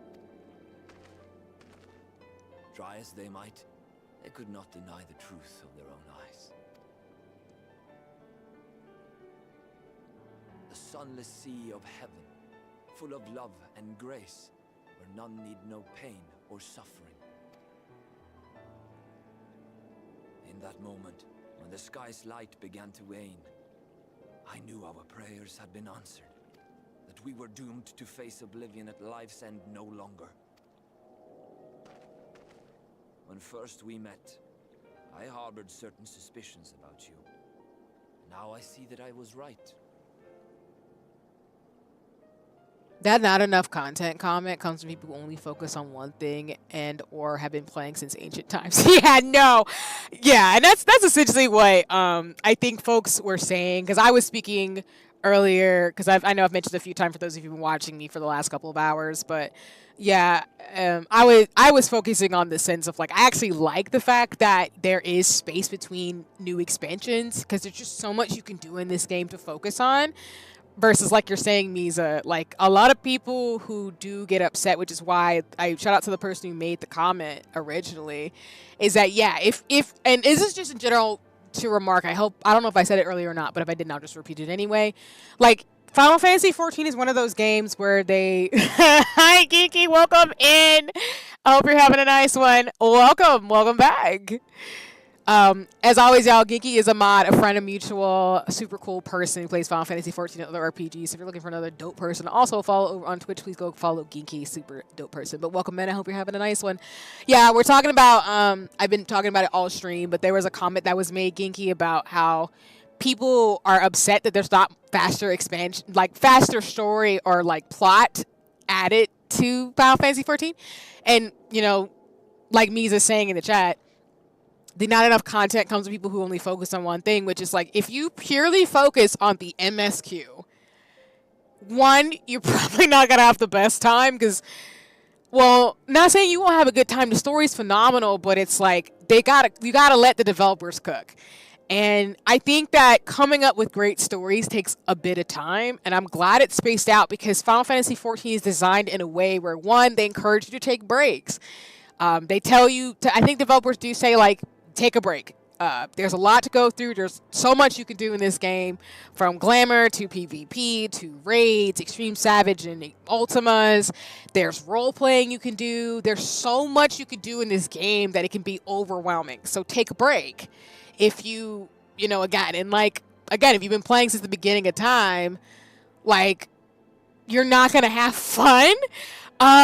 If you're focusing solely on the updates for the story, because even for me, like, we're still in Dawn Trail. Like, we're getting an update in November and stuff, but we're not done with. We haven't even got to post Dawn Trail. So people who are complaining, I'm like, marinate on the story right now. Yoshi P did say, as I've mentioned quite a few times in the stream, that he has more to do with the Warrior of Light, so it to me it implies we're getting more expansions for this game in the future, potentially, given, based on what I'm hearing or making conjectures about. And I don't know, like, there's just so much to do in this game that it's not worth, like, speed running through anything. Because like I mentioned earlier, like, I can definitely see, now that I'm in Shadowbringers and having played the MSQ for y'all on stream for almost a year now, why this game would burn somebody out, particularly if you run through just the MSQ and just do nothing else. You will burn out on this game. There's so much story.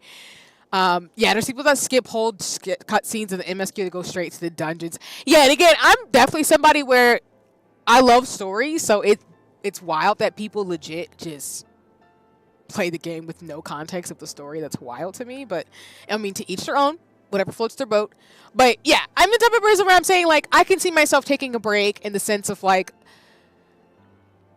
it's not like Final Fantasy XIV's going anywhere, so it's not like a problem if I don't play every single day or something or whatever. I always know, like, I'm going to be playing this game for life because it's a lot of fun. I can do stuff with friends. I can raid. I can help people go through the MSQ themselves. I can do glamour hunts or fates and events. Like, it's really built, which I appreciate the developers saying, like, enjoy the game for what it is, and if you need to take a break to go play something else or come back, you can come back. I like raiding the most, but I enjoy the story. Evergreen MMO for me. Exactly, Misa. And that's, to me, what I'm thinking I'll end up doing. Is I think for me, once I'm done with the story, I'm probably gonna end up being like a raider, like doing raids and playing the game and getting glamour.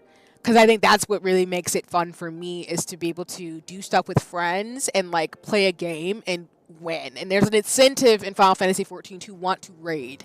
And I like the battles and dungeons. They might be hard and I'm clumsy, but I think that's what my end game's going to be for me as a player forever, is glam and like fighting.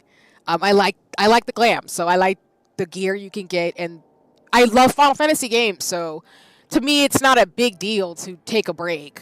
In the sense of what I mean by break, y'all, is that like maybe I want to play another game for a while, and that's fine, because for example I want to play Infinite Nikki and other like RPGs.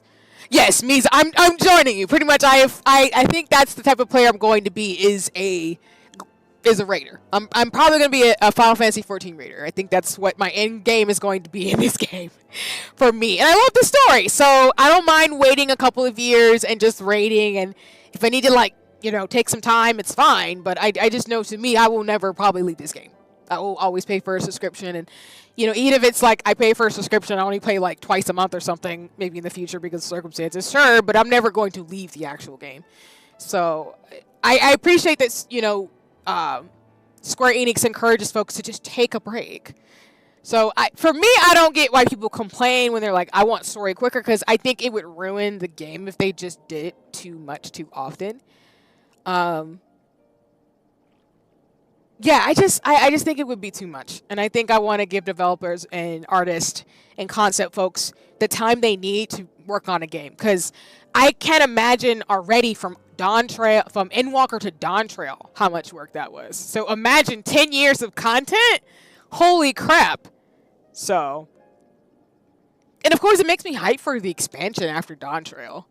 So, because I didn't get to like live it like when it dropped for folks who've been playing for a long time. But, it just be like that sometimes, you know what I'm saying? So. Geeky, sorry. Saw in the FC chat your comment, the jinx, I'm screeching.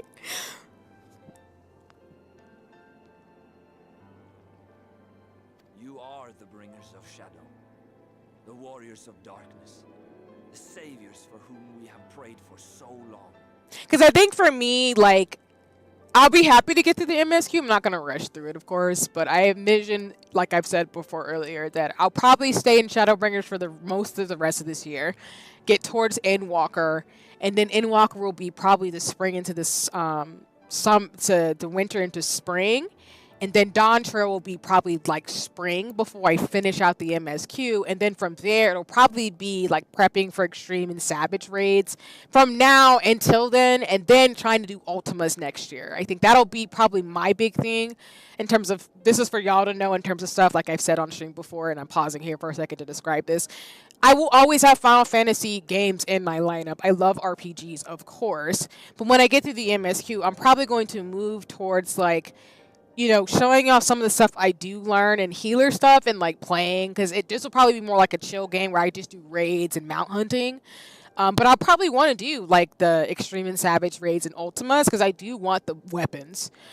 Specifically, I need all of the white mage weapons. I'm sorry. Like, I'm a white mage main, so I have to get all of the white mage weapons, Ultima weapons. I'm thinking I definitely want the Asher ones, and I'm not going to lie to y'all. Even though I'm not really going to be a tank main, I kind of want the paladin ones. They look badass as hell. So, like, I already have goals in mind for that, as well as I want some of the glam items. And, I do want to, like, try PvP, I think, a little bit. So, that'll probably be some of the stuff I maybe will stream in the future, just as a far in the future kind of thing. Because I don't have to stream like every single thing that I do in terms of like the Ultimas and stuff, but I do want to get really good at Final Fantasy XIV. Like, I love this game a lot. It's changed my life, and I get why people are in this fandom for like a decade or longer. It's really freaking good. It's good. But again, like, there's just stuff you have to find to do when you're done with the game. Because even, for example, like Princess Peach Showtime, like, I didn't unlock everything, so it's a game I can always come back to. I've done the story. And there's like glam and dresses and stuff. It's a journey, but it'll be fun. Lots to do and learn. Exactly, Misa. And that's kind of why, like, to me, I really love Final Fantasy XIV. Like, my favorite class is White Mage. So I see myself, like, always thinking about, like, White Mage stuff. Like, I really do want stuff that I care about me to represent the white mage because I love that class. It means a lot to me, and being a Vera has been great. So it's a lot of fun and I'm enjoying it. So that's why, to me, the pace I'm going completely makes sense for me because I don't want to burn out on Final Fantasy 14. And when you get tired of a game, you can take a break. So that, I mean, that's what I'll probably do. Along with, I'll probably do crafting and maybe fishing too. You know, intersperse things. I'll figure it out, but that's kind of the long-term plan for me already for like next year and maybe the year after that, as well as I do eventually, maybe not next year, but the following year, want to go to FanFest. Like, I think that's the long-term goal for me too as a player, is to go to FanFest and actually like be able to be with other like Final Fantasy 14 players. It would be great to meet up with people and just have some fun with it. So, because I miss cons, I just don't go right now because of, you know, various reasons. But yeah. It all has to say in terms of rounding out I suppose you're not entirely wrong. this conversation. Like the person was saying on socials, and I 100% agree, if you are through with the MSQ and you're just not having a good time with anything else in the game, just take a break. Play other games. IRL and in-game crafting, stream, yes. You are so right for that, Bees. To be honest with you, because I do want to do the Weaver class and a bunch of other craftings, I think that would be a lot of fun. Yeah. Don't put it past me. But yes, IRL and in-gaming crafting stream, exactly. Don't put it past me, because I would. Because lace bobbin and sew and crochet. But yeah, I mean, I know Final Fantasy 14 will be a big part of my life going forward, and I'm really grateful for that. And I think, like people were saying, like if you are burnt out on the MSQ and you're tired, just go do something else or play another game. Like Square Enix, Yoshi P encourages people to take a break and play another game. Hell, he even says, like, there are now 16 other Final Fantasies. Go play the OGs and learn your history. Exactly, Geeky. That's a good point, too. Like, y'all, if you're burnt out on the MSQ for Final Fantasy 14, go play the original 16 and figure out why some of the things are happening in this game. Because even, like, the Evilise raids, the reason why I'm familiar with it is because I played Tactics. Or with 15 and 16, I know the familiarity with the stories because I know them. And I'm familiar with like 10, and I do want to play the original Pixel ones to know some of the lore from Final Fantasy. So to me, like, I'm telling you, like, I'm a Final Fantasy nerd. I saw it on my Twitter actually today, where there's a documentary coming out from, I think, Nobu Otomatsu, I think. I'm probably saying his name wrong, apology.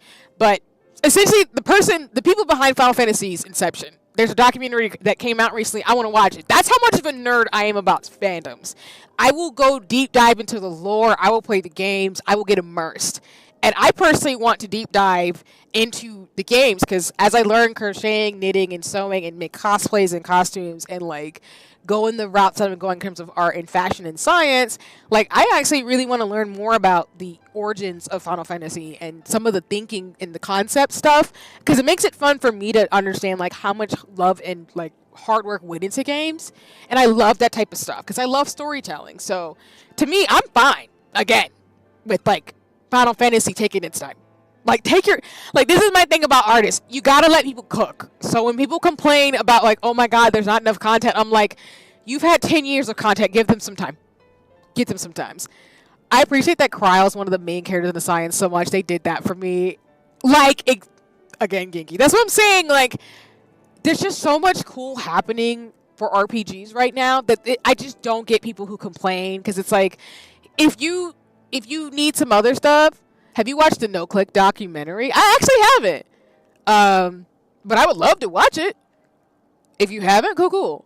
No worries, means if you have a link, feel free to share it, but I can look it up too. Because again, I love documentaries and watching behind the scenes stuff. I love it so much. It's really cool to see people's thought process and concepts in terms of art. I'm a nerd about that type of thing. That's awesome. But that's why I'm saying, like, y'all, let people cook. Like, support artists and developers. They make great games. Do not complain about waiting for a game. I will wait as long as possible for a sequel to a game I love. That is why, again, I am in the Kingdom Hearts fandom for 20 plus years. I'm just saying. But we are not worthy of your reverence, nor have we any desire to be worshipped. If you would pray for your children, that they may one day know a better world. I will do as you say. But please, Let us at least hold a feast to celebrate your victory. You deserve that much. I'll send it to you later, but it's what got me into the game way back then. Nice, nice. Appreciate it in advance. That's dope. I'm sorry, Runar, but there's still much to be done and scant time in which to do it. Yeah, my big aspiration, and this is like a 2 to 3 year plan, is to really get good at Final Fantasy 14 and go to FanFest and actually like do meetups and stuff with people when it's a lot safer and just have a lot of fun. I do love Final Fantasy 14 a lot. It's one of those things like Kingdom Hearts for me where I just love the series and it's a big part of my life. And I mean, that's in general with Final Fantasy, like I've told y'all, with me loving like Final Fantasy 12 and Tactics. Like Final Fantasy has always been a big part of my life. So it's something to where I don't mind, you know, waiting and seeing what happens. And even with like the OG folks who are behind the series, like I appreciate that they're, you know, for example, Tetsuya Nomura is already thinking about the fact that like Kingdom Hearts is going to end. And it's like, yeah, that's fine. Like we love great stories, but great stories also have to end eventually. So it's totally fine. And we wanted it to end the way it's supposed to and be a banger. And that's great. We must go. All of us. For we share the same path and the same fate. And like I said, people complain because they complain, and I understand. And this is not to say, y'all, that if you love a game, providing critique and like your thoughts on it helps developers. That's why like beta test stuff like I do with like I've done with like Seekers of Skyvale and Infinite Nikki are important because you do want feedback from your player base. And for folks who play your games and, you know, are interacting with you to know what they like and don't like. Not to say that they should be the ultimate decision maker, of course, but, you know, we appreciate game developers and folks who do make stuff to be able to make it a great experience for the community and folks who do love gaming.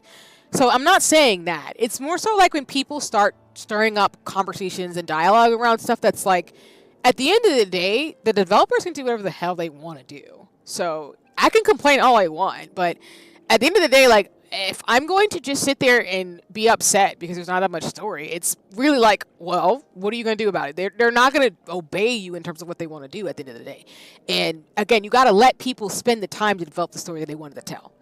And I think that people who do that in terms of just, oh, I need it now because I want it, it's wild. Just like that article that I saw today where someone was saying that they cannot wait for a future, I guess, or implied, where they can change the graphics of at will of what kind of game they want from a developer. I'm like, no. That's like the most anti-artist thing ever. If Final Fantasy had a tumultuous thing with feedback last pitch, it's looking up now. I'm screeching. I'm assuming you're referring to Endwalker Misa, which I love to hear more details, because I've heard like some of the stories of the shenanigans over the years of just like, oh no.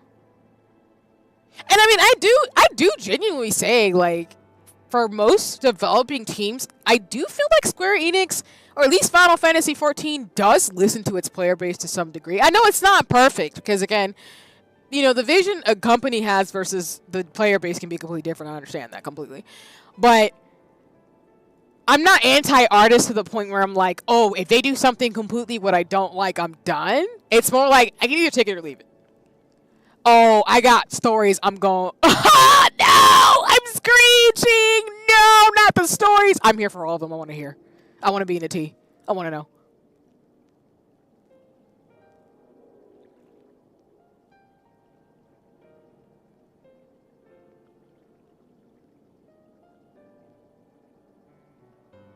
So be it.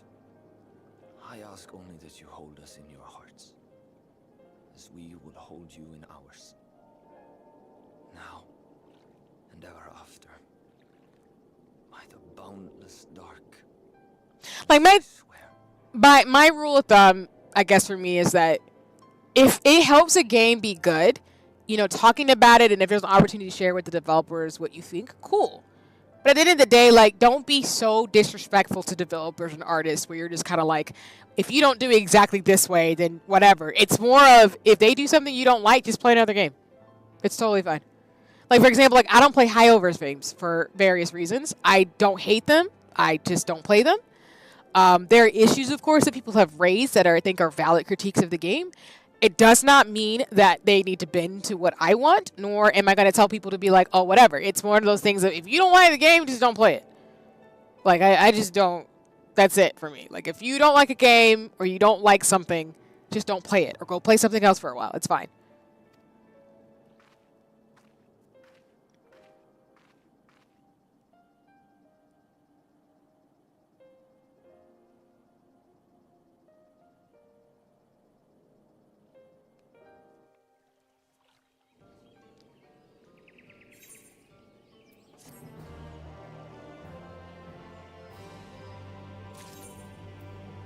The most effective feedback is exactly, and that's the biggest thing, y'all. If you really want to make an impact, which is with anything with companies, is your money. If you don't spend money, people will flip their script real quick. For real, for real. So thank you, Beast, for saying that too, because that's truly a fact. Like, people will fill it in their pockets when you don't spend money on stuff.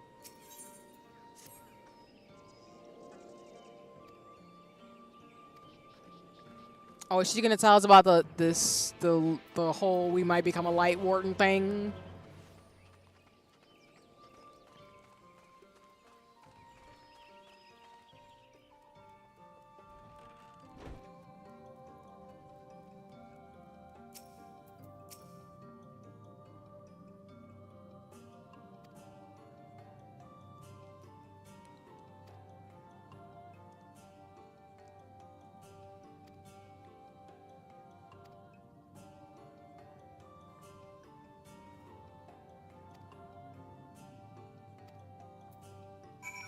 At least she told us, which I can appreciate.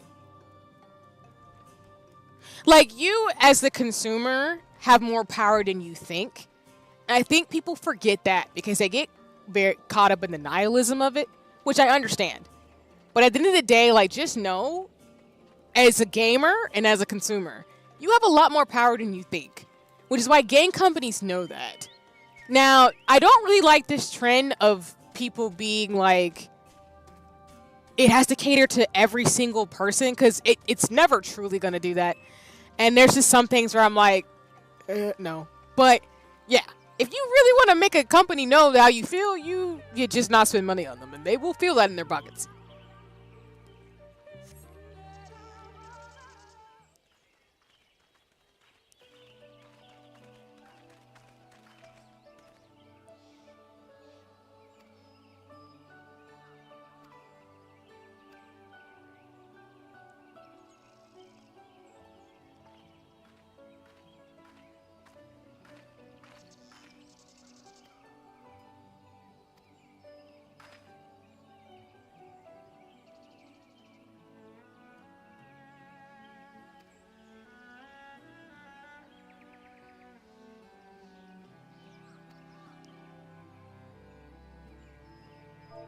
I missed that last part of what she said.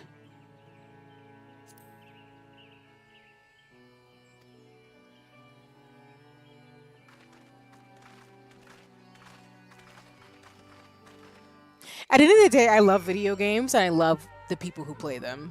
And I think they are really great ways to engage with our world around us, but also still develop and believe in something that's bigger than us. And I'm to clarify what I mean by that is that I think gaming is a great way to engage with topics on various things in the world. And I'll always have a special place in my heart for games and stories for that reason. And I think it's just really important for us to kind of bounce between like an artist and its vision and also just how we engage with the world around us. And I think through gaming, it's a great vehicle to do that. But I think sometimes, especially with the age of social media, people get a little too unyieldy about their opinion being law when it's like, no, it's fine. They can do whatever they want.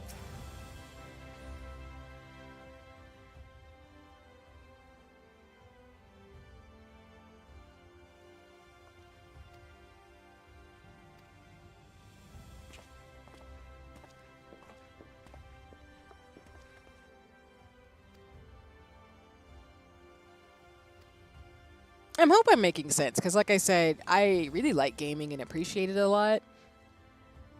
But I think sometimes, like, the way that people could be so anti-artist hurts my feelings because it's just like someone put their heart and soul in this game, especially games that are really loved on.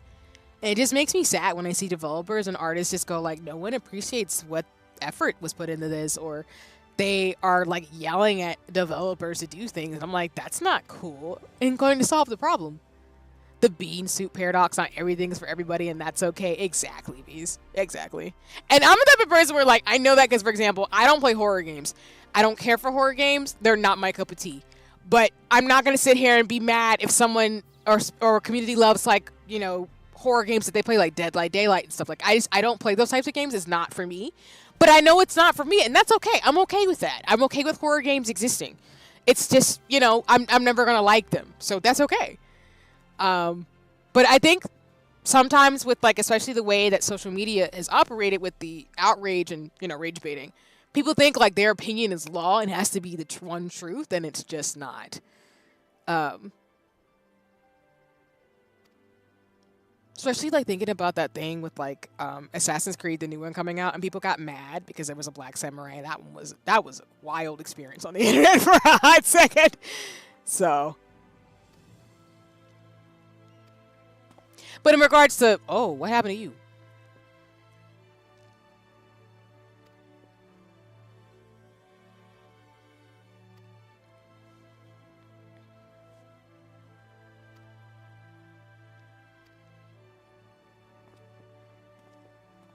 The gang's all here!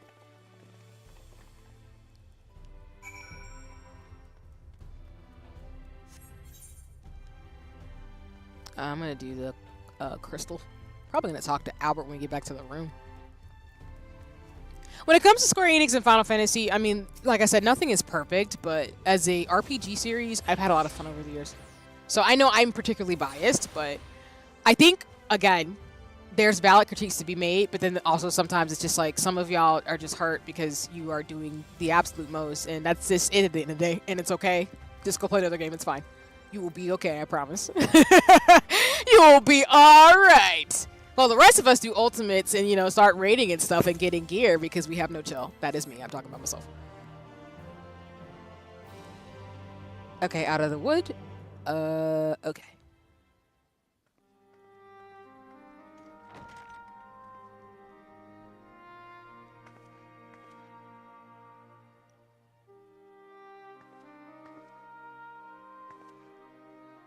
So there's a light sealed inside you, is there? You wouldn't know it from the outside. You look the same as you ever did to me.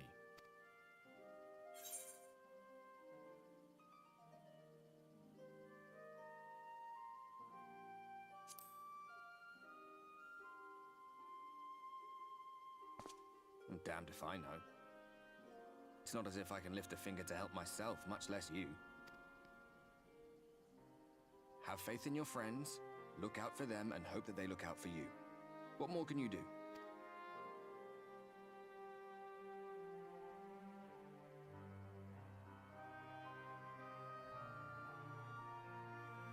Think he was telling the truth? Emmett, I mean. All that rot about Hydaelyn being no different from any other primal. I really don't think he's lying to us, but I think we're not getting the full story. But we were told already that the Asians and the Garlean Empire started out the way they did because they were originally oppressed and wanted to be free like the other nations that we've helped. So it's not really that much different, but I gotta know why she's so powerful. I'm guessing because if we were originally one world split into 13, I'm wondering... Well, I'm not going to say it for those who haven't gotten the story yet, who are watching me, but I have a theory, because I've seen some of the fan art and some of the words that have been used, so I'm wondering what that means. If so, what would that make her blessing? Are we just slaves to her will? And that's my question.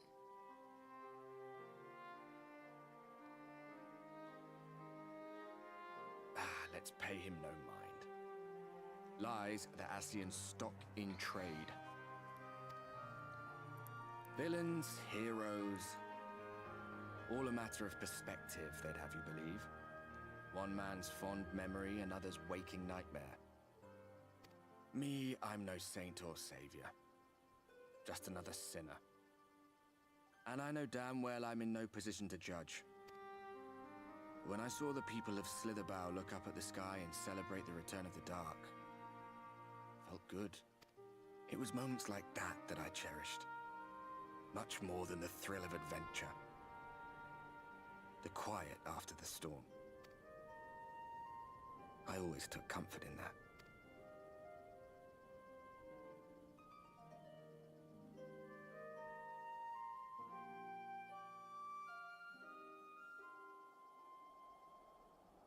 Back where we were, our home.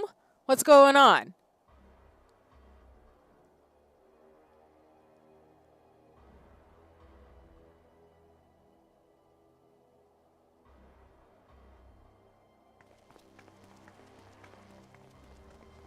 Estinian?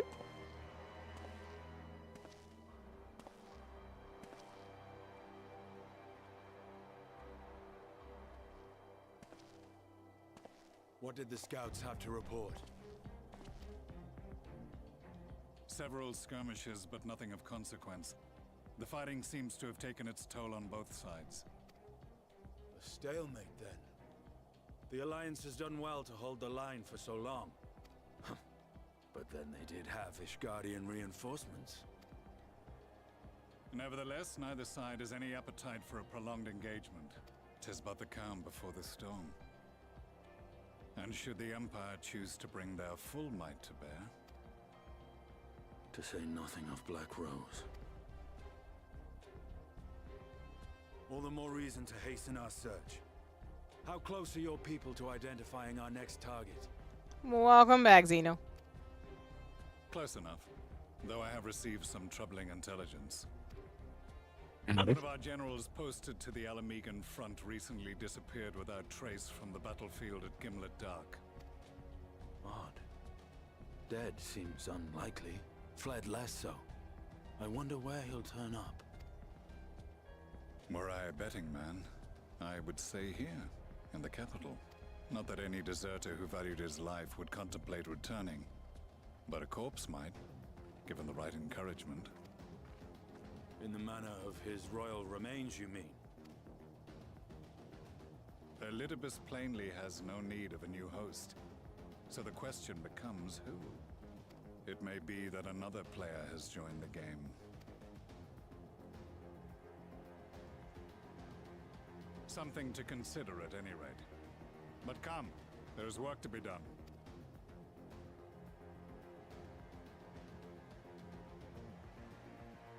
Estinian has the most Riku ass story in this story right now. And I love it. These bloodless games make for poor sport. Mayhap if father... Nay. I am a stranger to him in this body.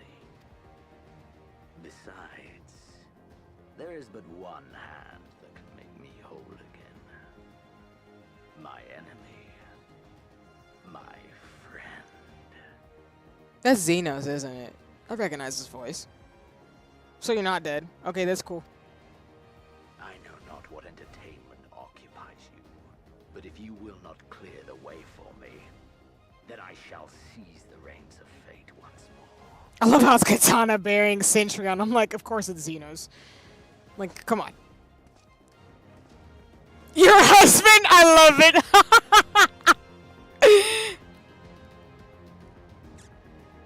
I'm here. Listen, I am a simp safe zone.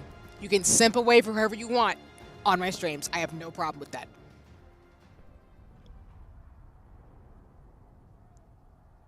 Because if I had a choice. Okay, so like I said, my headcanon is either A, my Warrior of Light is just single. She's just enjoying her life, making friends, being adventure, and just trying to like chill out, enjoy life, freedom, that type of thing. And another subplot I have is that if she was married to somebody, she would probably end up with Demeric. But I've started to do that thing. People take their Warrior of Light characters and like write dialogue and like story because now I have art and stuff coming. So, you know, it's a thing. Oh, I don't like this music.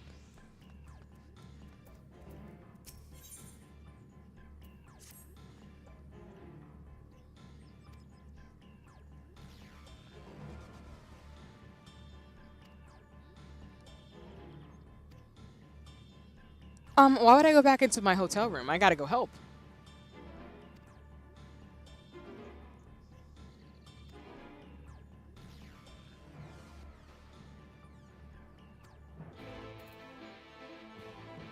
Yeah, I do want a character sheet of, well, I need to get a character commission sheet of my Warrior of Light.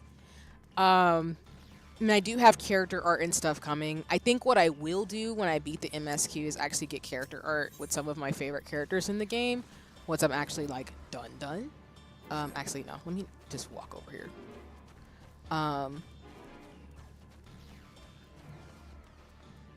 I don't think I'm at the point where I would want to do fan fiction or anything, but I definitely do want to get, like, you know, white mage stuff and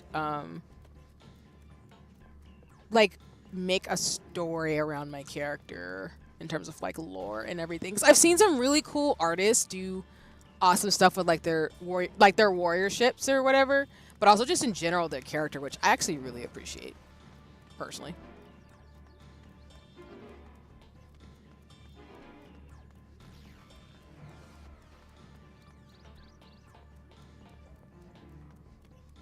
Shout out to Iya. I'm getting a plushie made, as well as I got some art that I got a commission of, which I should be posting on social soon. I think I just need to figure out and finalize like my default fits for each expansion, as well as like my default hairstyle. I did not know there were longer hairstyles in this game, so I actually want to see what they look like first before, because if they are going to be my default, I need to make sure I commission that. So. So speaking of which, if you're worried about your weapon, you can actually turn off the visual for your weapon on your back. Oh, yeah. You can have your long hairstyle and not have your weapon shown. Oh, yeah, because of clipping and stuff. That's what somebody was saying on the video I saw, which I got posted in the FC Discord. There's some like clipping issues with some of the longer hairstyles. But I know one's from the Golden Saucer, and another one you have to unlock through, I think, a quest or something. I just need to look it up and figure it out. And I'll probably drop it in the static as well as the Discord to see if folks want to help me get them, because I do want the longer hairstyles to see what they look like. So that way I can like test it out and see which one I want to be my default to be able to commission stuff. Because that's the thing with all my VTuber commission character art. I do want like a character sheet for my Warrior of Light so I can get art and stuff too, because I think it's really cute when people do like art books and different things, especially because I saw for I forget the fan fest in Singapore for Final Fantasy 14, but I was watching like all the work people put in to have their like Warrior of Light magazines, and it was just so cool, and I really want to do that actually. So and yes, Misa, so I know that people make custom plushies, but and this is, again, shout out to Iya. I think I'd seen people make plushies, and Iya had just mentioned like, oh, I've made plushies before, and then I was like, yes. So yeah, I'm getting Iya's making me a plushie of my Warrior of Light.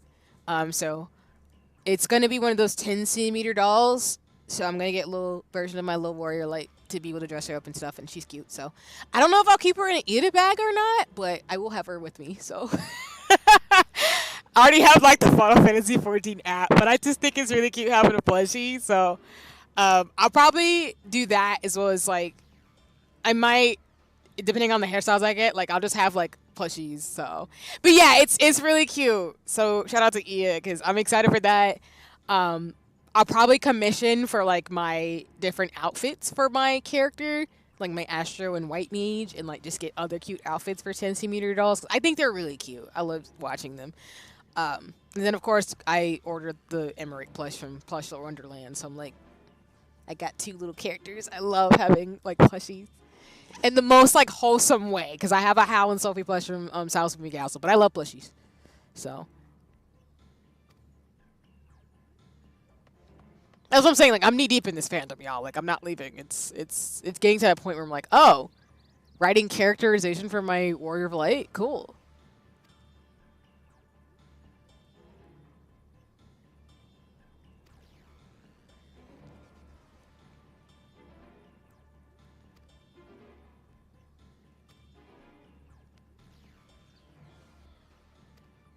Like, I even see people, like, commission for, like, standees or keychains of their character. I would be tempted to do that, too, over time.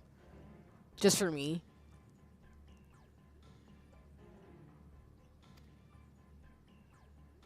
The one thing I don't know what I want to do, because I know Halloween's around the corner. I don't know if I want to be a Vera for Halloween, if I'm going to do my witch elf costume. But I think I'm going to do the elf one this year. Maybe think about the Vera one maybe next year or some other time.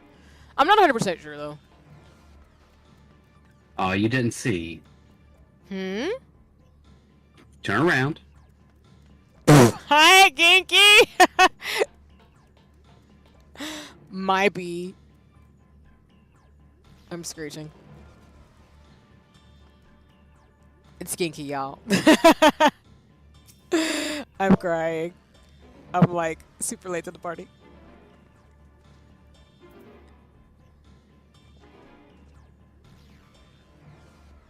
What's good, Genki? I am glad to see you back in terms of like Final Fantasy 14 shenanigans. We gotta make up for missing this week, so I'm just here for this. I'm adding you to the party as I go run to figure out what the hell's going on in the Crystarium right now.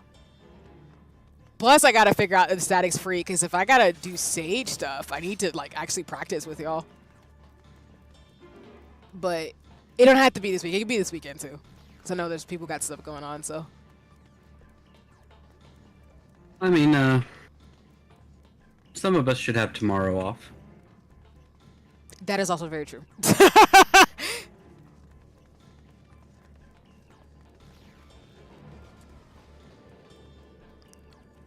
Where is it? It's upstairs? Okay, I was like, where am I going? See. Oh, wait, what? Crystal. Oh, I know. You're right. My bad. But it's like out over yonder. You'll probably get to a crystal that's closer. Is it really that much closer? All right, fine. Oh, wait. It's... Oh. Yeah. Yeah. That's what I meant. I didn't see where you had to go. I didn't realize it was the, I forgot. This is where you turn on the defenses. No worries. Wait a minute. Yeah, no, that was actually just upstairs. Nah, it's fine.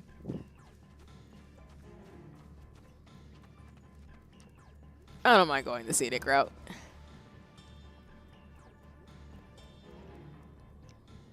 Since we are definitely in danger. It's like that character from what is it? Simpsons? He's like, haha, I'm in danger. That's what it's given right now. Wait, am I not in the right spot? No. You see that bridge there? Oh. Can I jump it from here? No. Damn. Oh, yeah. So, Misa, I dropped this in the... I know it wasn't. I'm still jumping it, though. You don't have to be me, y'all. You don't have... You can be normal. You don't have to jump on stuff. Oh,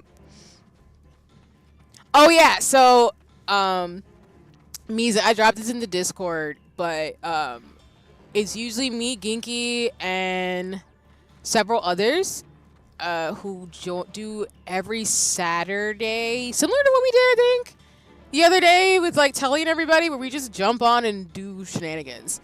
I think we had mentioned it before, but either way, you're welcome to join in terms of shenanigans, because usually we do it Saturdays from, 8 to 9? And what we've done, now I'm like, where's the closest way to do this? Lol, to get up to the bridge. This is why I'm directionally. Main Etherite Plaza, go up the stairs, come out, and go around to the front of the building. Gotcha, thank you, because I was like, the directions. So, to what we were saying, to what I was saying, Misa, so we were doing mount farming for a bit. Oh, hello, Soul. I saw the froggy popped up. Hold on, let me. Hello? Hello? Yes. Sorry, I didn't mean to interrupt. No, you're fine. You're fine. You're fine. No worries. You're fine. You're good. I saw the frog. I didn't read.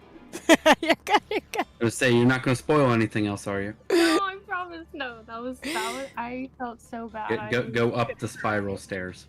No, you're fine. So you're totally fine again. I'm totally not even pressed about it because my brain's like, nah, it's fine.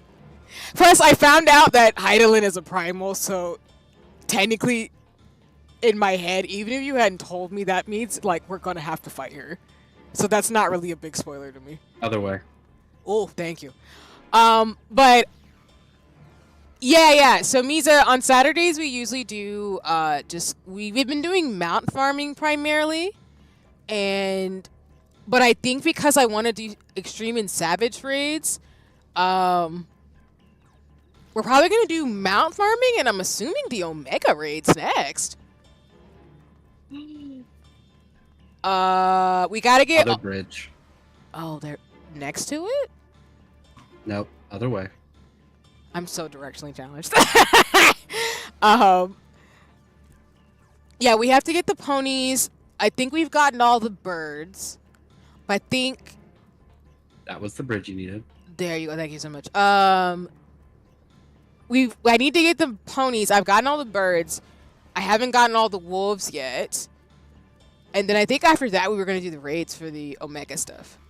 But in terms of shenanigans, it's open to free company and friends. So if you're wanting to join the shenanigans, you are always welcome. Yeah, Misa, we need all the people we can get, because let me tell you. Shinryu was not nice to fight like 16 times.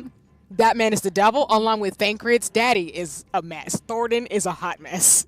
Those two in particular, I'm like, I'm going to do the Savage Extremes for both of them, and I'm excited to fight them, but I also know it's going to be a pain in the ass. So, they're going to be a pain. I already know.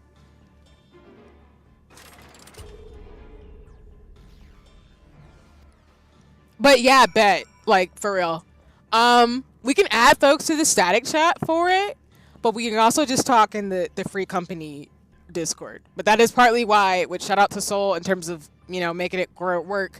We have free company folks and friends in there where it's like, shenanigans, let's go! It's great. Because we need all the help. Oh my god. Shout out to the team, like, for what we killing it, but also, like, any other help in terms of, like, doing it is fine. Because I do appreciate doing them, like, unsynced to be able to learn the mechanics, because I do actually want to do them, like, synced up. And I know I'm going to need practice, because Shinryu's whole thing of throwing us off the stage, Jesus, Lamarcky Christ. That hurts my soul every time Shinryu just throws us off the stage, and I'm just like, well, cliffs are my mortal enemy because I just got flung off Oblivion. And I get to feel out of my soul for the next like 3 hours.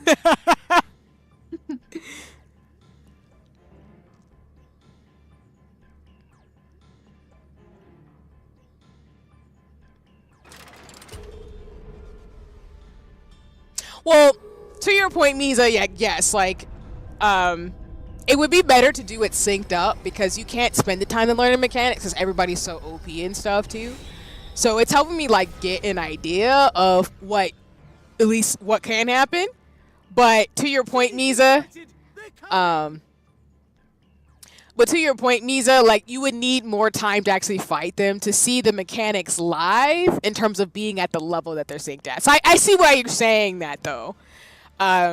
Because I think for me, my brain is doing that thing like I did with Lace Bobbin, where I know the muscle memory and the movement, so I know some of the deets, but you're not really going to get the full immersion of it unless you do it at the level and actually like see it happen in real time, how it's going to smack the shit out of you.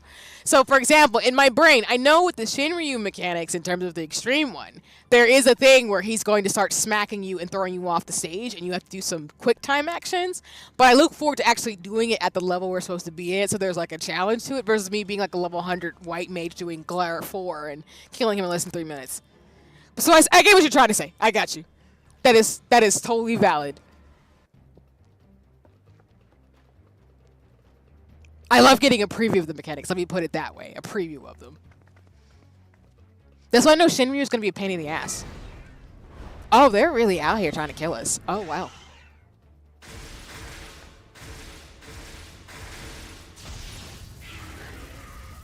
I hate how the Sin Eaters look, though. They're creepy as hell.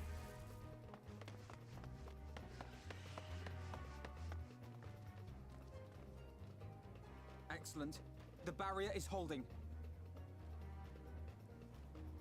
Yeah. So I get you, Misa. You're not wrong. It's like, I probably should have just put a caveat and say, like, getting a preview of the mechanics is helpful for me versus, like, now that I've gotten a preview from doing them unsynced, when I actually start to learn the mechanics in terms of, like, doing it synced, that'll help me. Because I'd rather get a preview of what I'm going to do, like I do with my lace bobbin, so that way when I actually do it, it's like, oh, okay. Like, how does it actually feel for me to square up on Thornton and Shinryu? I just know, like, any stage or any boss in this game that has, like, cliffs I can fall off is going to be a pain in the ass for me. Because I just know, like, no matter what I do, I'm going to fall off the cliff at least once or twice. So I need to, like, practice, like, what movements I need to make with my character so I don't fall off the cliff. Because with Shinryu, when we did it unsynced, the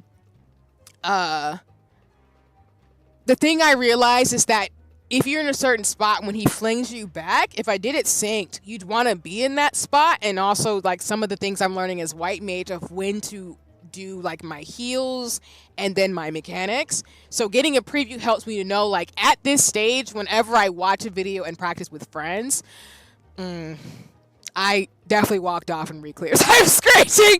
Yeah, that's what I'm saying. Like, that's going to be my thing that I appreciate and love y'all right now who are going to be doing this with me. Forever, all of y'all out here. I know for me, I'm going to have to watch myself because I'm going to fall off cliffs. And you don't need the fucking healer to fall off the dungeon cliff. That's not helping anybody if I'm dead.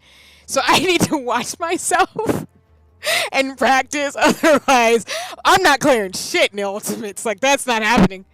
So, yeah, I kind of get it. Sakumi, yeah. Suyu, Savage puts a fear in my heart, but I unsync it exactly. Because, like, when you're unsynced, like, you don't have to worry about it versus when you're synced. You're like, yeah, you do need to know your mechanics and you need to know the mechanics and your levels and your spells at that level to be able to do it. So, to me, getting a preview in it in my head helps me because then it'll be like, oh, when I die like 16 times at this one fuck-ass mechanic that I did it unsynced, I will know why. And I won't be mad because I should have known.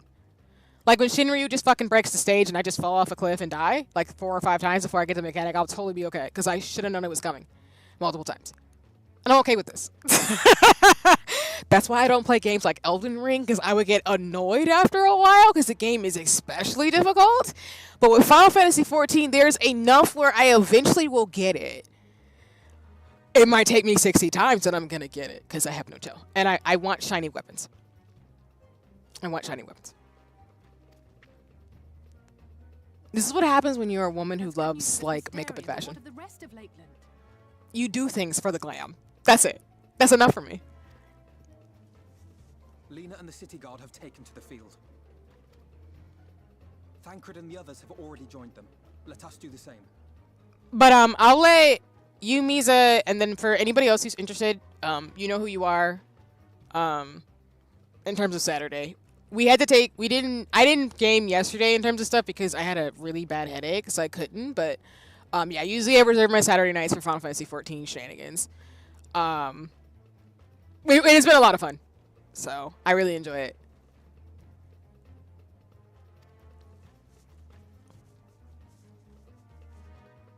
It's also just fun because it gives me a break away from the MSQ. Even though Shadowbringer's just hurting my feelings a lot, but it's fine. Oh, I have to leave the party. Okay, I'm gonna go. I'm gonna leave now. And go fight the demons myself. I hate it here. I wanna do it with my party members! I don't wanna die! I am terrified. I hate the Sin Eaters. That's why I gotta get the heck up out the first. Ah! You got this. I believe in you. I appreciate that. This is why we love our free company leader, because Soul's like, if I have the blessing from my free company leader, I'll be able to do it.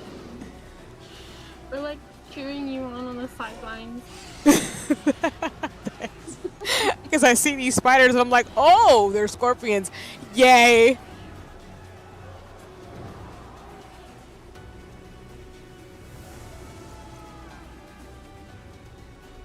Oh, I remember doing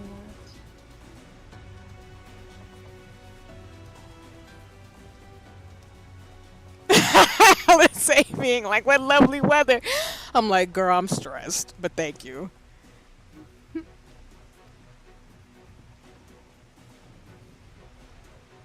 Also, so I'm not saying we have to do it, but I know I dropped for you and Alex in terms of the free company jackets, and I'm not gonna lie to you. If y'all want to do it, I will do it.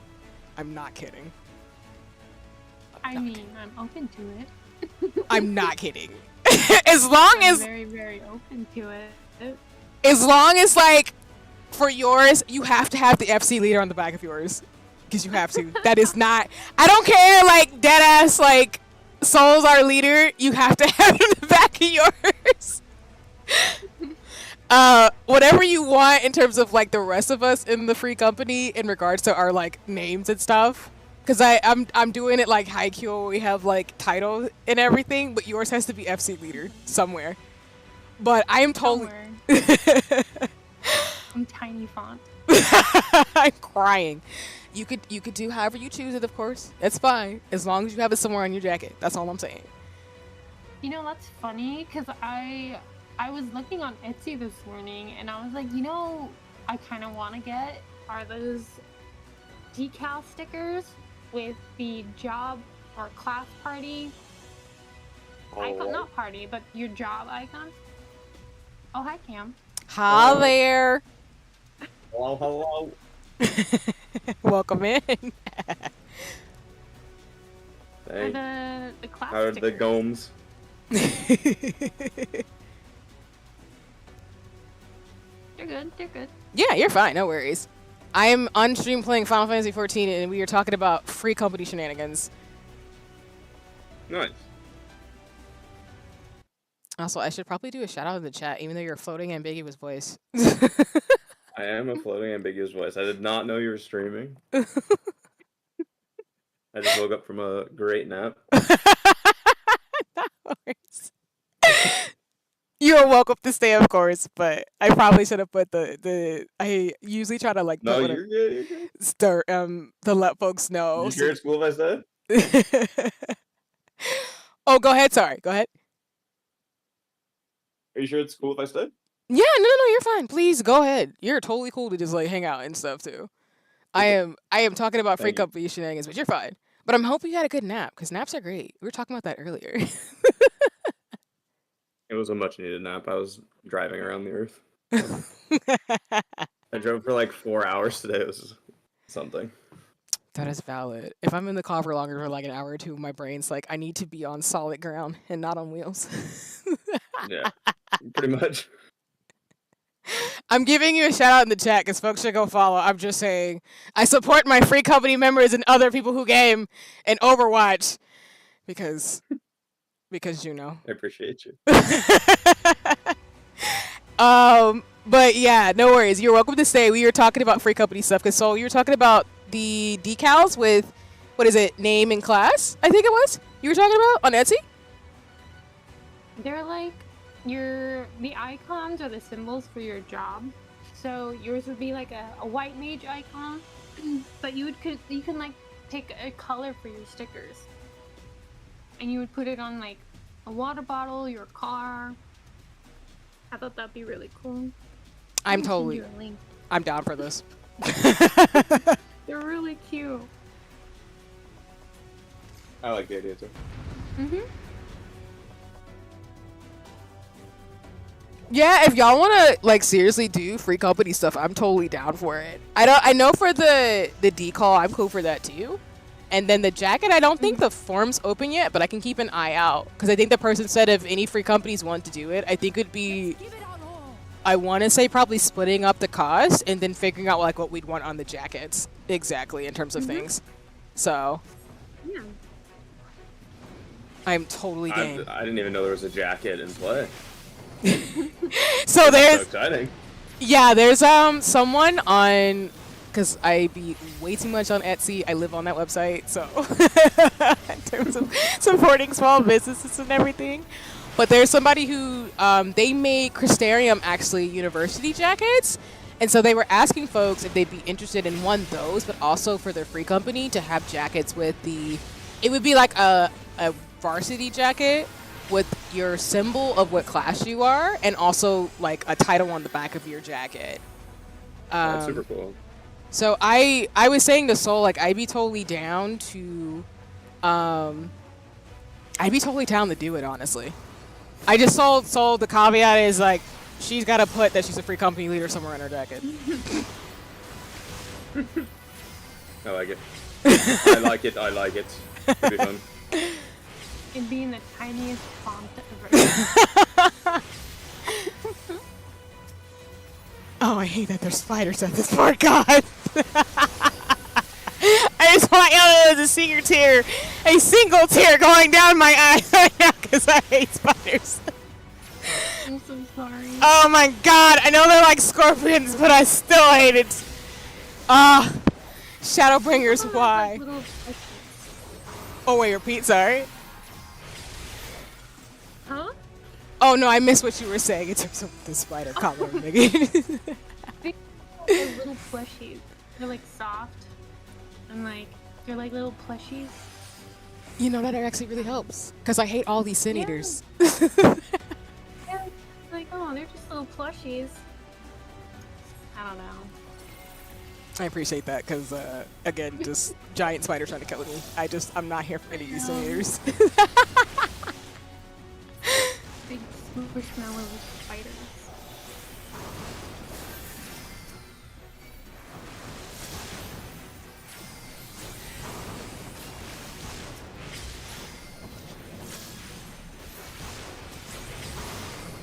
Actually, now that I think about it, if we do the jackets, I guess that would be good because once we decided the name for us, then we could put it on the back of that too, actually.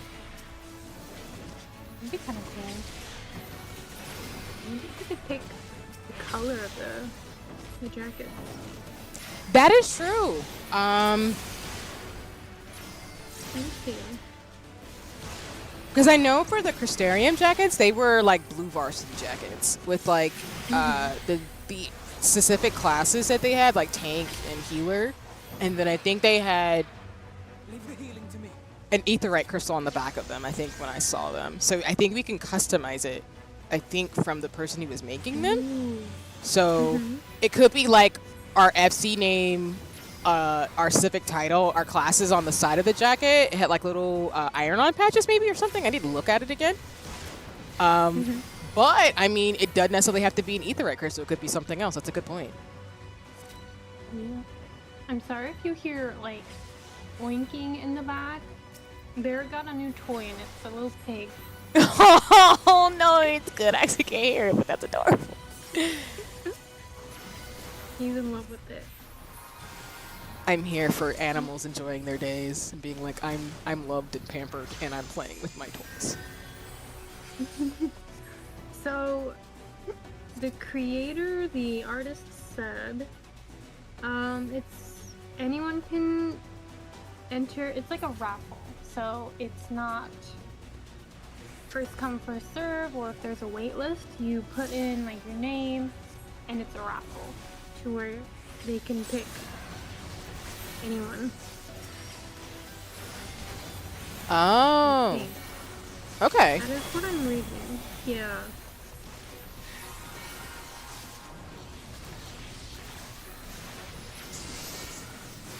Good to know. Good to note.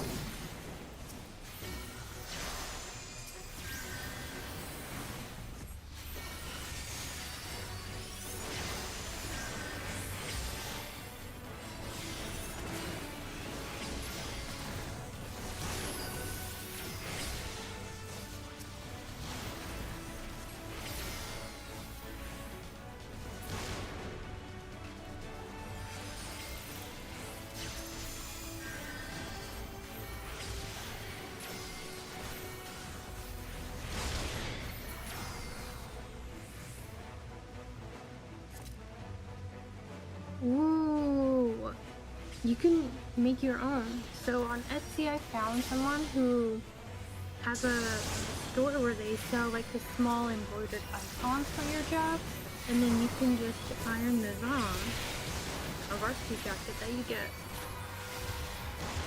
Oh, that's so cool. I like that They're idea. like not that expensive. Yeah, I'll send that. I'll put these on the show and tell. Got it. Channel.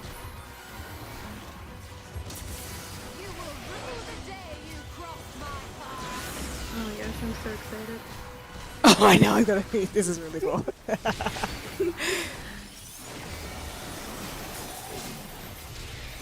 This is C's wallet right now. I'm so serious where now it's getting to the point where as a financially responsible adult, I now have to budget out for Final Fantasy specifically now. It's like a part of the game budget, and this is what's happening. But I really do like fashion, so I do like to wear games that I love, which is why I bought that that Heavensward band tee, because I really liked it.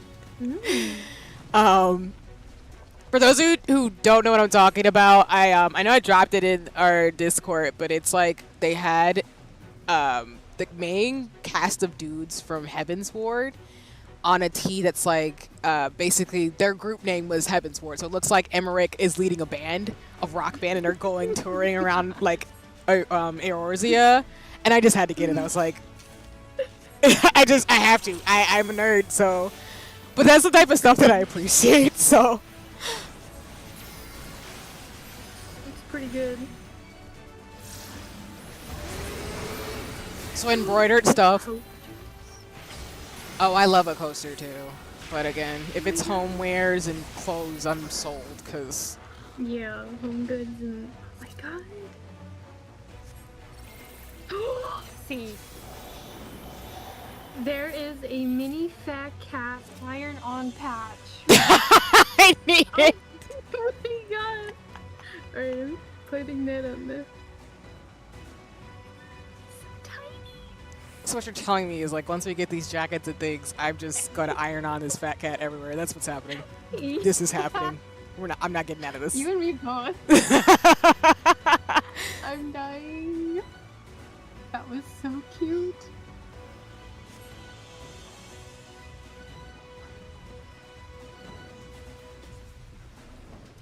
There's a lot of people who make pins. Oh my gosh.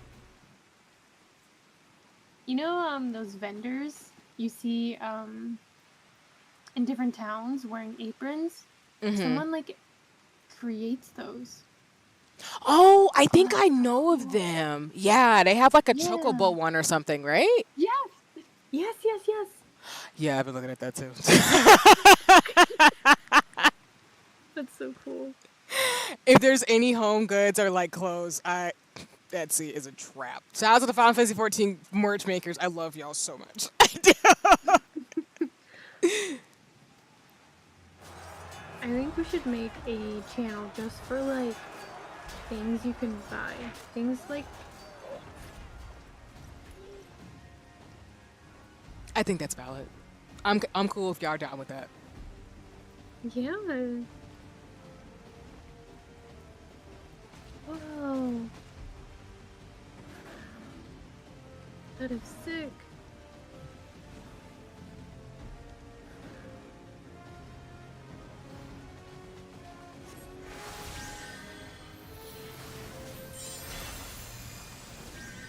Oh, I was like, what am I fighting? Never mind. Fleshy spider. No, just cause, yikes on bikes.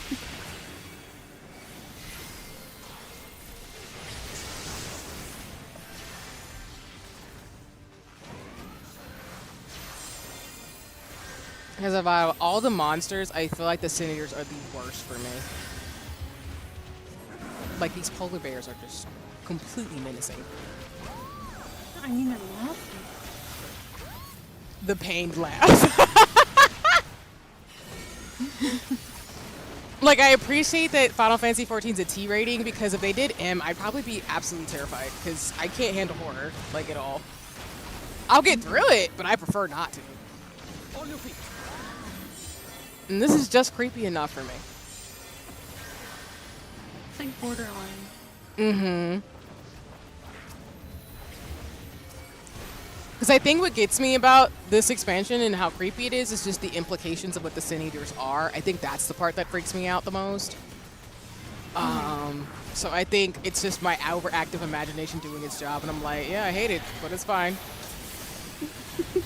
I don't need actual either of horrid abominations, because again, the Testing thing, that was gonna be traumatizing, and it still is. I don't ever want to go through that part again, without a choice. I don't blame you.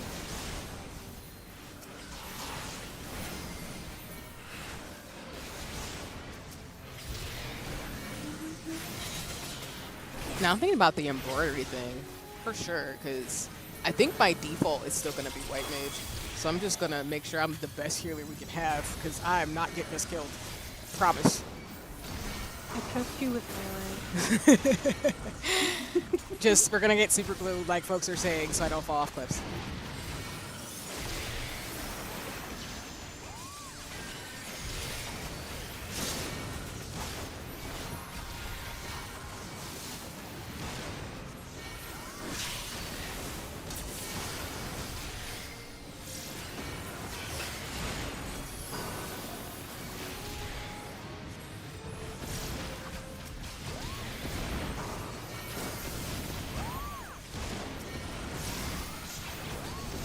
I guess these bosses are getting harder. Jeez.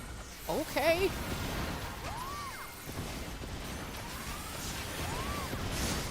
to get that away from you. Ooh.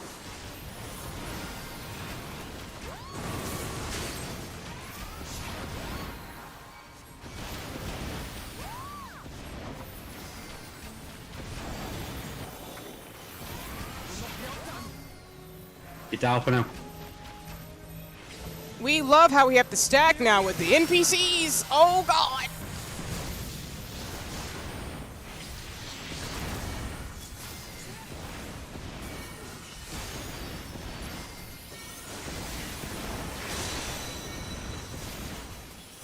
There's so much happening on this screen. I love it, but I'm also like, holy crap.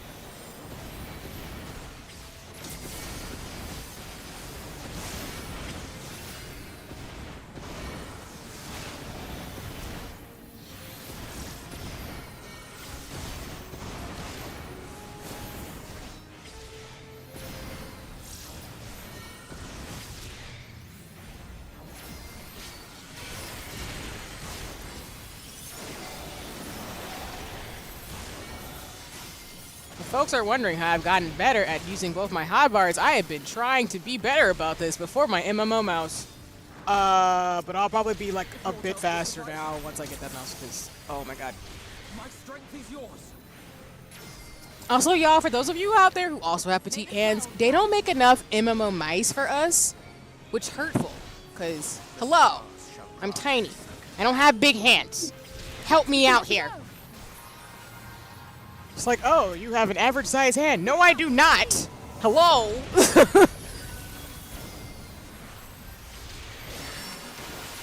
No, I'm serious. Anybody out there who does tech and stuff, if you make mice for like tiny petite hands, I will buy from you. I'm so serious, because that was actually a thing I didn't realize. They're like, oh, it will work for the person with an average size hand. I'm like, excuse me? If I find any, I'll let you know. I ended up getting, I forget the name of my mouse that I got. Yeah, that's what I'm saying, Misa. Like, I'm not gonna lie to you. They don't have a lot of mice that are actually different colors, which hurt my feelings. I wanted the pink one, but that wasn't happening. I did find one. The one I have is like RGB lights, because I have a rainbow RGB high ground keyboard. But, like, they don't have gaming mice that are pink, which hurt my feelings a lot. And then the one I was looking at, like I said, because the Razer The one I recommend a lot is the Razer Lightspeed 2 mouse, because I know Telly uses the one, the Logitech G600, but that one actually isn't made anymore. They actually don't make that particular MMO mouse anymore. So the Razer 2 is the one I recommended, because that one's the one that Square Enix actually officially recommends for people. But the reason why I didn't get it is because it's not actually, like, I could have bought it, but same. Yeah, because the Razer mouse, and this is the thing too, because I have an ergonomic mouse actually, so when I switch to an MMO mouse, I have to go back to using the other one, but I use an ergonomic mouse to help my hands because I do so much typing and stuff and research for my job. So when I was looking for one, I wanted to find one that fit my hand because I have petite hands. So when people talk about technology, they're like, oh yeah, it works for everybody. I'm like, I'm not the average size person. So when people use the keyboard, I have to I gotta actually use both my hands. And I love how we have the short command again to remind you I'm tiny. I used to have a Razer. I'm on a Kongstar. Oh, okay, nice. Yeah, that was the other one I was looking at too, because the one I got was a Steel series actually, because it specifically was designed for smaller hands. And they both feel the same, but don't know how many nuance differences. That's fair. So I think the big thing with MMO mice I've seen is that they're really bulky and heavy. So I would primarily play them for like this or like maybe other MMORPGs. And I guess I could get the Razer for like MOBA games because I do play Secrets of Skyvale, but I specifically wanted one for Final Fantasy 14 and MMO games I plan to play in the future because I know, knowing me, I'll find others. But I bought the Steel Series one because it's specifically made for tinier hands. Because the thing is, even if a mouse works for the buttons, I'm still small, so I can't like be as nimble if someone, like someone who's like a normal sized hand, which is wild. People are like, oh, well, I didn't think about that. I'm like, yes, but I'm short. So I'm sorry, but my little fingers can't move that quickly. And I gotta figure that out. And yeah, so to your point, most of them are very heavy. That's the other thing I need to do is figure them out as well, is just like, I have to get used to it. Because right now I use an ergonomic mouse, which helps me like not hurt my hands so much because I play so much on my PC. And I do want to learn how to controller, so that'll be really helpful to get used to all of these things. But that's why I'm doing it now as I go through the MSQ versus when we do, and gotcha, no problem, BRB. Doing that now during the MSQ versus when I start doing like ratings, I can figure out like which one I could use. Because I want to be able to do all three, but I want to make sure I'm actually good at playing the game and being able to do it with the different keys and stuff. And I had to set up the key binds and everything too, which is why I'm going to hit you up, Misa and other people about it, because I gotta make sure my hotbar is actually decent enough to be able to do what I'm trying to do. It is real out here in these streets, y'all, as a gamer.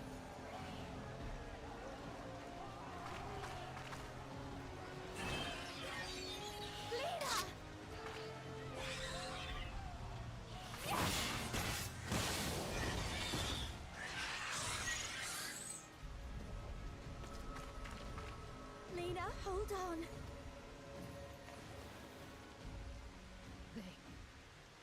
They turned on me.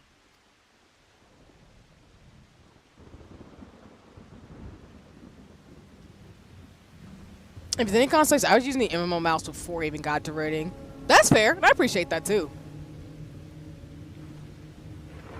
Because I knew I couldn't reach. Exactly though, right?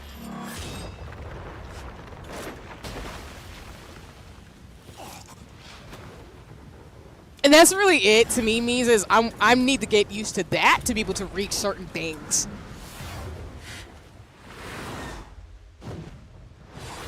And of course, like, everybody's different, so they find their own style that works. But that's really what it is for me, where it's like I'm used to doing it on keyboard with the keybinds I set up, but I gotta get used to it on my MMO mouse. But I'm working on it, so that's why I appreciate that comment a lot.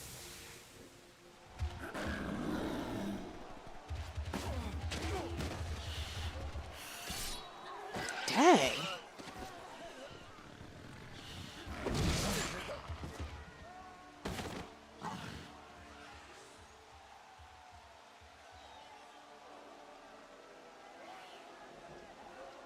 We need only hold out a little while longer.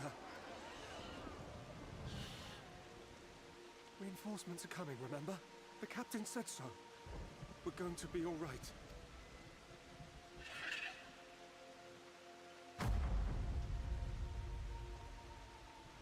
Run! Run, damn you!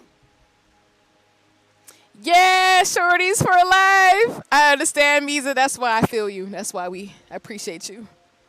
Appreciate getting to know you because you understand my struggles here, having short fingies. I get it. To the short peoples out there, short girlies, short peoples. I feel you. I do. What about the short dudes? That is also fair. Thank you. I am not gonna be heading in terms of gender here because being short is a thing, especially if you have small hands. I'm not even like that short, but my hands are not huge, so I usually get the smaller mouses. I want it to fit in my hand. Like, That is I want to be fair. able to like put my hand over the whole mouse. So, you know, Wait, how tall are you actually again, if you don't mind me asking? like 5'8". You still got the height though, just the hands. I got Not you. really, though.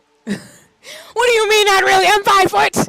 I hate hinges that I don't have. I had to literally stand on top of my stool today to get to the pepper in my goddamn cabinet today.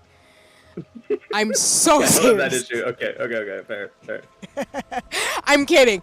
But no, I'm not kidding about me having to literally stand on my cabinet because I have a cabinet and then there's like a higher cabinet and I needed to find the pepper in my house. And so I had to stand on top of the cabinet and like get the pepper at the top shelf. It was a whole ordeal, y'all. It was. Sounds like an entire ordeal. It Say, was. this is why she goes after the tall characters, because they're all taller than her. In 4K? In 4K. It's not my fault, okay? It's not my fault. I have no problem with people being short. It just so happens that all my favorite characters tend to be 5'8" or higher. Don't ask me why that happens here. I don't know why that happens. I'm not saying anything. I'm just small and I need stools. And when people put stuff on tall cabinets, I have to climb feet. Like I literally had to climb, like my feet were on the cabinet to get to the top of the cabinet to get the pepper. And I had to make sure I climbed down. It was slightly terrifying. I'm not gonna lie. Every time it is. All the tall people are like, is this what it feels like to be short because y'all just can't touch things? Yes! That's why I'm good at hide and seek. I can hide in small cabinets. But everything is made for tall people. Oh, God! Don't even ask me at the top of my fridge. That's never happening. Like, even if I get on the cabinet, because it's like a cabinet and then, like a long cabinet and then it's the fridge. Even if I climbed on the cabinet, I wouldn't be able to look over the fridge probably. That's how short I am. That's the struggle I have to live with. So if someone puts something up there, I'm screwed. Actually, I'm just getting my family member who's tall. So. Now you know, I'm not lying. The Warrior of Darkness has returned. The Bloody Knight has returned. So stay with me, eh? You can't go dying now. God damn it! Please let this work. Please let this work.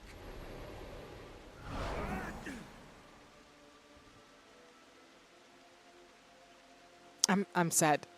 He tried though. No. Stay back. Stay back.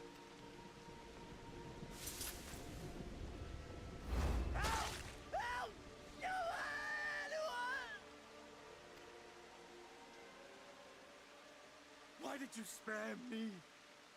Why? What have I done to deserve this mercy? Forward! Forward! If you can still hold a sword, follow me! Wounded to the rear! Weapons at the ready! Let's make this count! Fight and struggle. Seek salvation by your own hands. Though the losses be grave, endure them. Though the victories be hollow, claim them.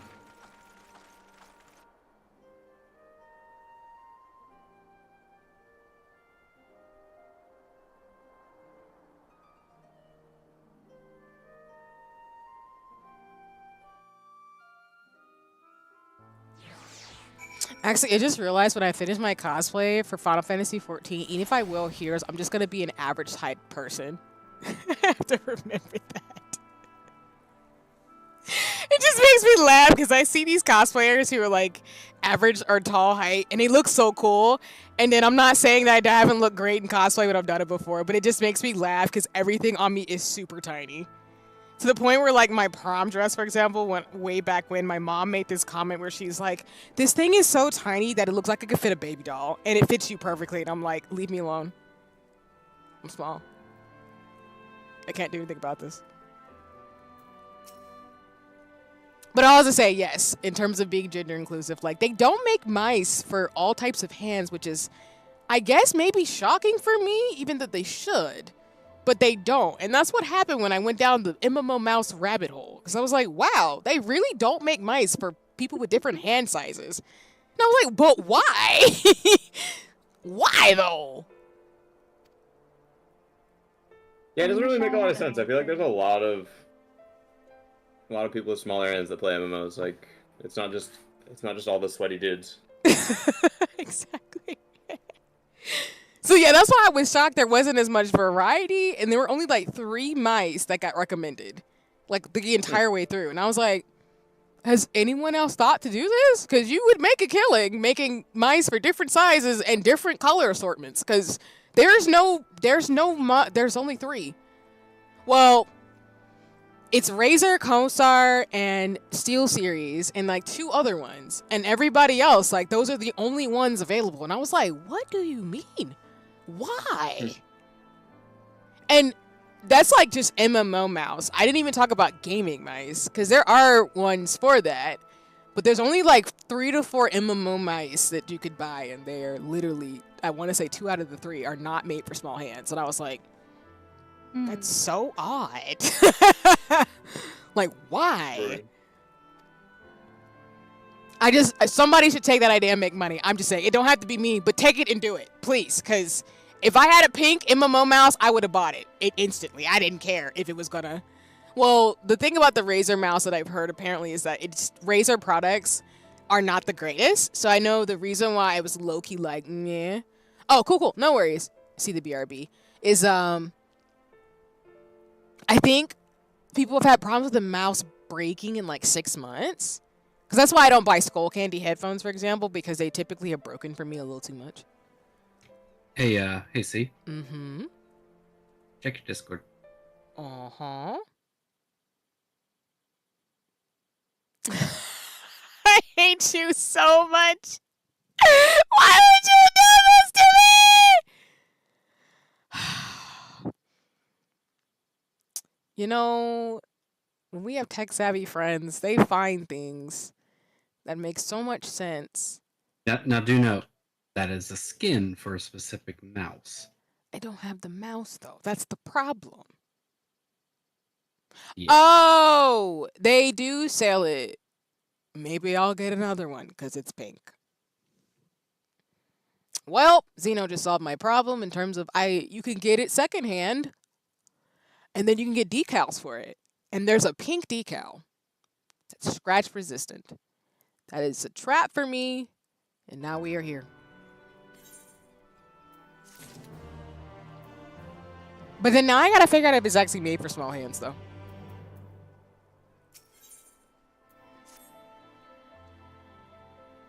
I mean, I'm not really worried about having like long acrylic, like just decorated jeweled hand nails and stuff, because that's not really the issue. Because when I play games, I use the pads of my fingers. It's mainly just being able to like switch between the different keys really quick. One for Mondays, one for Tuesdays. Yeah. That's so real.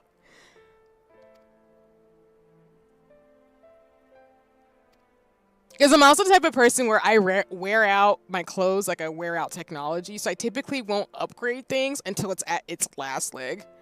I know it might not be the best, but I like to use things to the fullest benefit. So that's why I was a little wary about seeing Razer have bad reviews in regards of it breaking after 6 months. Because it's like, why would I want to spend, I think the mouse is like $100+. Why would I spend money on $100 to $200 piece of equipment that might break in 6 months? Like, that hurts my feelings thinking about it. But apparently the Logitech G600 mouse has lasted people years, which is why that's the one that I saw the most recommended from anybody in regards to buying one. So, okay, Zio, you're just going to send me, like, all these mice? What are you doing? Why are you hurting my wallet like that? Who told you to be like this? Excuse me? And it's pink. Like, why would you do that? He says nothing. Friends. Exactly. This just friends being enabling. It's fine. It's fine. Listen, I have to plan people's Christmas gifts, including my own. So, it's fine. It's not like Square Enix is already in my wallet, because speaking of Etsy, I did see someone was selling fat cat pajamas, and I was like, oh. What? Exactly, I have to send them to you. They're fat cat pajamas, and they're adorable. Oh my god. Like, I know there's slippers, and then there's actually, like, a t-shirt with shorts that you can wear, and I'm like, okay. That's cool. Like, I get to be completely enamored in fat cat gear in real life. Along with, I do want a giant fat cat plush. I'm not gonna lie. I don't know where the hell I'm gonna put it, but I want one. I would just sleep with it. That's what I'm saying. I have a giant Hello Kitty, so we're here now. Become a plushie woman. That's how people make those. That's what, exactly, it's fat cat. C gets that. Hello Kitty gets relegated back to the closet. No, she doesn't. She goes to the other corner, and then I literally put them next to each other, and I'm a plushie woman, okay? They rotate. Exactly. You know? Good old tiny blanket. Just me and my little fat cat just drinking tea and stuff. Playing on my Switch. Like most 30-year-old women do when they're nerds, okay? That's just how it goes. Agreed. That's why when people make jokes of people being like, I'm a hag, like, because you're 30 plus, I'm like, that's not true. We just have a little bit more smarts, maybe with the money we do make, and we buy things like this, and I'm like, I'm living my best life with my little fat cat. It's like, I ain't bothering nobody. Like Soul saying, I'm vibing. It's a vibe.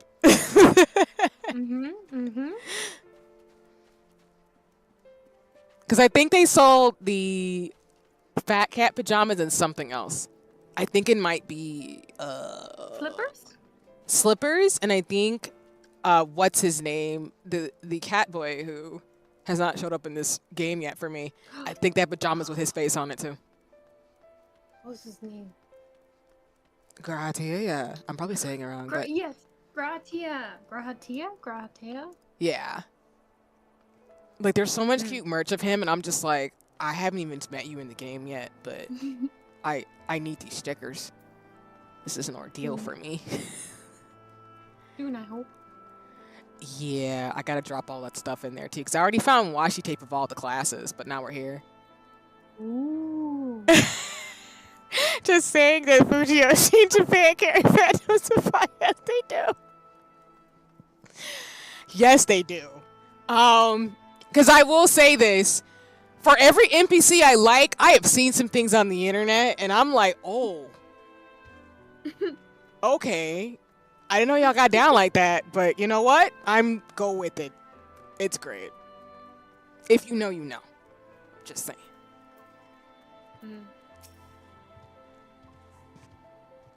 Neil.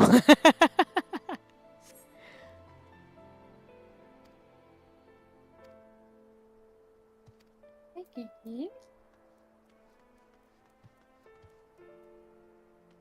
This part is really sad. Oh my god.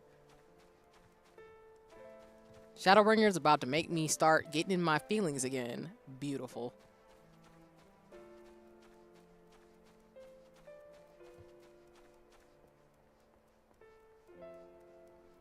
I just, again, low-key sometimes wish I had gotten into this when Heavens worked. I know there would have been a lot more Emmerich merch.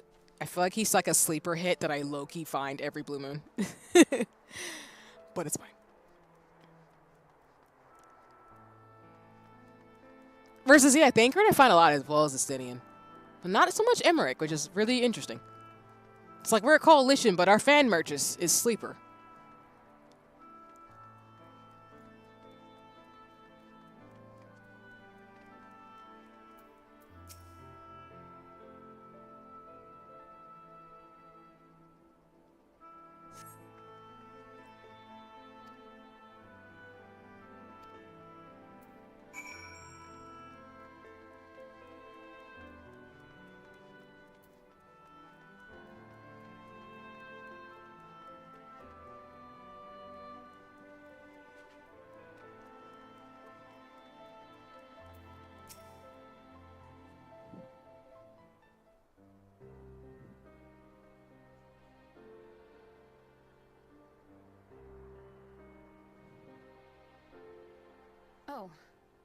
did not see you there. Is there something you need?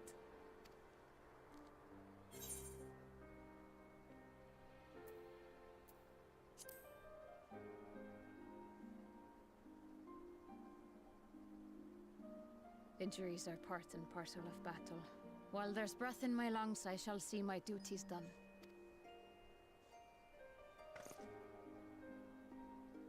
Don't pretend you're not of the same mind. You fought well today. Saved a great many lives. Thank you. I also appreciate the motif that I'm a Vera as I'm talking to other Veras in this expansion, and I just really like the characterization of that. But that also sparks my like fan fiction writer brain, so I think I'm slowly gonna go down that rabbit hole eventually. No pun intended, right? Pun intended? Yes. Let's replenish our ranks and shore up our defenses before they attack again. And that's where my Disness came in, because you're like, oh yeah, I am a bunny, and that's a rabbit hole. And so I didn't even think about it till you said it. That's what I'm saying. Like, I'm so dense where I'm like, you're right, I am a boonie.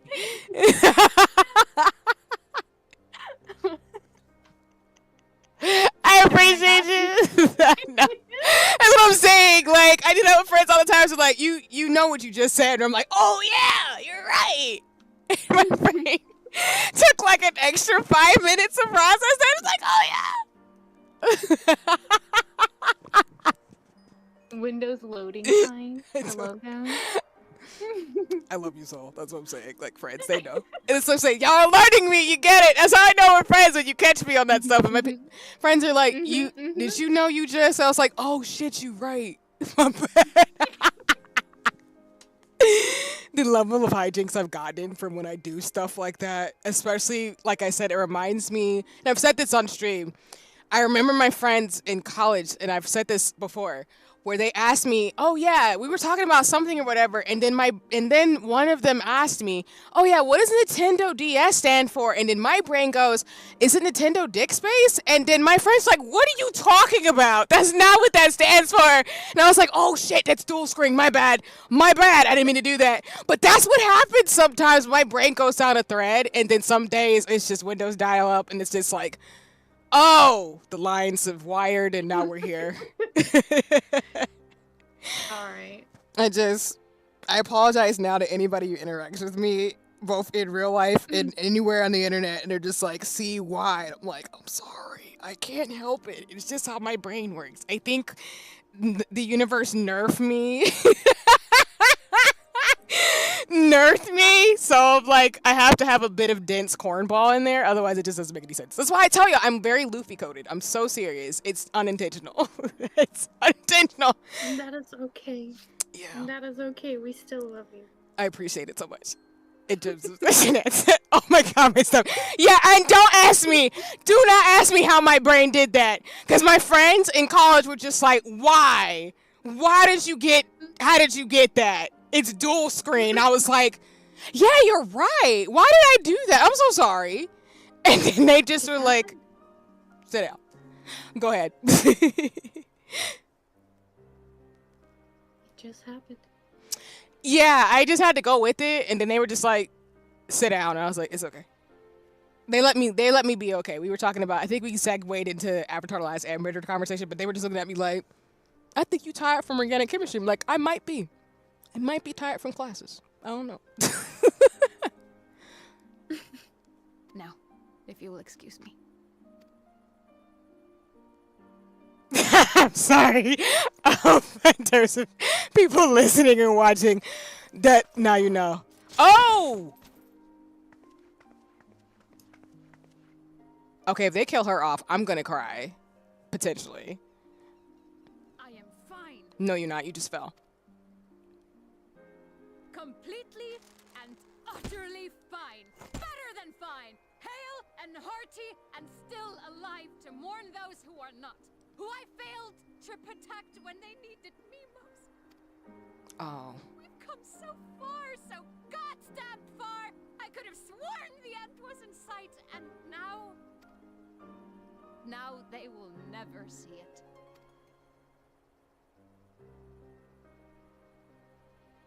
Impudent worms of the Crystarium. What the?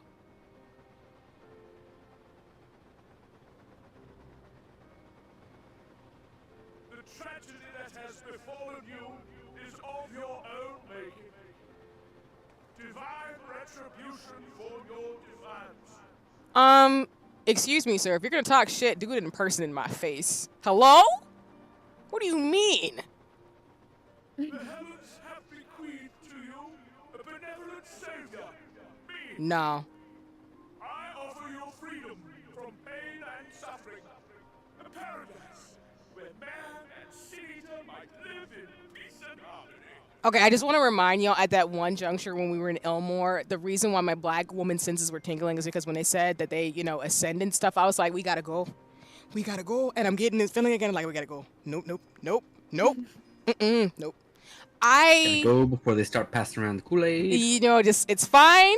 Like, just know, as a proud black woman, I know when to get the fuck out of Dodge. Excuse my language. And I'm leaving. I'm getting up out the first. I'm gonna save people, but I gotta go. Because I don't like this guy. He's mean. Why, already, our winged brothers and sisters regard me and mine as kin, alike to them in beauty and purity. And again, the implications of people turning into seniors is already terrifying because it implies with, like, Tessling that she can control herself. Okay, sorry. Another FC invite, which I'm not worrying about that. So the idea that people are being controlled in bodies that they have no control over and he's being evil like this is the most terrifying thing on this earth. You can even write a very dark horror story just based on that motif in itself, which is why I'm like, nope, brain's not doing it. But you not only reject my prophet hand, but raise your own against my senators. But it's only right that they respond in kind. They also haven't told us how he's able to control the Sin Eaters, which I also am low-key terrified to find out how. Let this be a lesson to all those who would walk the path of sin. The wicked shall not inherit this world! Wait, with the Titania fight, we found out that they defaulted to their instincts, but still kind of had control of the Sin Eater. So does that imply if someone has a strength of will, that technically they could become a Sin Eater and do some wild stuff and still be evil and nefarious like he is? Because if that's the case, that's horrible. And I hate it. Okay, I'm going to marinate on that, but this expansion's going to make me cry. Take a breath.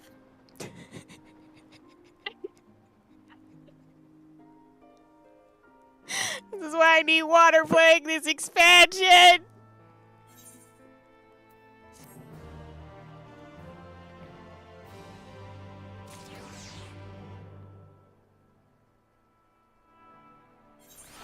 I'm so glad I don't have work tomorrow. Oh, God. I unfortunately work. Shenanigans.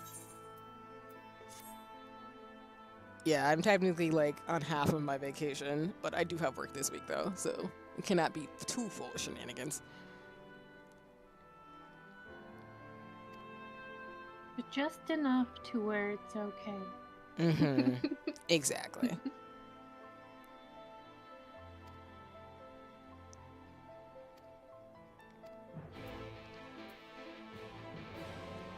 As long as none of the Scions turn into Sin Eaters and die or something, because if they did that, I would cry and be like, Square Enix, why would you do this to me? They can. I'm sorry. I think the biggest thing that I need to make sure I check in terms of the story is that if it's implied that,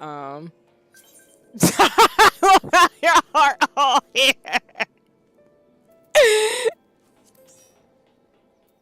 I'm crying. I'm crying that, like, all of y'all are just here.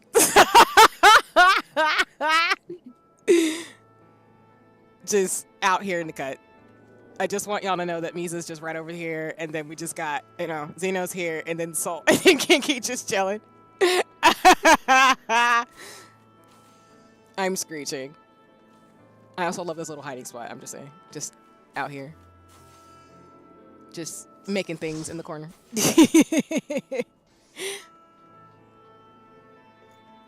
Welcome back.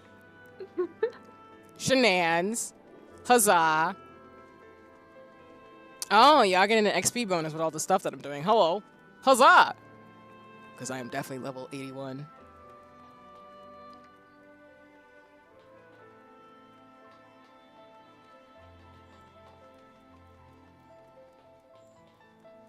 Where am I going, though?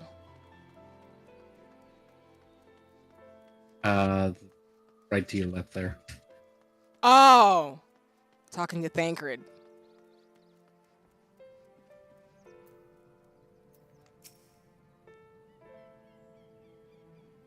Thancred looks like he's so fucking done with life right now.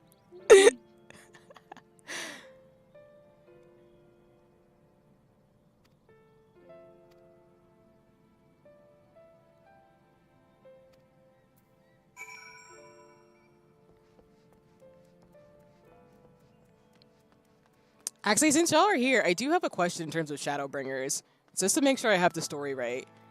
So Emmett Saw just told me in the characters that the Asians... Okay, so one, they implied that the 13 worlds were one at one point. And that they summoned... the man's name starts with a Z, Jesus. Zodiark. Yeah. So they summoned Zodiark, and Hydaelyn took him out. So I was trying to make sure that I'm right in that the Asians split up our world, and so they want to bring everybody back together because they split everybody into dimensions through summoning the primal. Almost correct. Oh, and that's what I'm going to find out soon. Okay. Now, I will say at this juncture, since I didn't get spoiled on that part of the story, I'll just say it here since people are here. I did get spoiled about somebody who is going to get hurt in Endwalker. I'm not going to say who, but I did get spoiled on that because the internet is kind of a bad place to be at when you're trying to look up random merch and stuff. But I asked for that clarity because then the stuff with good old Kopintea, who's also Loki's voice actor, is going to be in Wicked. I know it's wild. I was trying to jump off the cliff, as y'all can see, but I'm not going to do that because it's not letting me. It's like, be normal and go downstairs. And I'm like, okay, fine. I don't have to be weird and do things. I'm trying to get over there to Menphilia, but I have to go down some stairs. The best way I know how, which is apparently directionally challenged. There's a way to go down the stairs. I did it before. Nope. I am going further away from my destination. Where is Menphilia? She is at this top corner here. So I know she's downstairs, but I am nowhere near that. If anything, I'm going wrong. No, you need to go down from the Aetheryte Plaza. See if I can get to another crystal and go down further. The only reason why I figured out, though, going to my point about Hydaelyn being a primal, is that doesn't surprise me as a twist. Maybe it's because I saw the go to letter. Wrong. Oh, wrong one. Yeah. Go to the Cabinet of Curiosity. Thank you. I just wanted to make sure in terms of the primal reveal that I was like, oh. And I guess I'm going to figure out why Hydaelyn is so dang strong, because she's a primal. And she's the oldest one. Which is kind of wild of a plot.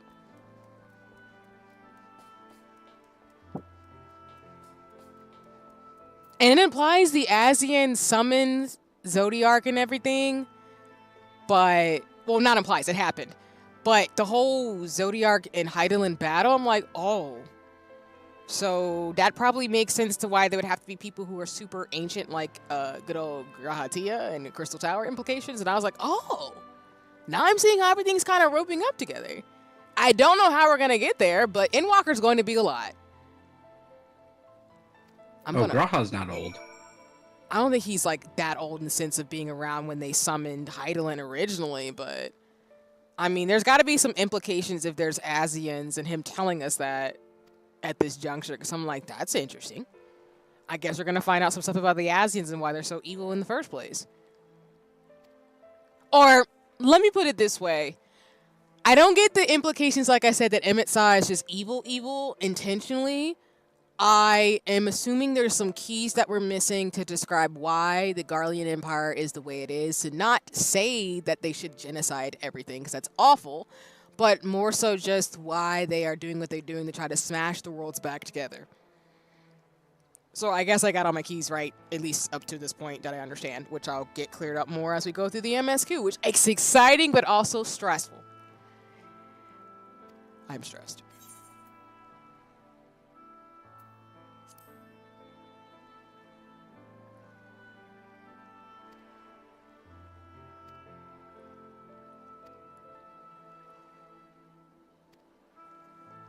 Of course, I would scratch my eye and make things harder for me to see for a second. Ah! Jeez. Okay.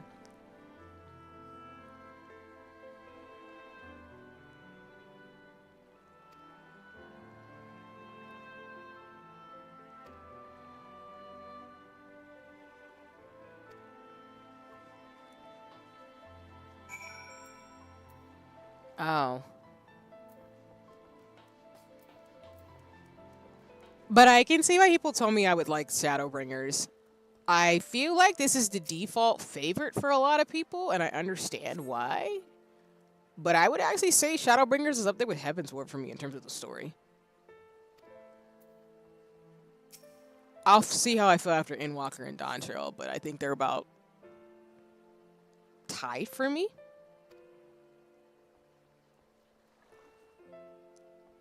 Maybe it's because I like the stories where there's high-stakes dragons and fairies and fantasy stuff. It hits on all the parts of that for me. I think the only reason why Shadowbringers is not my favorite is because the whole Testling part made me cry. Well, not cry, but it was bad. I'm not forgiving them for that. Okay, well, I can forgive it a little bit, but it still was terrifying. Like, I don't think I can mentally prepare anybody playing the MSQ for that part. Besides this, you just have to live it and accept it. And hopefully one day I'll be able to tell somebody, welcome to Shadowbringers. Because I think Zeno was the one who said, welcome to Shadowbringers to me. And I was like, oh. And now I'm in Spain without the S.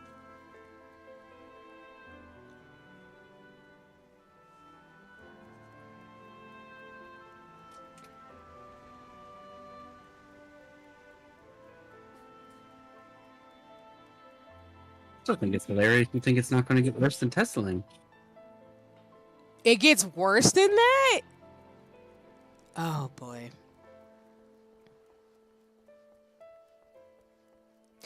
Well, my only sense of gratification is that it's still rated T, so even if it does get worse than that to some degree, you know, I can cry about it and I'll get through it. That's my only resolve at this point.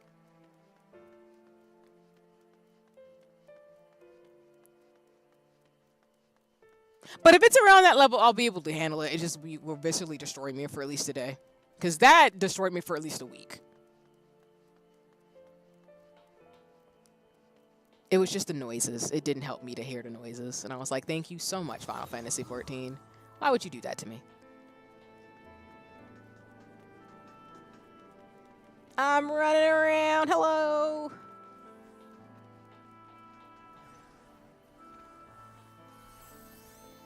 Well, there's. I'll say this: there's no disturbing visuals. It's just something that you piece together. Okay, then that's fine. I mean, this expansion kind of does feed on the fact that it tells you things that are completely horrifying to know. So I'm not mad about that. And the way they're doing the story, they would do that to us as player characters, which is fine.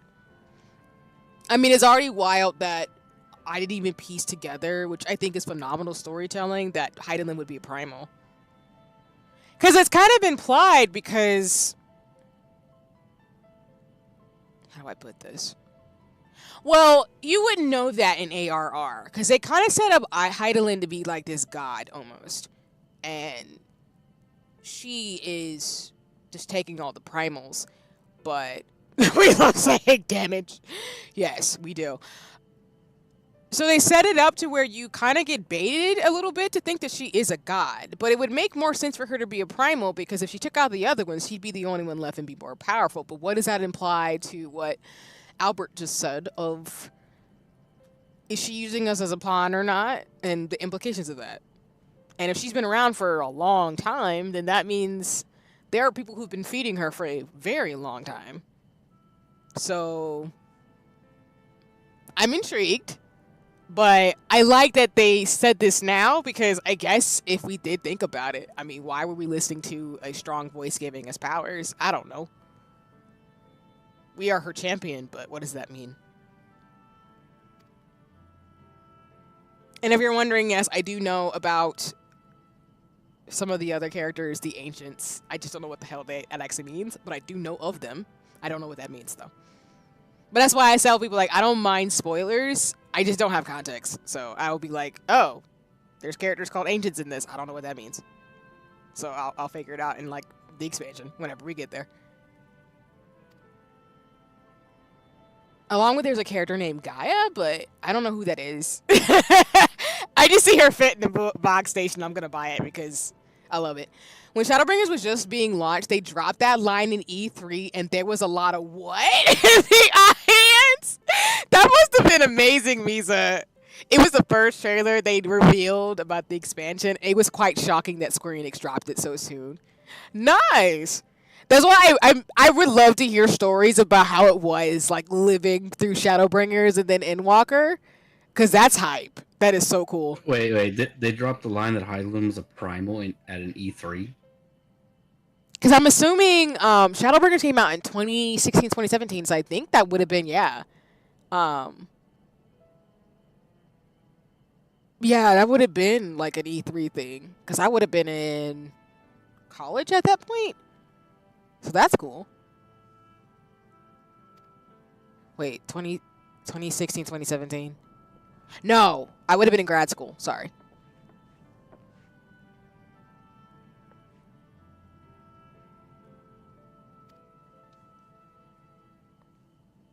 But no, please tell me more, Misa. I love those. Yeah, when E3 was still a thing. Yeah, I know, which is wild. Because now, because E3 is not a thing anymore, people are going to slowly over time not know what that is, which is wild.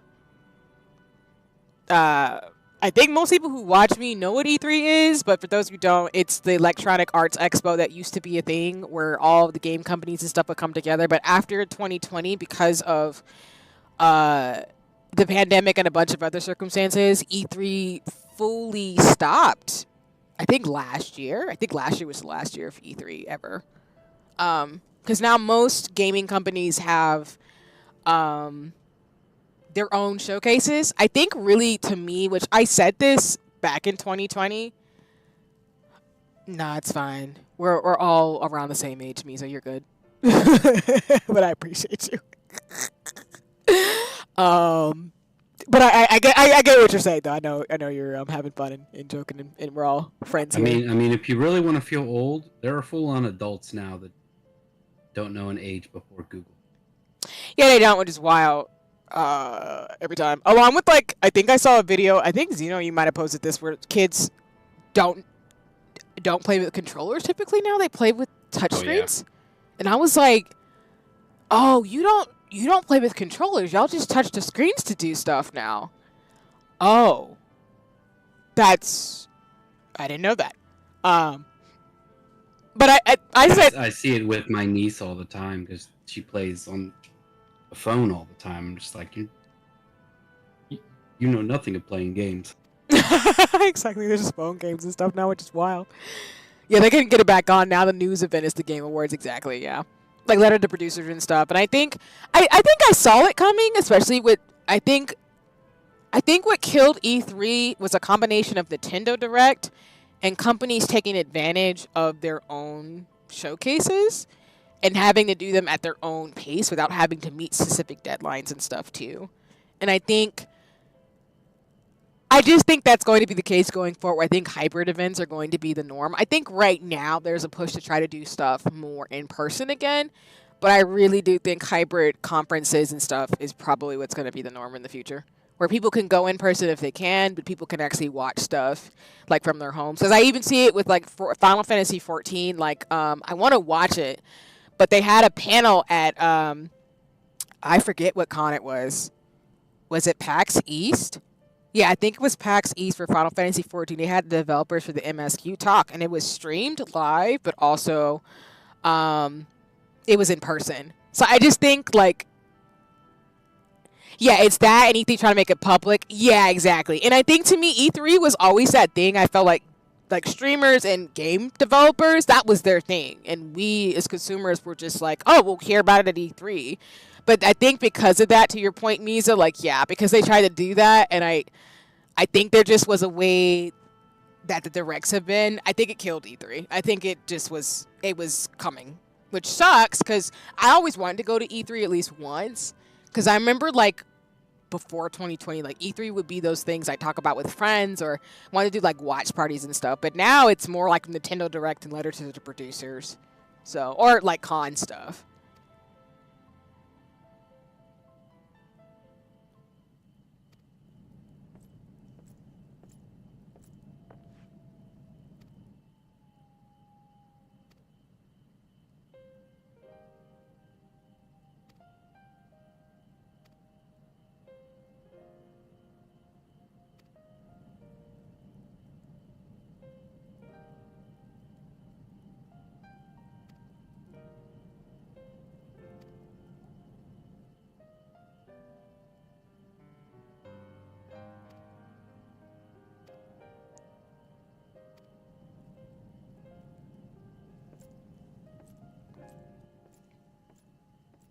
Like, I can't go now, but that's why I like cons and events, because I like the behind the scenes of learning about games and anime and stuff that I like.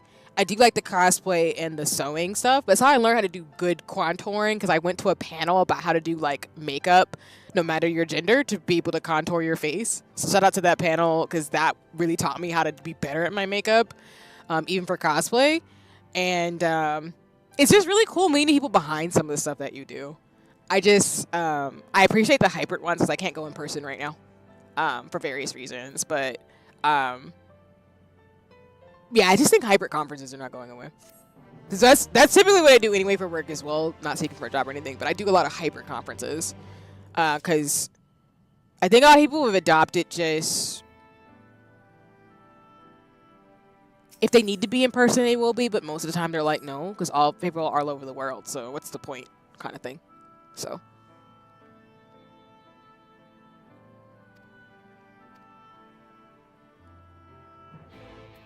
Plus, where I'm at, I don't think we get in the South a lot of. Nope, that's a lie. Dragon Con, I lied. Sorry, I was like, we don't get a lot of cons like that. That's a lie. Ignore me. I've never been to Dragon Con, but I know people who go. It's ridiculously big.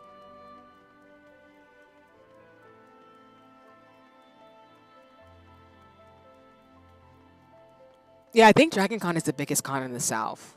I think another one people go to is there's a Christmas con in Florida. I forget the name of it though. I have friends in like the cosplay scene and stuff, so I need to remember what they call it. But there's a Christmas con that people go to that's just as big. But Dragon Con I think is the biggest one in the South. I feel like in the Northeast I think of New York Comic Con, and then out west is Anime Expo.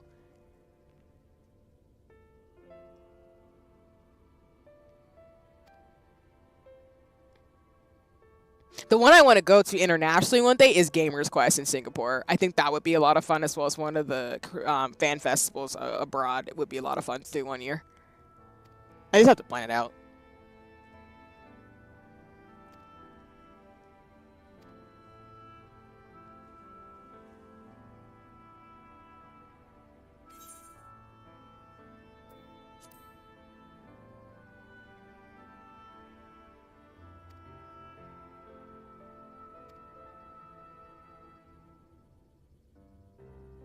Okay, because I know who this character is in terms of his name.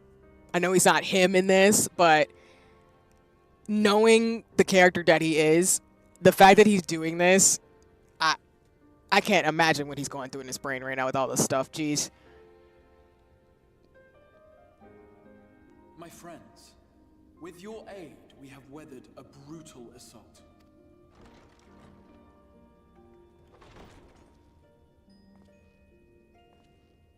The way he just walks, I'm crying. Like, he's just kind of like Loki menacing, but also like, I'm here to observe. Hello. Sorry I'm late, though I would not have been had anyone thought to notify me in advance. Also, if anybody's going to go watch Wicked, the movie that's coming out, the voice actor for Kopintea is going to be in that movie, so it's going to be hilarious hearing our cat boy just sing in a movie. So I'm just pointing that out because I think it's hilarious, and I'm never going to stop saying it. He's also in Bridgerton. It was only with your aid that we weathered this assault. Without it, the Crystarium and all who dwell here would now be gone.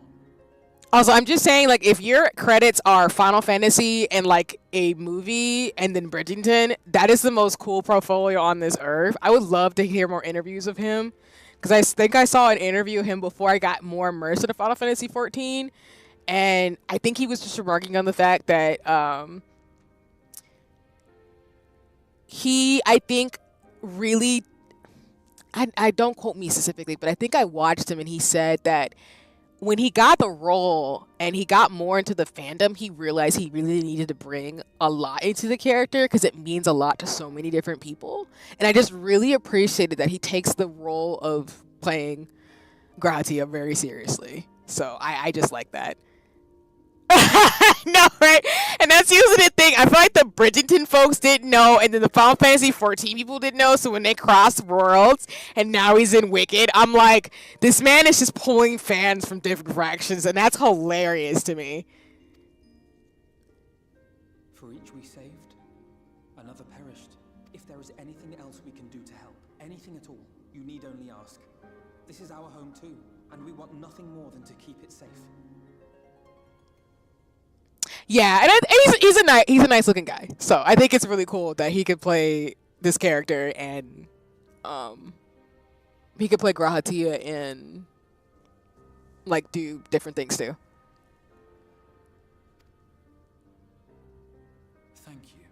We are blessed to have you with us. You know, I've never watched Wicked, to be honest with you, but I don't really do musicals. I would be okay to watch them. I just don't typically, unless it's like a Disney movie, but I don't do musicals. As for the attack itself, Vorthri may call it divine retribution, but Sin Eaters are creatures of instinct. A coordinated assault is unprecedented. Moreover, in the absence of a light warden, there should have been no compulsion for lesser Sin Eaters to congregate here en masse. All of which points to a single, unavoidable conclusion. That these minions of light answer to a higher power. He who did claim kinship with them, who did boast of control, not in idleness, 'twould seem, but in earnest. Lord Vorthri. Nice. Yeah, that's really cool. I'm glad you liked it. And I have friends and classmates who've told me they really liked Wicked in person, in terms of the performance. I know when I went to New York, I didn't have time to go to Broadway, but I would love to see more performances like that too. Like, I really want to see, for example, like Lion King on Broadway one day, as well as Wicked, and I think some other stuff too.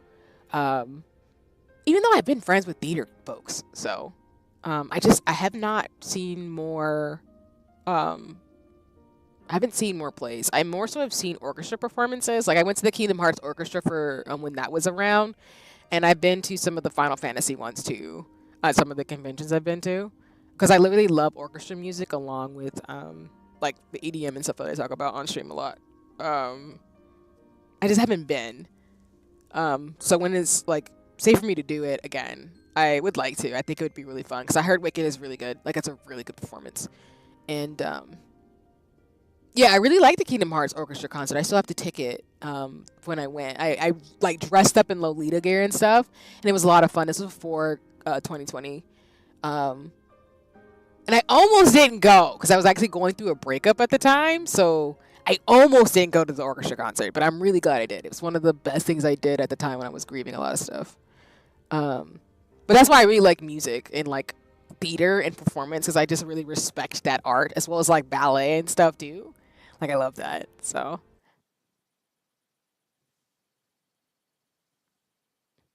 oh, whoops. I was pressing the wrong windows. My bad. There we go. Indeed. What I mistook for bluster was in fact the truth. The Sin Eaters are his to command. But if he imagines this show of force would convince us to bend the knee, he is sorely mistaken. Yeah, damn. That actually was like almost 5-6 years ago. Shit, it is almost 2025. Wow. Sorry, I was just thinking about that for a second because I was like, oh yeah, I did go to the Kingdom Hearts Orchestra, and Kingdom Hearts 3 is almost 4 to 5 years old.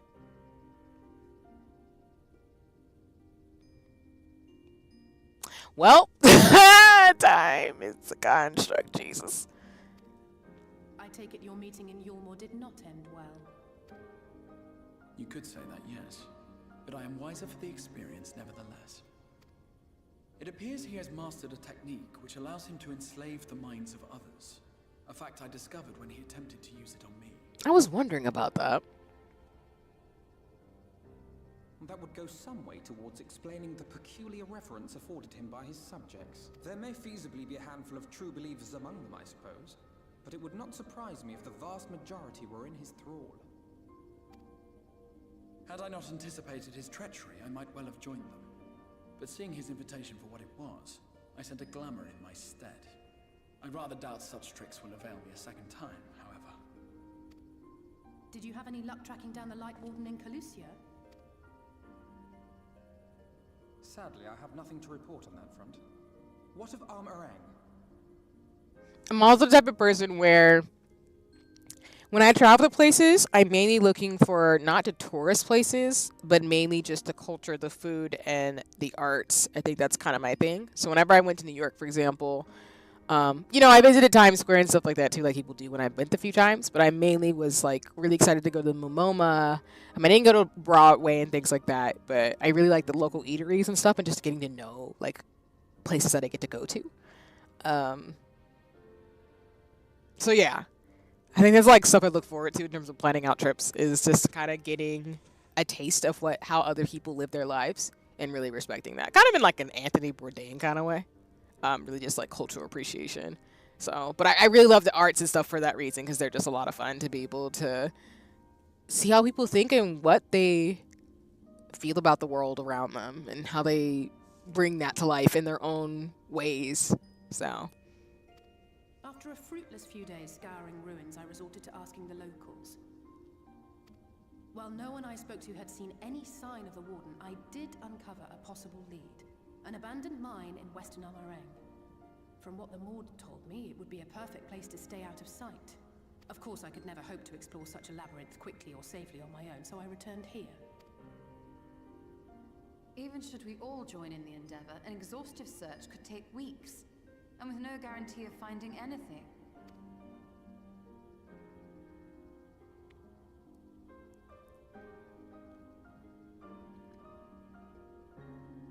The Wardens harbor vast reservoirs of primordial light, do they not?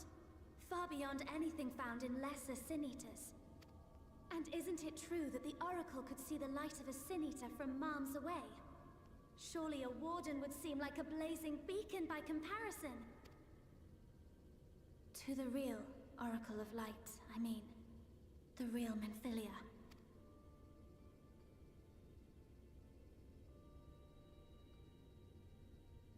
If we travel to Armorang, to the south where she halted the flood, I could summon her back. What do you think? Oh, God. Don't. Oh, God. Don't what? Do what I can. What we both know is right. Do not presume to know my mind. You have no idea what you're proposing. We're going to do this now? We're doing this now. But I do. I know why you never said anything. Because you thought you could keep me safe by keeping me in the dark. And maybe I thought so too. But I knew, Thancred. I always knew.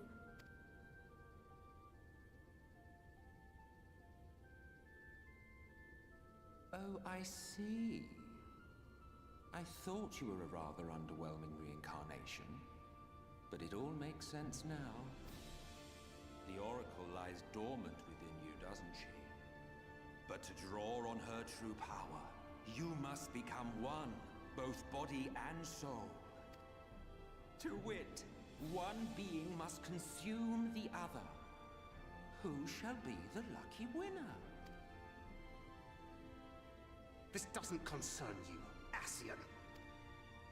But it plainly concerns you. Which is why your heart is ready to burst out of your chest. Despite the raging tempest in your bosom, however, you have never once opened up to your young charge. Now, why would that be? Damn, I thought Yostola was mean, but okay, let me not say mean. I thought Yostola went for the jugular, but actually he is. Good God. Oof. The drama.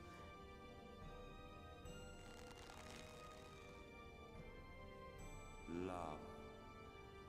Oh. Well, I for one think it's a marvelous idea. Certainly more promising than any of your other suggestions. So, it's off to Armorang we go. Okay, canon-wise, Dankrit sees Minfilia as a sister, right? Or am I wrong? Am I dense? Am I being dense?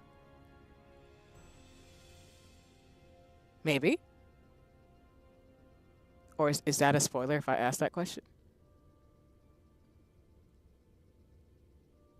I'm gonna take that as a yes. No worries. No worries, though. You're good.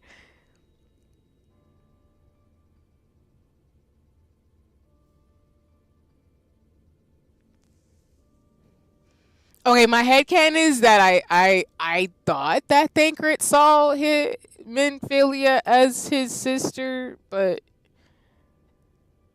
maybe I have my wires crossed.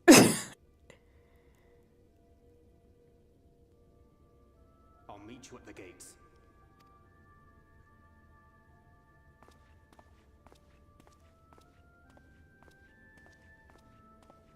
I'm scared to answer that right now. It's okay.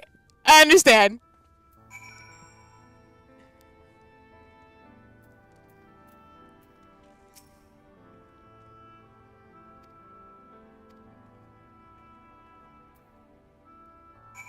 Don't worry about it, because I feel like this. Okay, let me put it this way. Given the plot line of threads of this, I imagine that if you answered the question for me, it would give some slight spoilers. So I understand. No worries. I end up doing that every freaking expansion. I'm like, but what about this? And then someone does me. I can't tell you, because if I tell you, you're gonna get spoiled. I'm like, okay, that's fair. I understand. Notice that I've gone way past the time I said I would, because this is what happens when I pay this damn game. It gets me every time.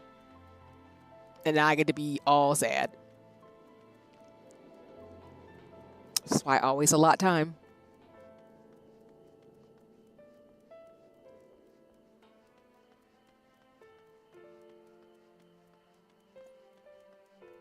But thank you, Meezy. I appreciate it. And again, no worries. I'm not mad at anybody that answered the question, because if it's going to spoil, then I'm totally fine to get to that part to where it's like, oh.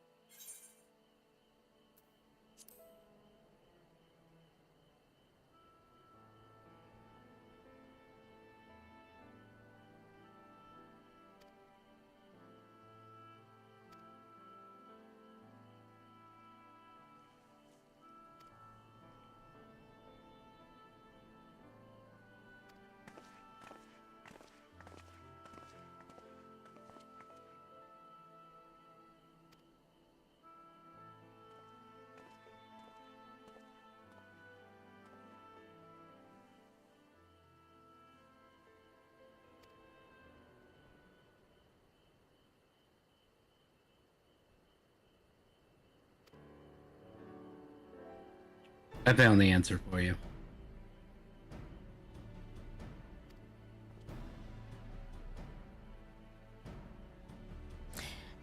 So, I'm going to say it this way then. I can definitely see people shipping them then.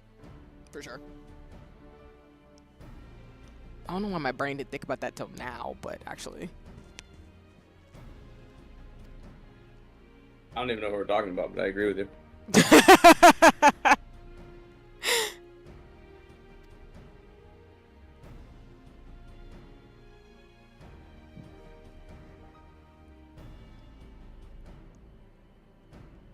I mean, Thanker's just going through it. Let me just put it that way. He goes through it from ARR to now. Like, good lord. No one is safe in this expansion, or no one is safe in this game.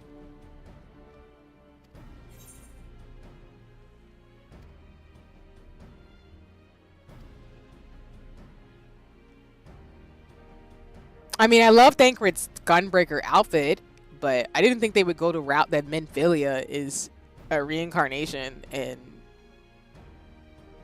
she could summon her other self.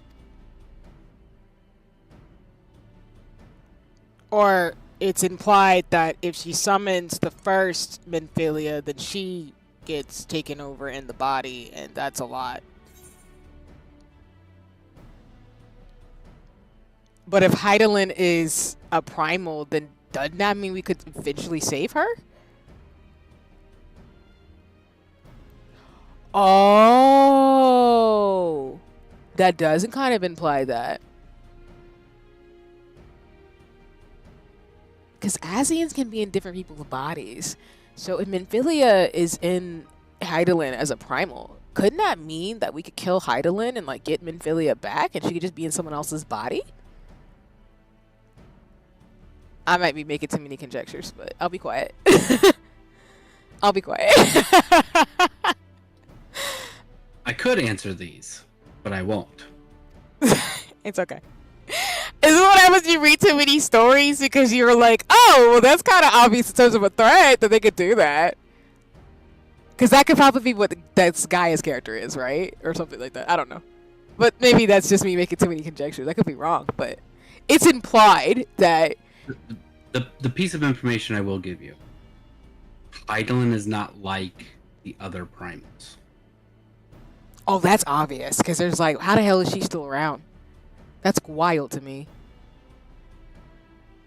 Something's off. Okay, because let me put it this way. When primals are summoned so far and we see from A Realm Reborn, they're usually summoned out of reverence or to help folks, like the Asians applied with Zodiark.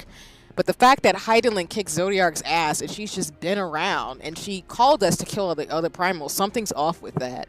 Like, why does she get to make the determination that she's the only one who gets to survive and become a giant crystal in the balance of light and dark? Like, there's just a lot of implications where I'm just like, I don't know what's going on here, but something's off with this.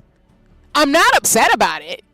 You're gonna square up on her. The reason we kill the other primals is because if they are allowed to stay, they end up soaking the ether from the land dry. Mm-hmm. Which, again, makes sense. So, to your point about something's off with Hydaelyn, that's completely valid. And welcome in! Welcome to see, folks, as always. But I'm low-key just like, that's interesting, because it has implications. But that's kind of what is implied, because, again, with the Asians and Zodiark and the whole fight between the two, I'm like, that's interesting.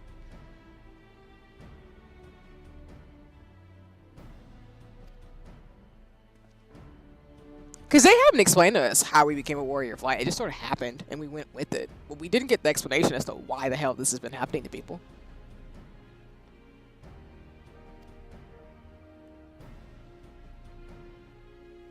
I'm going to ask questions and be partly wrong, but it's fine.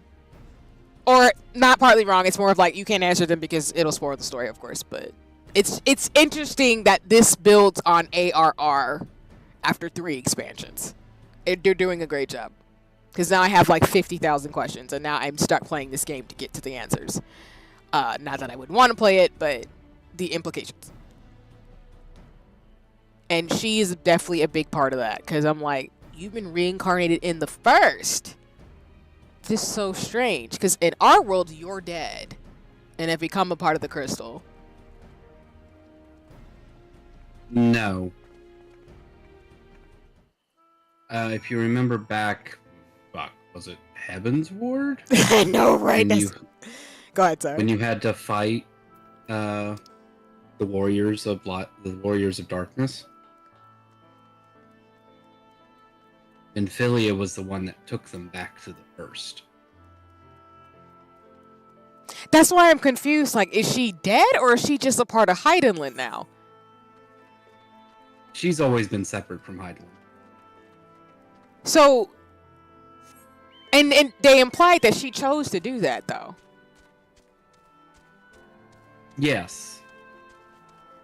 During the events of the Bloody Banquet, running away from Ul'dah, when she turned back, it was to get swept up in Yastola casting flow to be able to enter the live stream.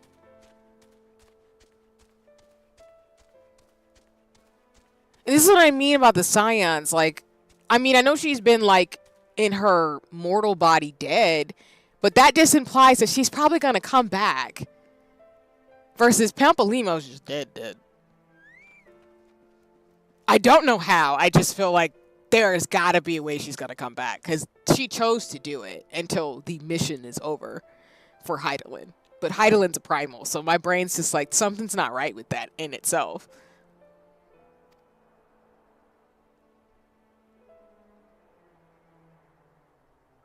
And I guess in the sense of Menphilia had the echo like we did. So it implies that she's a warrior of light. And she chose to become a part of Heidelin. Or to serve her, I guess. So my brain's kind of like, if you have that much prowess as a character, then that means you should be able to come back. If Yostola's ass can go into the stream of life and get pulled out by an Asian, why can't you come back in a different form? That's to me what my brain's just like stuck on, where I'm like, I feel like they're gonna pull on that thread, because I'm like, that you just can't tell me Highland's a primal and let me get away with that shit in the story. Unless I'm just, again, making conjectures in fanfiction, which that's fine. I'm not a developer. I'm just looking at them like, okay, I see you. Why would you give me that now? Especially when you tell me that as the Warrior of Light, I'm getting way too much light and could become a light warden. But Menphilia is the only person you can push back against absorbing light or whatever. Not whatever, but the powers that she has. So I'm just like, okay. I see what we're doing here. I just need to know all the pieces. This is why I gotta get through Shadowbringers. And why Endwalker's gonna hurt my feelings.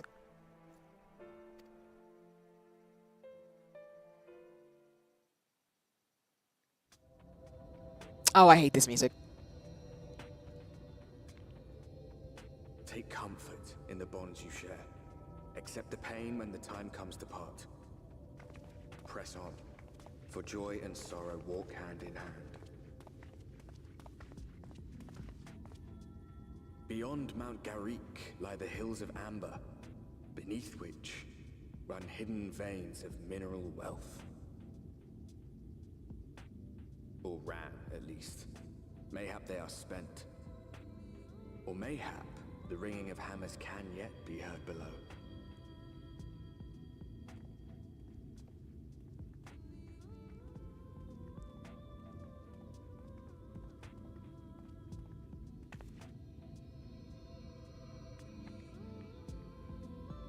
I like the emotes being used in the chat.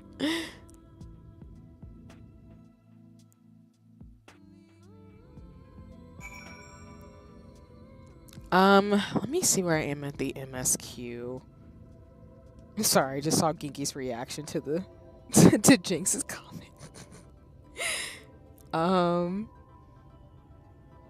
know I can go late, but I don't want to go too much later because I do still got to get ready for this week. So let me see where we're at. Do you not have tomorrow off work? Oh, I do, but I still have stuff I wanted to do this evening in regards to the week. Let me see. The best way out.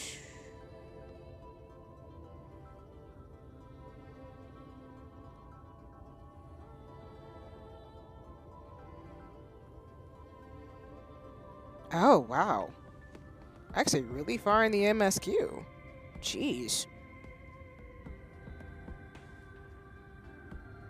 We'll do a few more and then we'll call it. I know I said that hours ago, but I actually mean to say that we'll do a few more and then actually stop, because obviously I'm going to be playing Final Fantasy XIV this week. Because the goal is to get through Shadowbringers probably by November at the rate I'm going. And I mean like this, the main MSQ. I probably won't get to post Shadowbringers and through all of that until, like I said, the beginning of the year. But we'll see.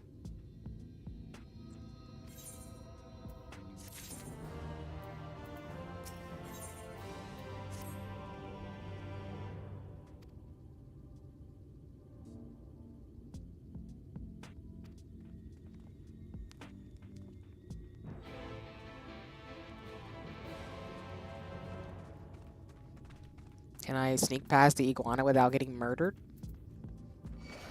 Nope. I lied.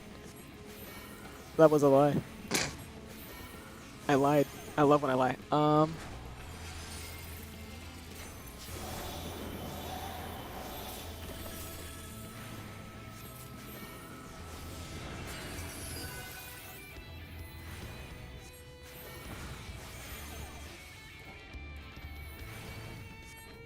I'm proud of myself in terms of my astro rotation at this point.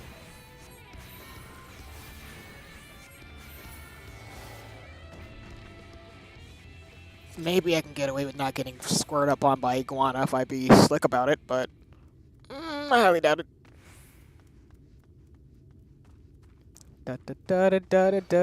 I love how y'all are all in the area where I can't reach it. Oh, Lord.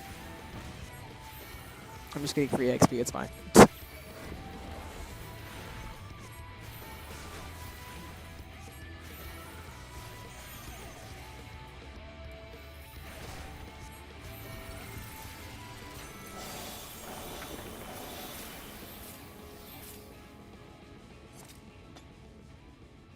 I'm just taking a scenic route. Woo! Wait, where am I going, actually?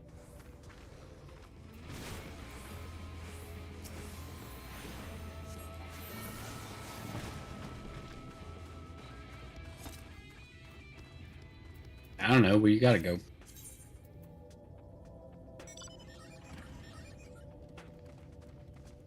I'm looking for the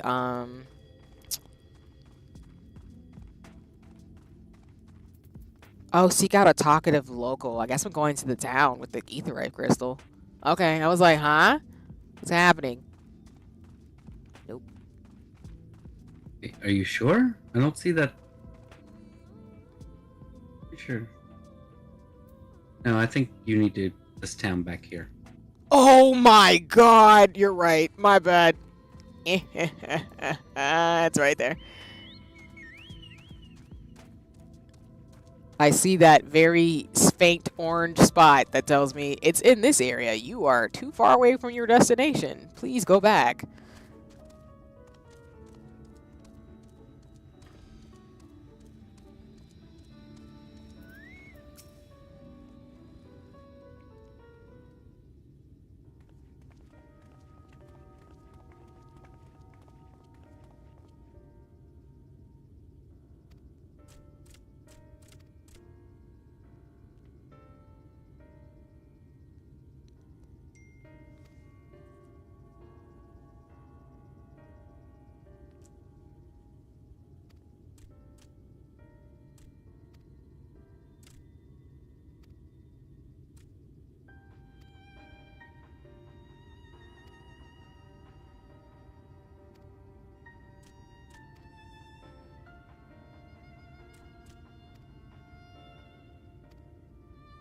Oh.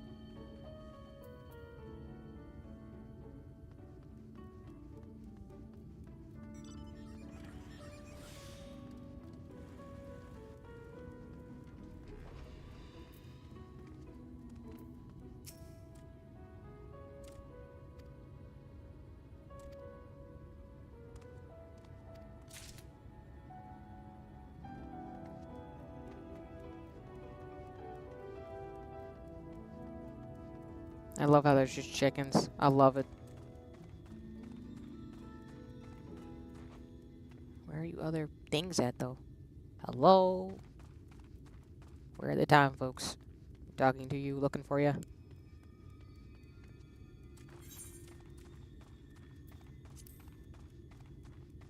Oh, there's one.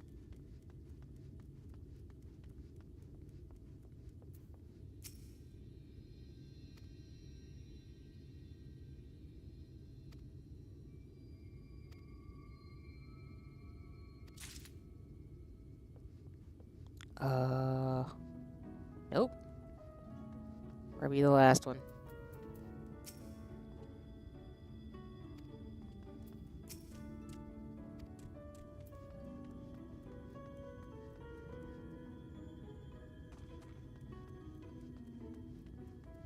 Oh, butter biscuits. I've been streaming for almost 7 hours. I think that's probably why my brain's like, we can go a little bit longer, but I'm probably gonna have to end soon because I'm hitting my upper threshold for streams.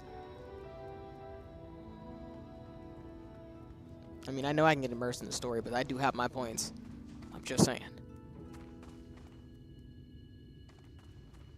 Because I'm like, where the devil is this last person? Misa just flexing this creature here. I love the fits. I'm just saying. Where's this other person at, though?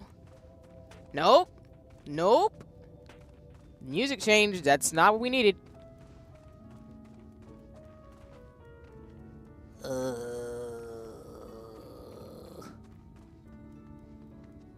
Can't. Nope.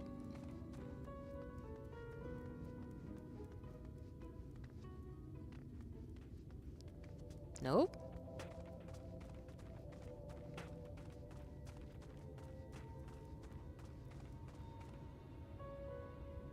Where be the other one? Dang it.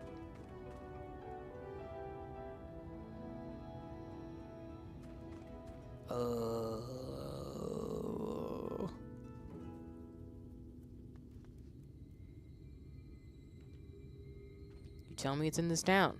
Yeah, I don't see the last person. My brain is not bringing it in the right direction.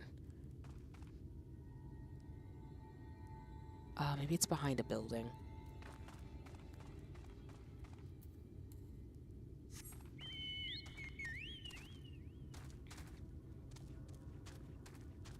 And I did say I was going to do the Sage stuff this stream, but I'll probably do it next time. Just because I do need to look into something for Sage before I do it on stream. Where is this? Follow the sparkles. Huh? I said follow the sparkles. You mean in the sky? No.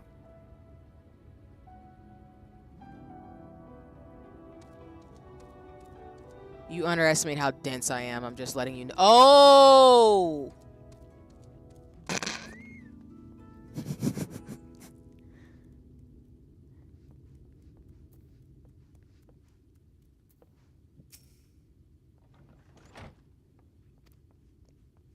Yeah, it was gonna be a minute before I got it up in here, so thanks, y'all. At least an extra 15 to 20. I promise.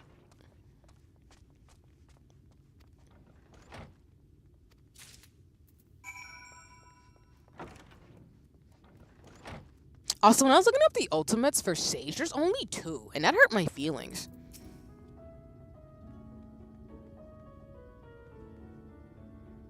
There's only been 2 since they were released. Oh, you're right, because it is a late release. That makes sense. I still want them, though. I want them eventually down the line.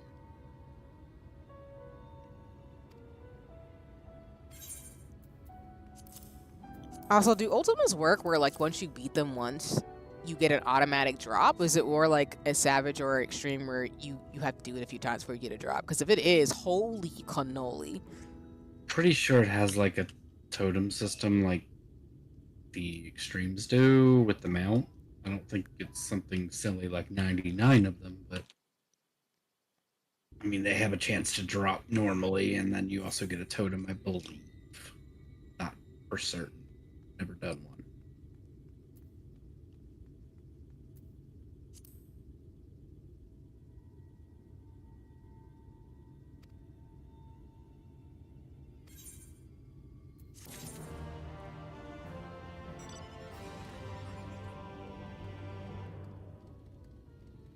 Oh.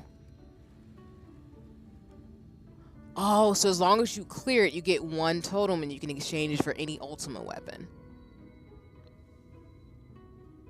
Okay. That seems like a fair trade to me.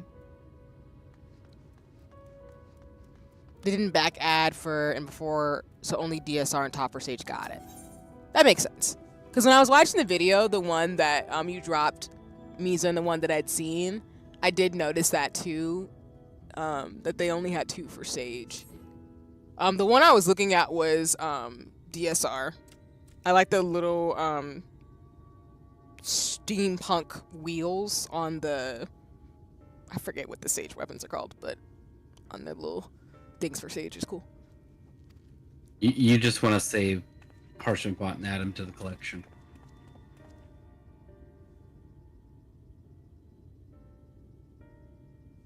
I mean, yeah. I first cleared on White Mage on top, but picked up Astro first. Crying. Big wet wife. Nice. I got you.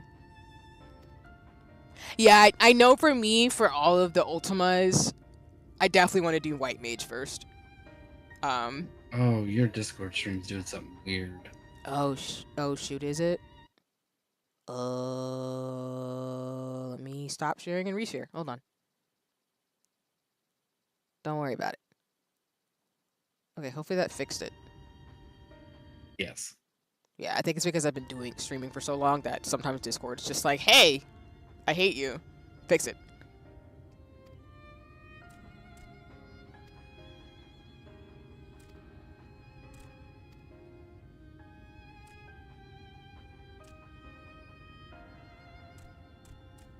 Hello? Hi there.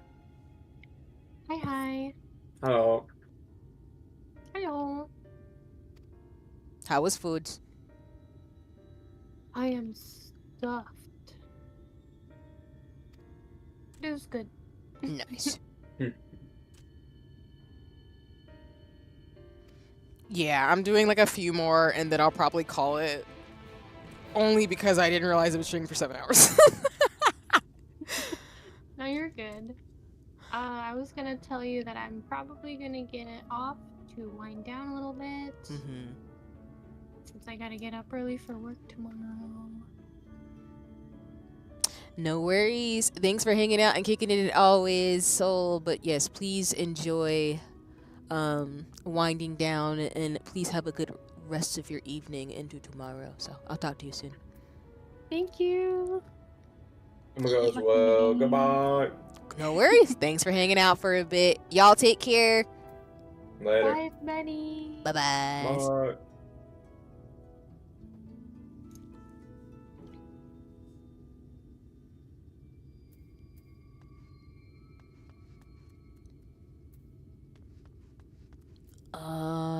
Where am I going?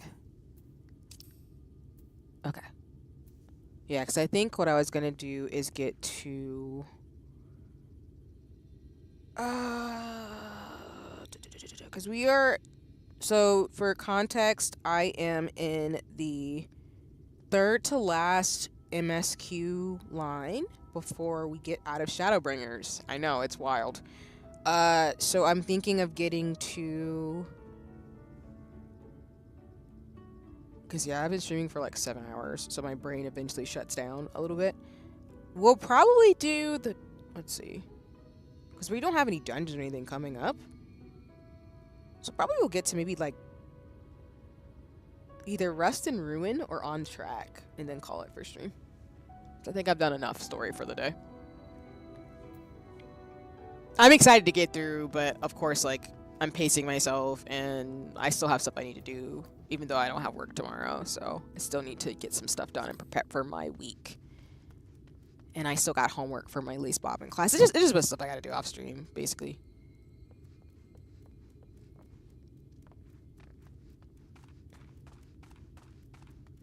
Plus, I really do, one, for streams, need to prepare for stuff, and then also for planning out Final Fantasy 14 shenanigans. I do need to start figuring out my glamour list, as well as what Ultima is, like, what I need to do to prep for Ultima stuff when I get my keyboard. Oh, my freaking phone's about to die.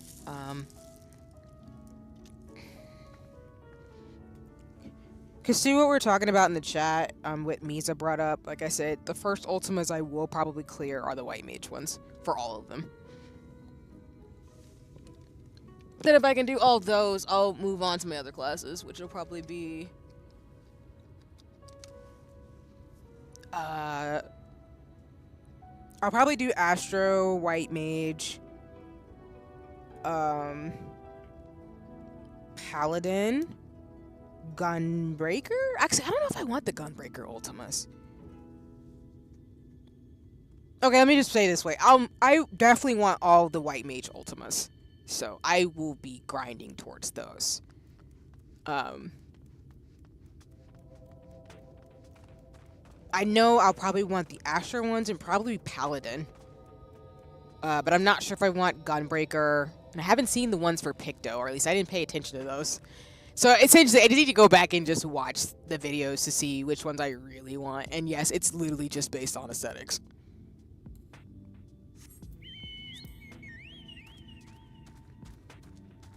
Because, I mean, I could want the Picto ones, but Pictomancer just came out, so I don't imagine there's really an Ultima weapon for that yet. There isn't. Yeah. So not until the new one comes out. Yeah. So I think to me that the thing I'm probably going to grind towards is to be able to do the White Mage Ultimas.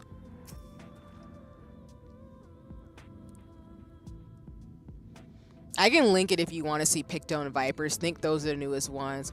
Oh no, actually, there are. I've seen them because I think that's what I shared in the static chat of the those are the shiny weapons I dropped in the static chat. The one that looked like Kingdom Heartsy, those are the ultimate weapons for Viper and Picto.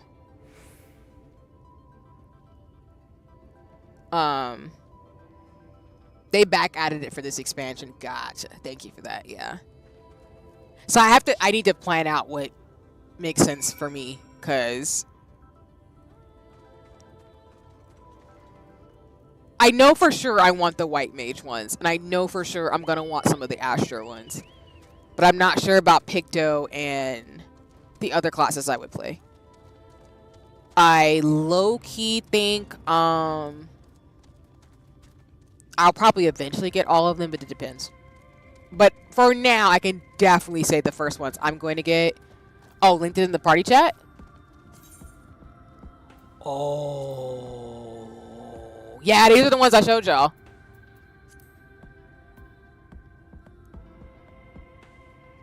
Yep. I showed... Oh. Yeah, for Viper. These are the Ultimas. Thank you, Misa, for dropping them. Yeah, these are the ones I told y'all because they look like Kingdom Hearts weapons. I kind of want Vipers. I mean, Ginky, we talked about it. If you want to do it, I'm dead serious. I'm going to do the Ultimas because I want the White Mage weapons, so it's gonna happen.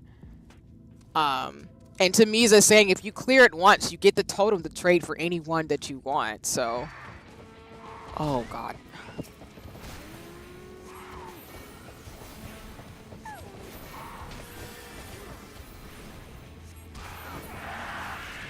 Right, yeah, I'm being really stingy right now. I have 2 totems on me right now. Oh, really, Misa? Let's go! Shit, I'm not mad at you. Listen, Ultimas are not easy, so I understand why you're kind of like, I need to figure out my life because I have them. Shit, live your best life. I'm not even kidding. Because they like, one, they're a lot, and it's just so much work that you really want to make sure you like get the ones that you want in terms of the weapons. So I get it. I completely get it, and I'm not mad. I always hold on to one because I'm so stinky. No, that's so fair though. No, because again, it's like one, you get insurance for one, and then you have another one that you can use for something else. So that's so valid. Because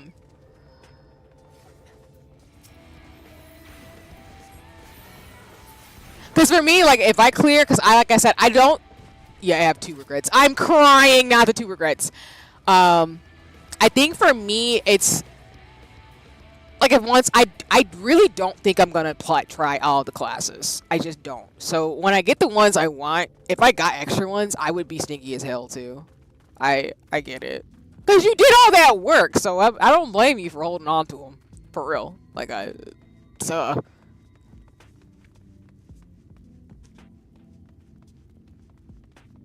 But to me, like, I'm a white mage default, so that's why I really want the white mage weapons. So I'm willing to do the work for those.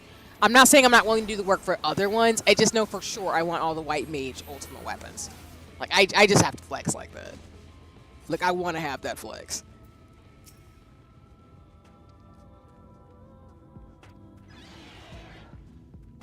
Four plus pulls on top. I wish to perish and cry. Yeah. I know. It's wild.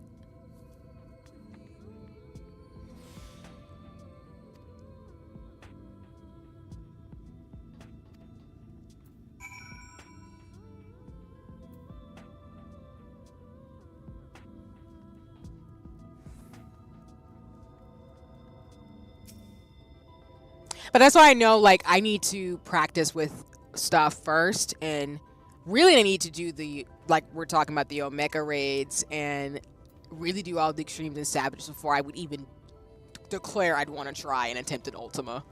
I just, like, I'm not trying to act cocky right now, because I don't think I'm prepared even for, like, an savage raid right now. So it's going to be a minute, but that's why I'm saying for you, like, being stinky, I completely get it, because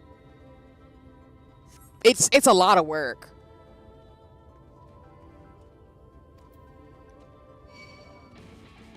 Oh.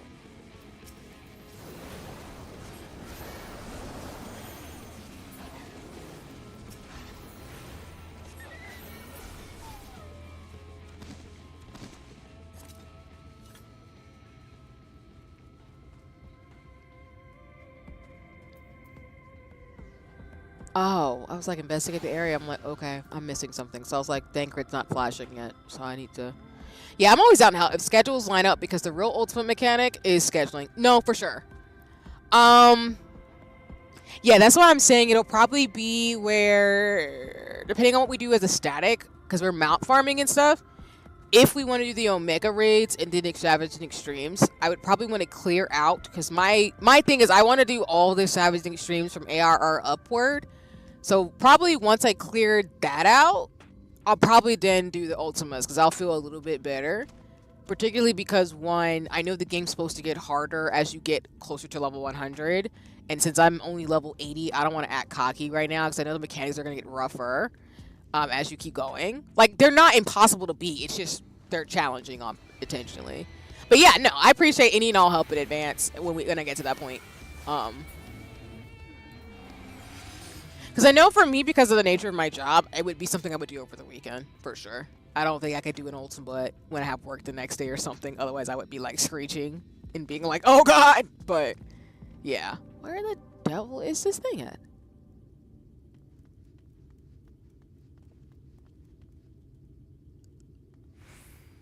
Inside the building. It's always inside a building, and my brain's just like, maybe it's not. And I'm like, no, it is. See, go in the building. Because I run into doors that aren't actually doors. That's why.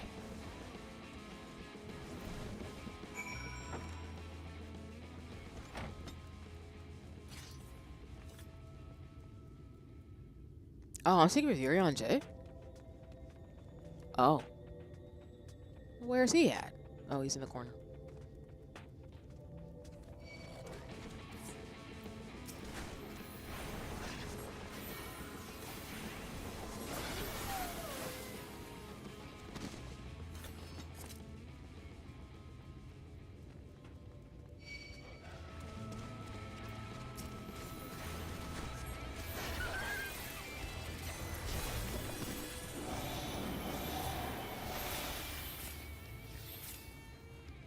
And of course, for folks watching me, I'm never going to be the type of person to flame people, so that's why I'm like saying for my own skill set in regards to getting better. Because I've heard some horror stories of folks who do like harder content of working with statics or groups that aren't the friendliest because they get mad at somebody's skill. And that's why I think I'm probably only going to feel comfortable doing Ultimas and Savage and Extreme raids with friends and mutuals. Because I don't really like playing with folks who are super mean. Because I know for me, like, I am going to take a minute to learn a mechanic, so I need to be around folks who are patient. Otherwise, I'm not going to have a great time. And that's okay. Like, I'm not mad at folks who are like, I need to be able to do this quick, but I just know I'm not going to be that type of person, so.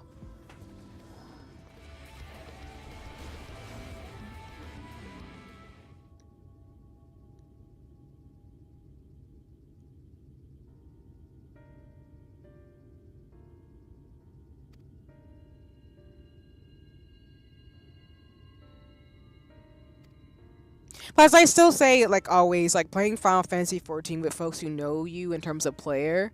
I got roasted in STB. Really? Oh, I'm so sorry to hear that. Dang.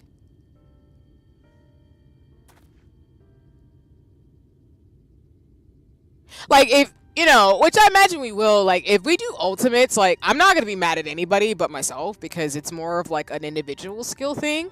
Because to get through a challenge, you need to work as a team. And even if someone is taking a bit to get the mechanics, I'm not going to be mad at them. But I understand people get really upset in games. Kind of like people like Overwatch and, like, FPSs. But that's why I tend to not like games like that unless I'm playing with friends, because I know for me, like, I'm not good at learning things very quickly. So I tell people, like, if you want somebody who's going to be able to get it, like, super quick, I probably am not the player you want to play with. And that's okay. I know that about myself, and it's not a bad thing. But I just don't like playing with people who are really, really disrespectful in terms of mechanics, because it's a lot in terms of stuff. Like, I eventually get stuff in time, but I just know for me, like, I'm not quick. So I'm just not going to tell people that we're going to get through it ultimate quickly. We're just not. But I know I'm willing to put in the work to get to that point where I can learn something to the extent that I can. But I know some folks are not like that. They don't really want to take their time. So that's why I'm just like, if folks aren't down with that, that's cool. Which is why I tell people, like, in terms of Ultimates and Savage, I don't expect. Yeah, PV, FB super random, but now I learned. Oh, gotcha. And I'm sorry, too, that happened to you. That's not cool in terms of, like, Party Finder and stuff. Because I know people use that to find groups to be able to do certain content and, like, certain Savages and raids and things in general. But, yeah, I've heard people that are very mean, depending on who you run into. Because I've run into some not nice players in Final Fantasy 14 too before. And Misa, you're a badass anyway, because you've got, like, tomes for the ultimate. So I'm looking at, like, excuse you? Nah, Misa. Leave my friend alone.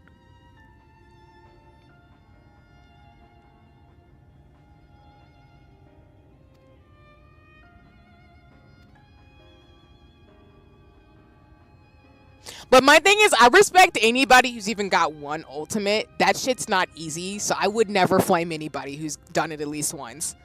Like, at all. No matter what it was. If you've done an ultimate, that's to, I remember when Zeno and we were all hanging out in terms of in Deli's place in the game, was like, I bowed down. I agree. Like, that's not something to take lightly. That's hard as hell to do.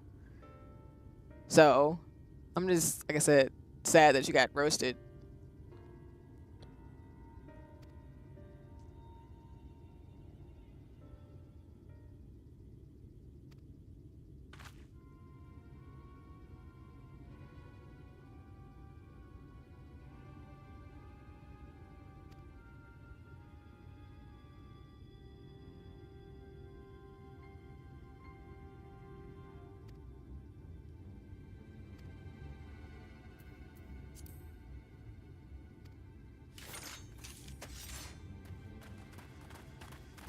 It took a long time to find my group.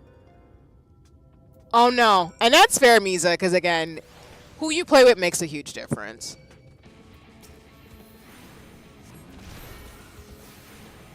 Not to say like Final Fantasy players are like bad. It's just you gotta find who you mesh with. The lingo is what's frustrating. That's why I'm super open to being a chatterbox to friends so they don't have to deal with Pete Finder shenanigans.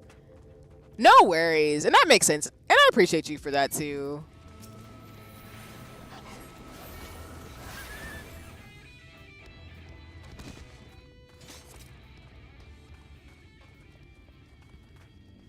Because I think doing an Ultima and just chat would be hard for me. I would need to do voice chat just to be able to talk to people while we're doing it.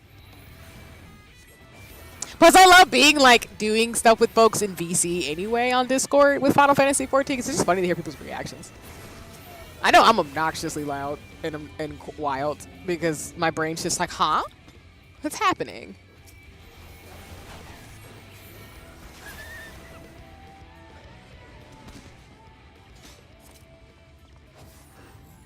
Oh, they're behind there.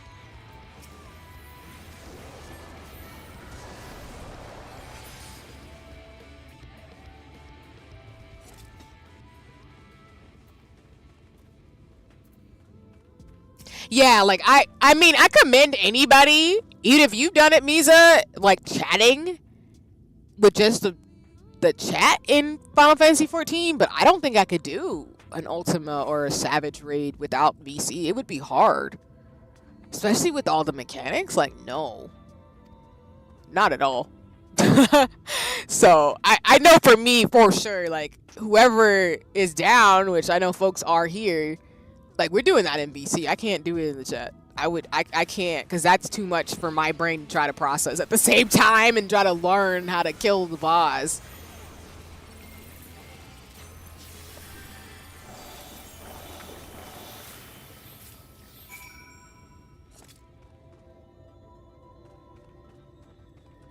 Because like I said, my brain can't do 50 million things when I'm trying to learn something. And I know the ultimates are going to take a bit, so I would need just to talk with friends and just learn it together.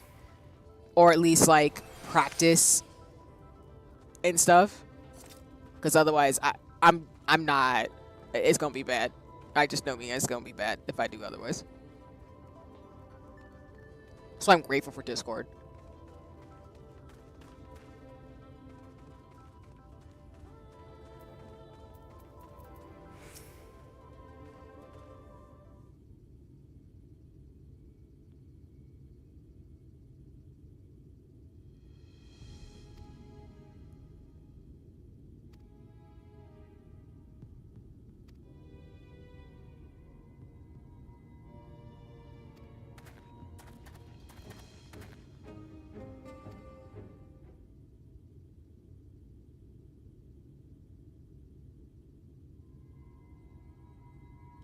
Sorry, I love how they like you look, and then you don't look normal when they zoomed in on Andre's face. It was kind of funny.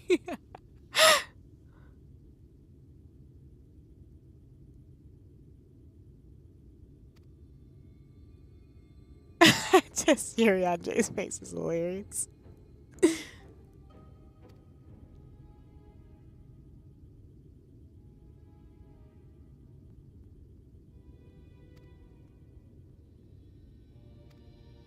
Huh?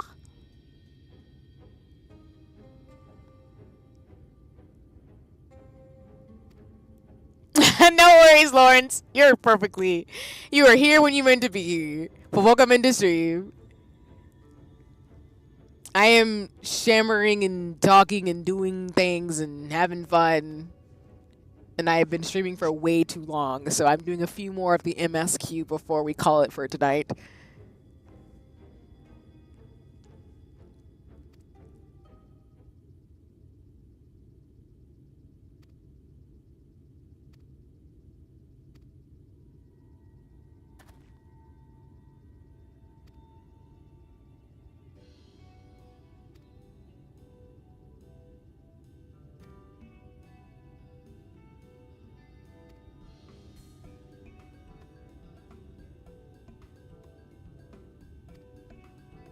Five hours later. That actually happened on the stream because I was supposed to end a few hours ago, but then I got sucked into the story finding out that Hydaelyn is a primal. And it was all downhill from there.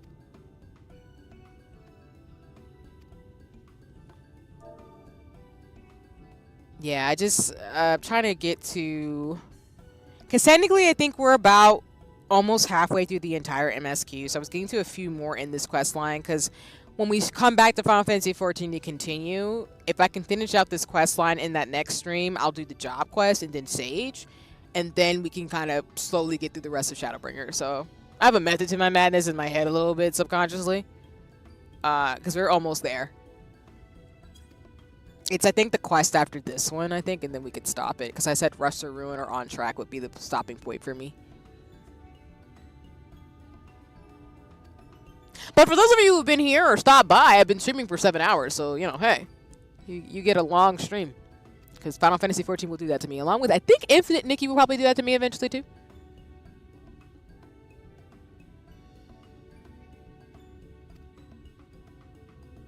But I probably won't be streaming tomorrow.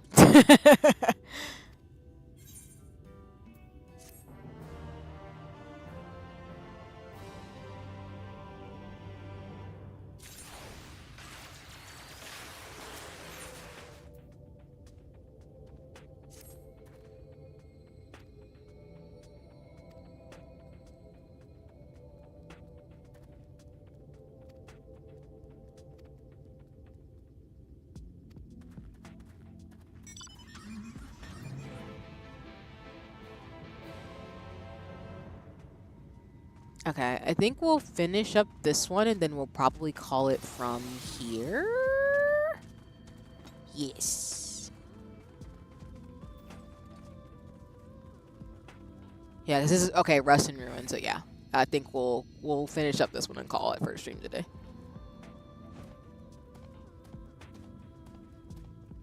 I am taking the scenic route just cause, even though monsters are trying to kill me. The power of friendship.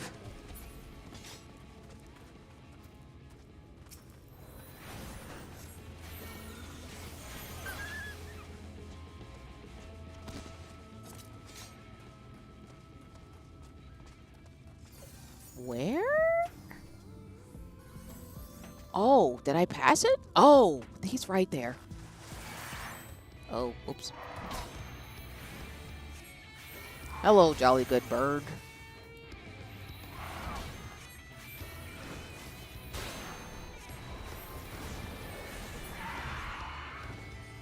Oh, y'all came all running in and was like, yeah, you're dying.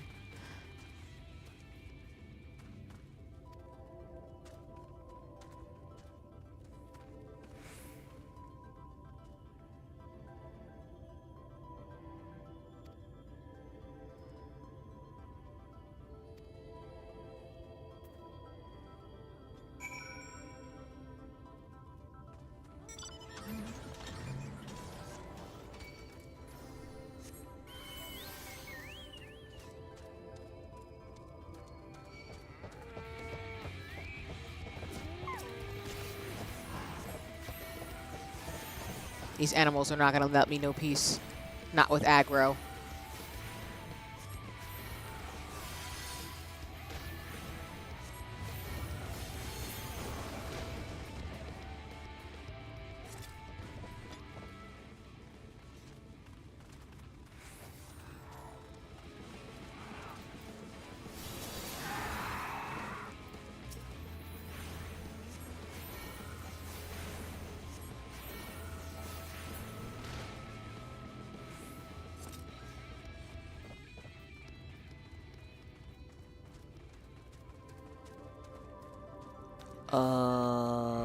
There. You can't get to where you need to go from here, I don't think.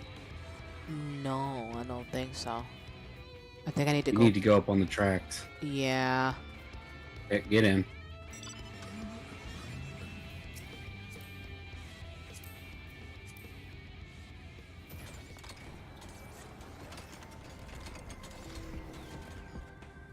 I like how the person was like, oh, no, you don't need to use the tracks. I'm like, yes, I do. Oh, they're down there. What do you mean you're down here? Oh, there's a bridge over here. I forgot about that. No, you're fine. No worries. Oh.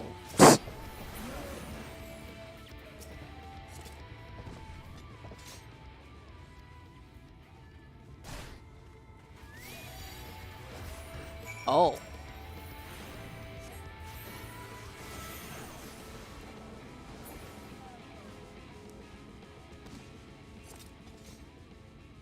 I do not know peace.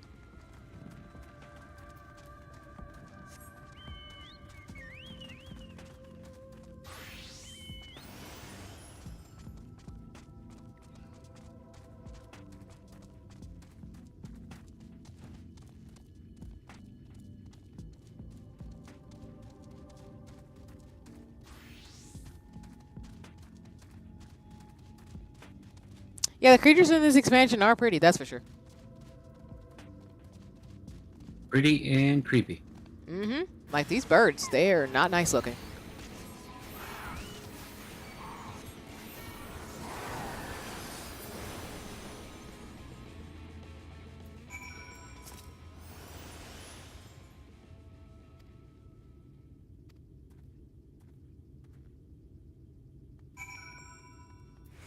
I love how this track is just, hey, let's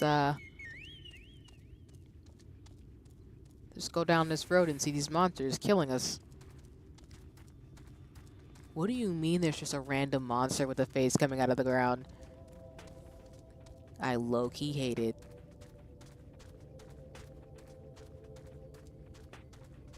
Wait, is he... Oh, they're above. Whoops. Wrong location. It's over here.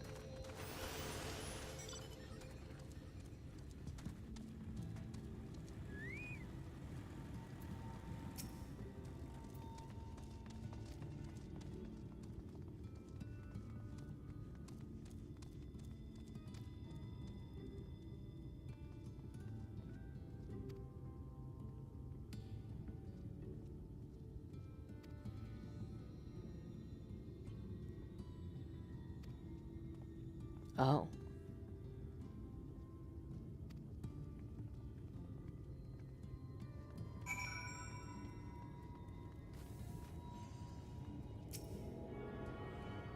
I'm here for the Western vibes. Nope, I need to put it on. Oh, where? There it is. I'm screeching. Because of course.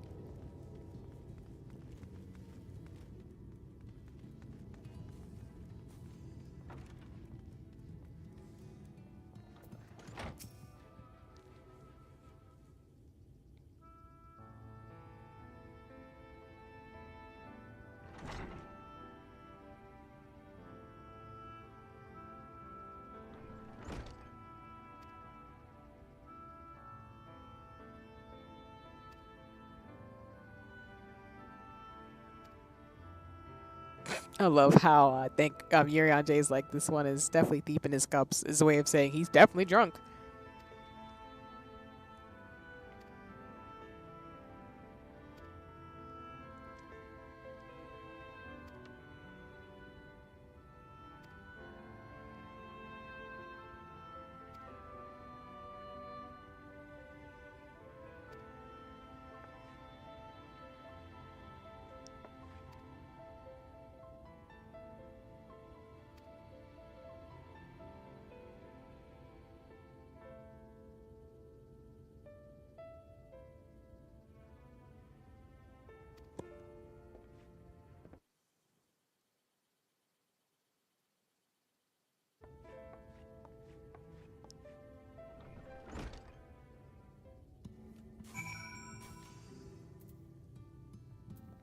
Well, so much for that conversation.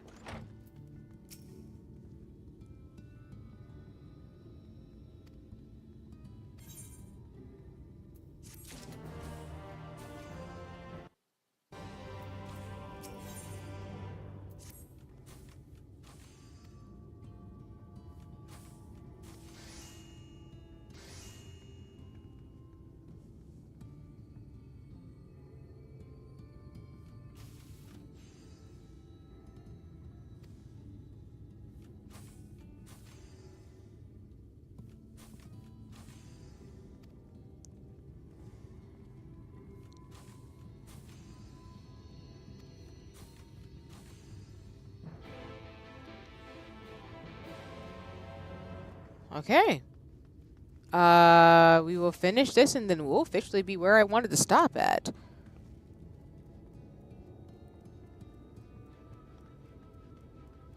Here's the mender, because I think I died a bit. Need to fix some stuff. Yes, I've needed to for a minute. Okay, yikes. Ha ha ha. Oof. I'm crying.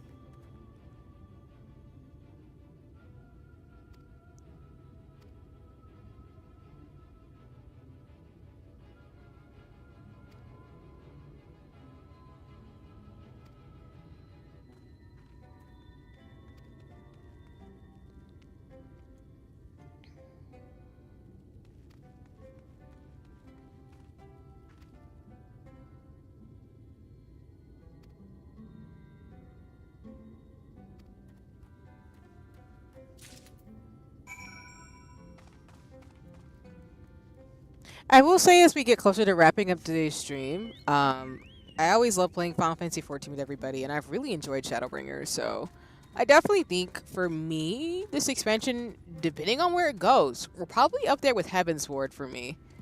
I'll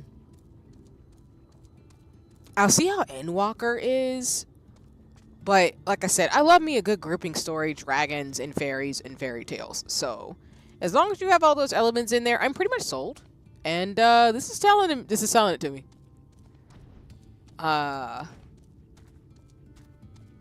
Is it up here?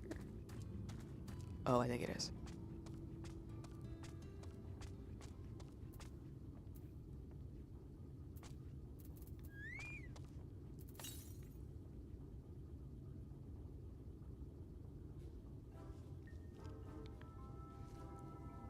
I still say Heavensward will probably be my most favorite expansion. But I still like Shadowbringers. I think, like I said, the only reason why it's not my favorite is, like, the pain points in this are too much for me, where I wouldn't want to go through it again.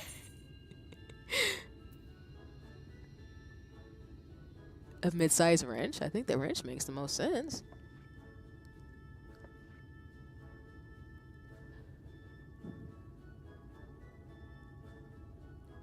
It's kind of like Gurren Lagann for me. I can't go through that anime again. It hurts my feelings too much. I love it so much. I will tell people to go through it and watch it and enjoy it, the ride, but I could not go through it again. Who is surprised by the Heavensward choice? Hello?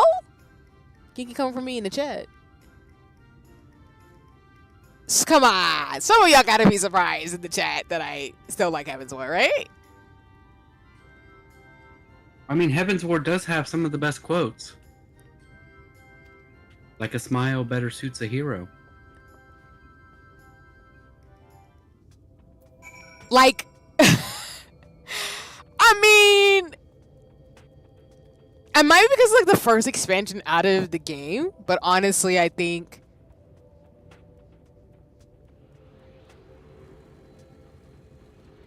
the characters in the setup was good, and I love dragons. So I think that really hit it for me.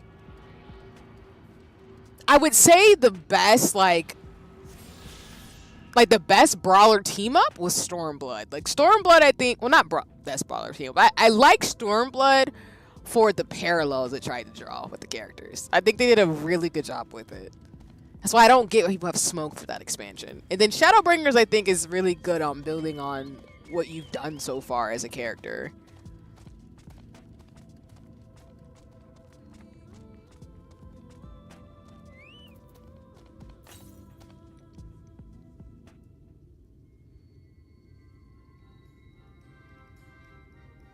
Now, could I change my mind? Of course. But I would say Shadowbringers and this one are tied, with Heavensward, I think, still being my most favorite expansion.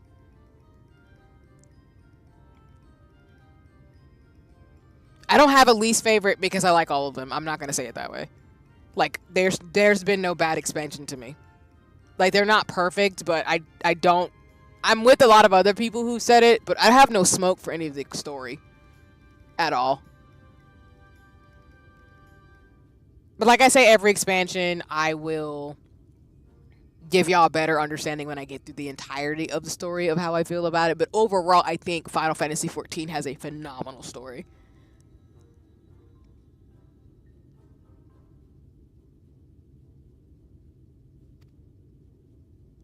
I think like I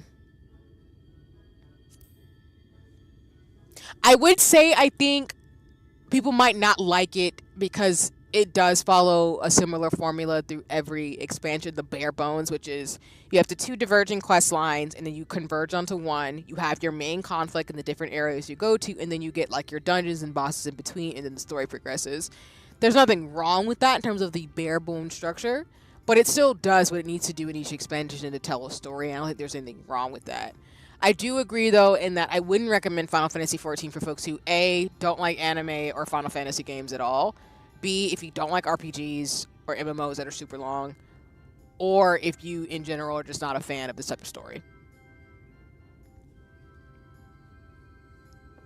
Like, if you don't like the way it does its story, you're not going to like this. But I agree, like people have said. You'll know in the first 30 levels whether or not you would like Final Fantasy XIV. I think it's pretty consistent with that. So, yeah.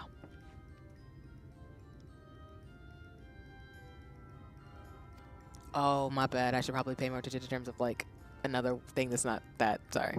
We're doing splinters. My bad. My bad. My bad.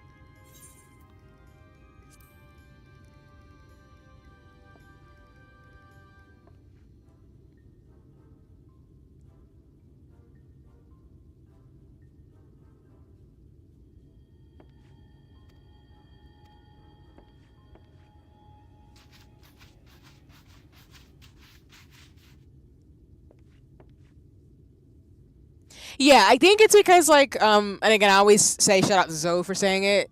And I think some other people have said it too, but I attribute it to Zoe. The first like 30 to 50 levels gives you the style of the game to the point where that is pretty much how the game will go. Like there's differences, and again I say the bare bone structure about the main story quest because that's kind of how it works. But on top of that is that they do layer it in different ways based on which expansion you're in, so it does make the story compelling. But I would say, like, if you don't like the style of the game by the first 30 to 50 levels, you're probably not going to like Final Fantasy XIV. Because that's essentially what it is, which is you talk to NPCs, you do the main story quest, you run errands, you get to know the townspeople, you get to know, you do some solo stuff, you also do some dungeons. So if you're not into that by level 50, you're probably not going to like the game because that's essentially what you keep doing in each expansion. It's just slightly different. And that's it. But that's the MSQ. Now, some people don't do the main story and they just skip the dialogue, which, okay, that's fine. If you want to do that and just want to, PvP and other stuff, that's cool too.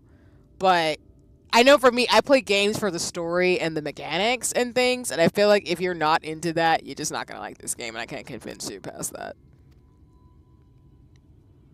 Because I feel like if you want to play a game like this, well, I feel like if you don't like this game, you probably won't like Final Fantasy in general. But yeah, I just feel like with those things, which I got those points from someone else who said it too, which I actually agree now that I'm further into the story now. Not that I didn't agree before, I was like earlier in, but now I really get that if you don't like the mechanics in ARR, you're just not going to like Final Fantasy XIV. And that's okay. We all don't like what we don't like. And some people get particularly like, oh, but I mean, it just is what it is.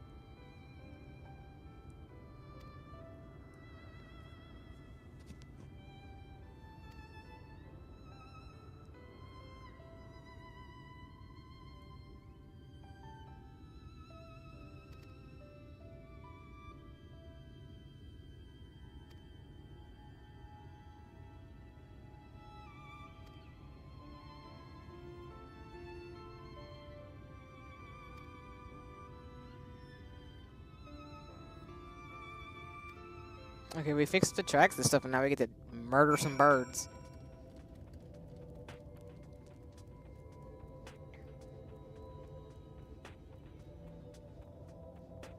Watch them, like, try to fight me because I take the nest off. I know it's coming. Ain't no way they're going to be nice to me removing birds' nests off the tracks. It's nature. Exactly.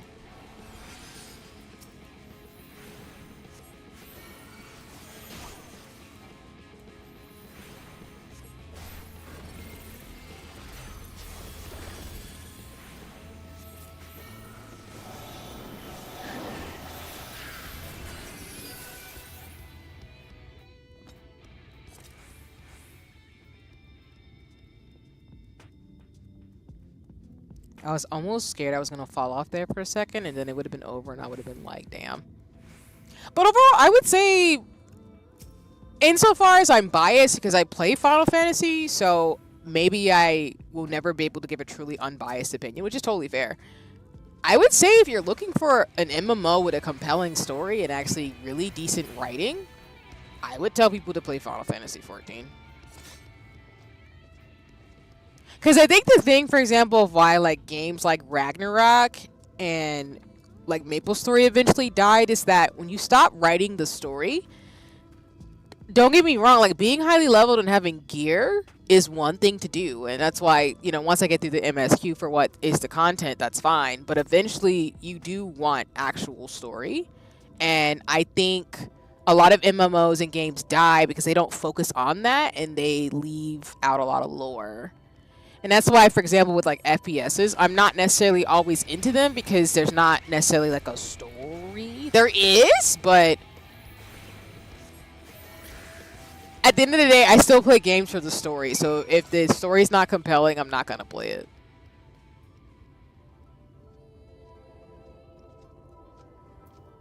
Like, don't get me wrong, I love me a good MMO, but like a good game. But at the end of the day, if it doesn't compel me and I don't care about the characters or the story, I'm not gonna play it. Even if it's popular, I don't care.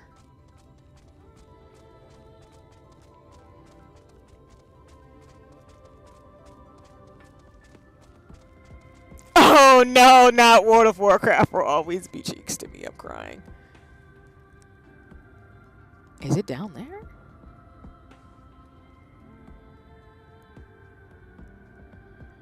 Oh no, I just need to turn. My bad.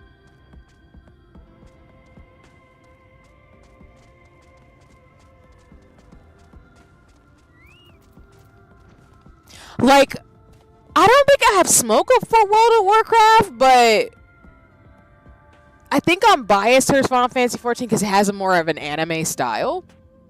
Not to say I just play games with that, but I will admit a lot of the games I do have that distinctive style. Because, for example, like Metaphor is Persona, and Persona has a very anime-like style.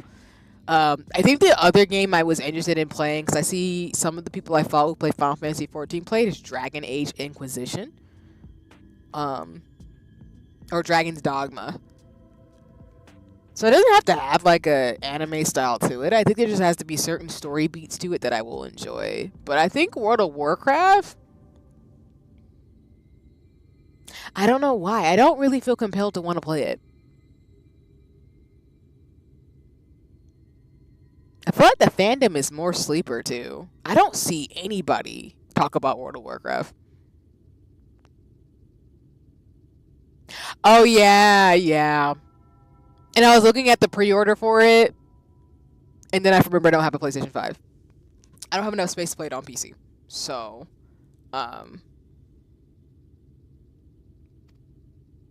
Metaphor and Infinite Nikki are one of the reasons why I've decided to get a PlayStation. Because Metaphor looks fun as hell, and I want to play it.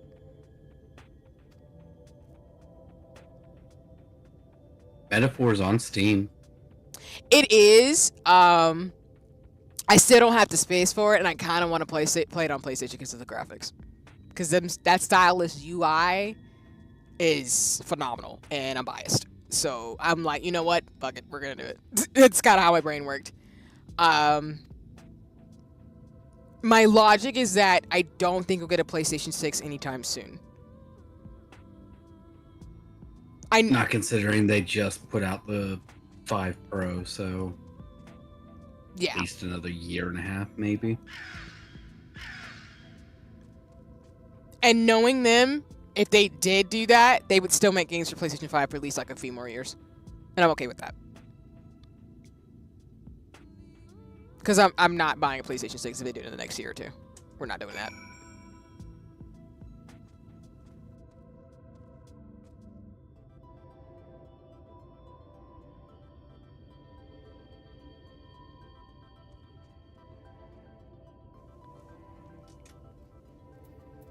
Is he up ahead? Okay.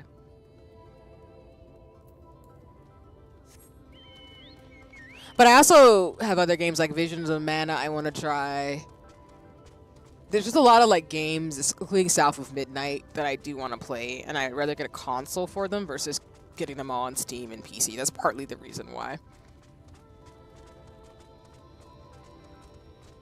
And I know people have talked about they're going to make the second Switch, which I will be getting it by default, but I'm pretty sure they're going to make it backwards. I just love how right after I get one, it's all, hey, look at the PlayStation Pro colored PS5s. I'm screeching. Yeah, getting a PS5 when it first came out was a nightmare. Because my brother wanted one for the longest time. But it was such a nightmare to That's actually why get I one. don't have one still. Yeah, it's a nightmare. And that's partly why. Because it came out, like, I think as the pandemic was happening.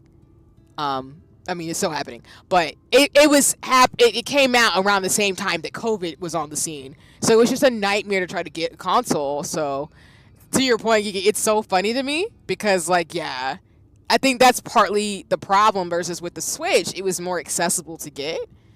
And I'm not going to lie to y'all, and I've said this before, I think, on the stream, but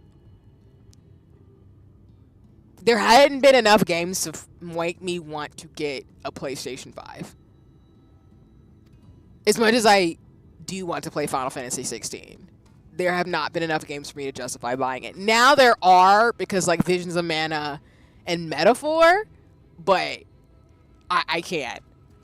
Versus like the Nintendo Switch was an investment, because I knew there's going to be a Mario Kart, a Mario Party, like games I knew default as a Nintendo girly I was going to get. But a PlayStation 5, no. It's always either hit and miss in regards to things. Okay. I'll set myself up and then we will be done.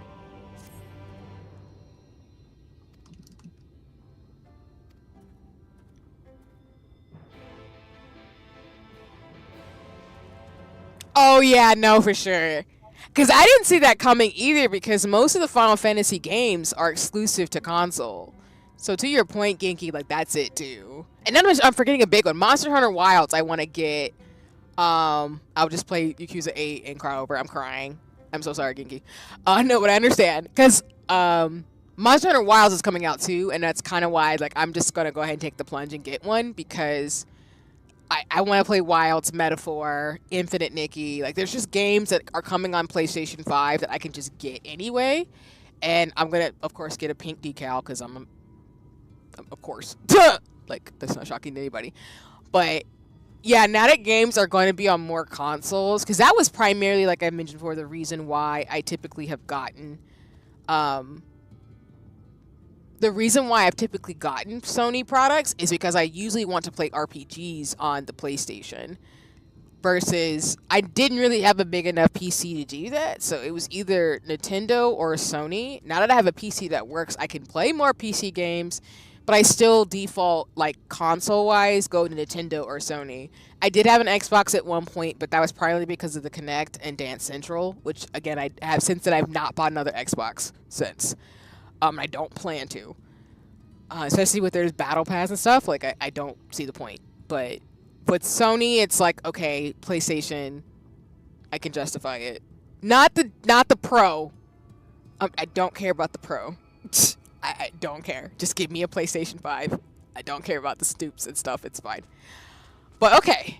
All right, y'all. I've given y'all... I'm not too surprised that you had to Kinect for those reasons. Yeah, I love the Kinect. Like, people didn't like it, but I loved it. So I was sad to see it kind of, like, fall off. But I like the dance games.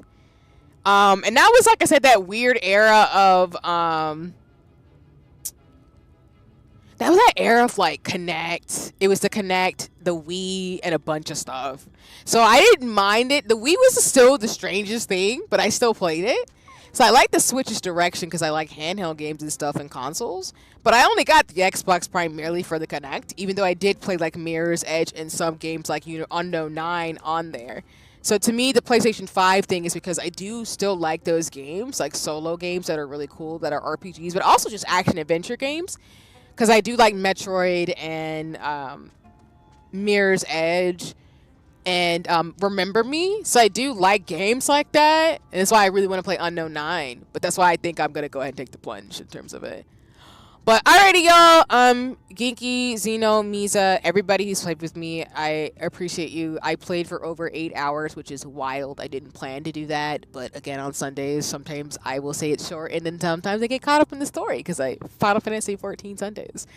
But let me see who I can send folks off to, and then we'll probably just end it on this screen since my brain is braining.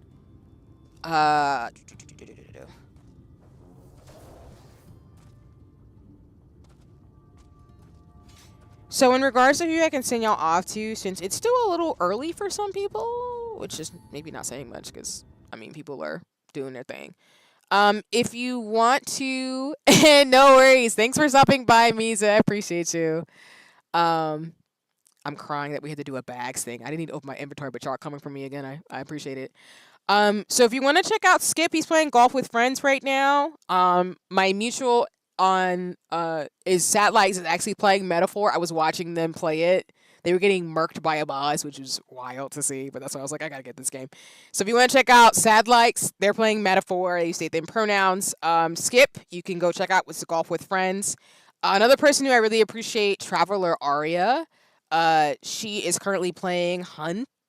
I think it's maybe like a horror game, maybe. If not, the last person I could tell you to go see is Nari. She is playing Refined Self. So if you want to go check out her, those are recommendations for this evening. If you want to go over onto Twitch to watch other streamers.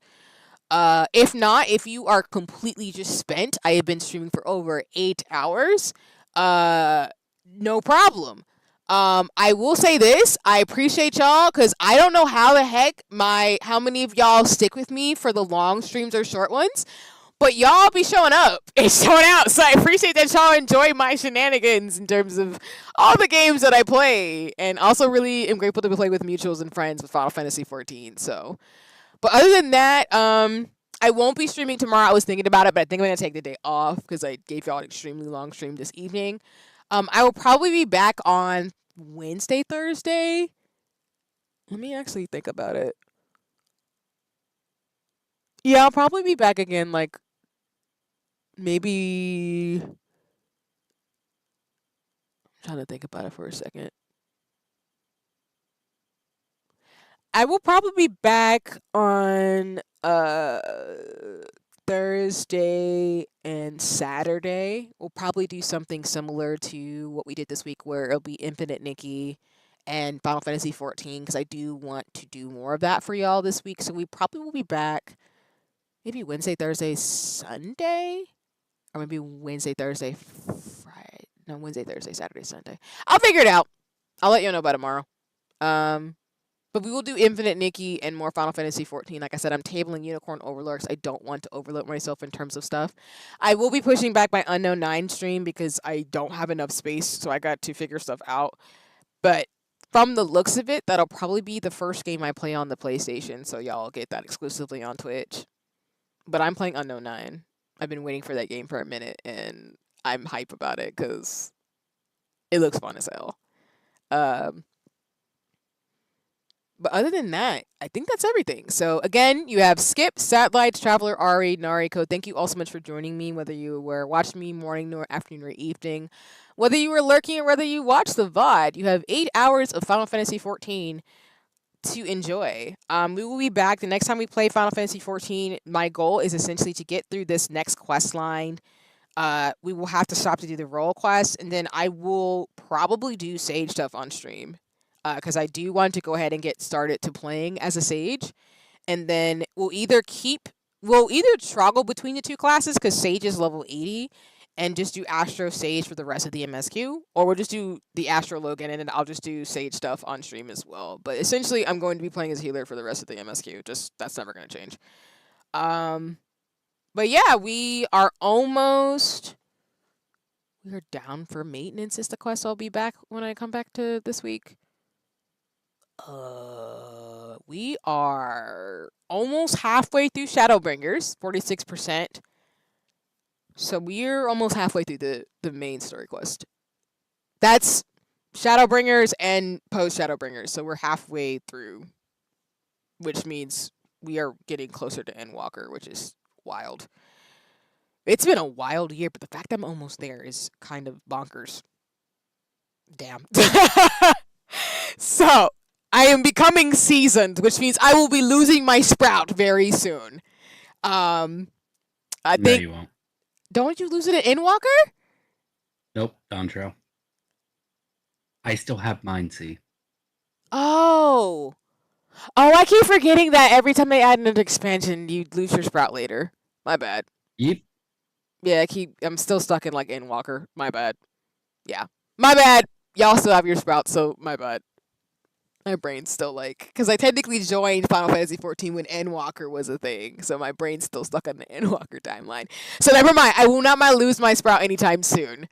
But we will get close to Endwalker, which the way the story is going, I know I'm not dying and turning into a Sin Eater, but I already know I'm gonna cry. But anyway. Alrighty, y'all. I'll just say the VC to say goodbye to folks, but I will log off stream from here. But thank you all so much for joining me. I will have my schedule up and edited probably by tomorrow. But please enjoy, and I hope if you decide to go watch some of my friends at Mutuals, so say hi. If not, if you're just scampering off to rest and chill, hope you have the nice rest of your morning, afternoon, wherever you are in the world. But yeah, we will play more Final Fantasy XIV soon. So until then, take care and have a nice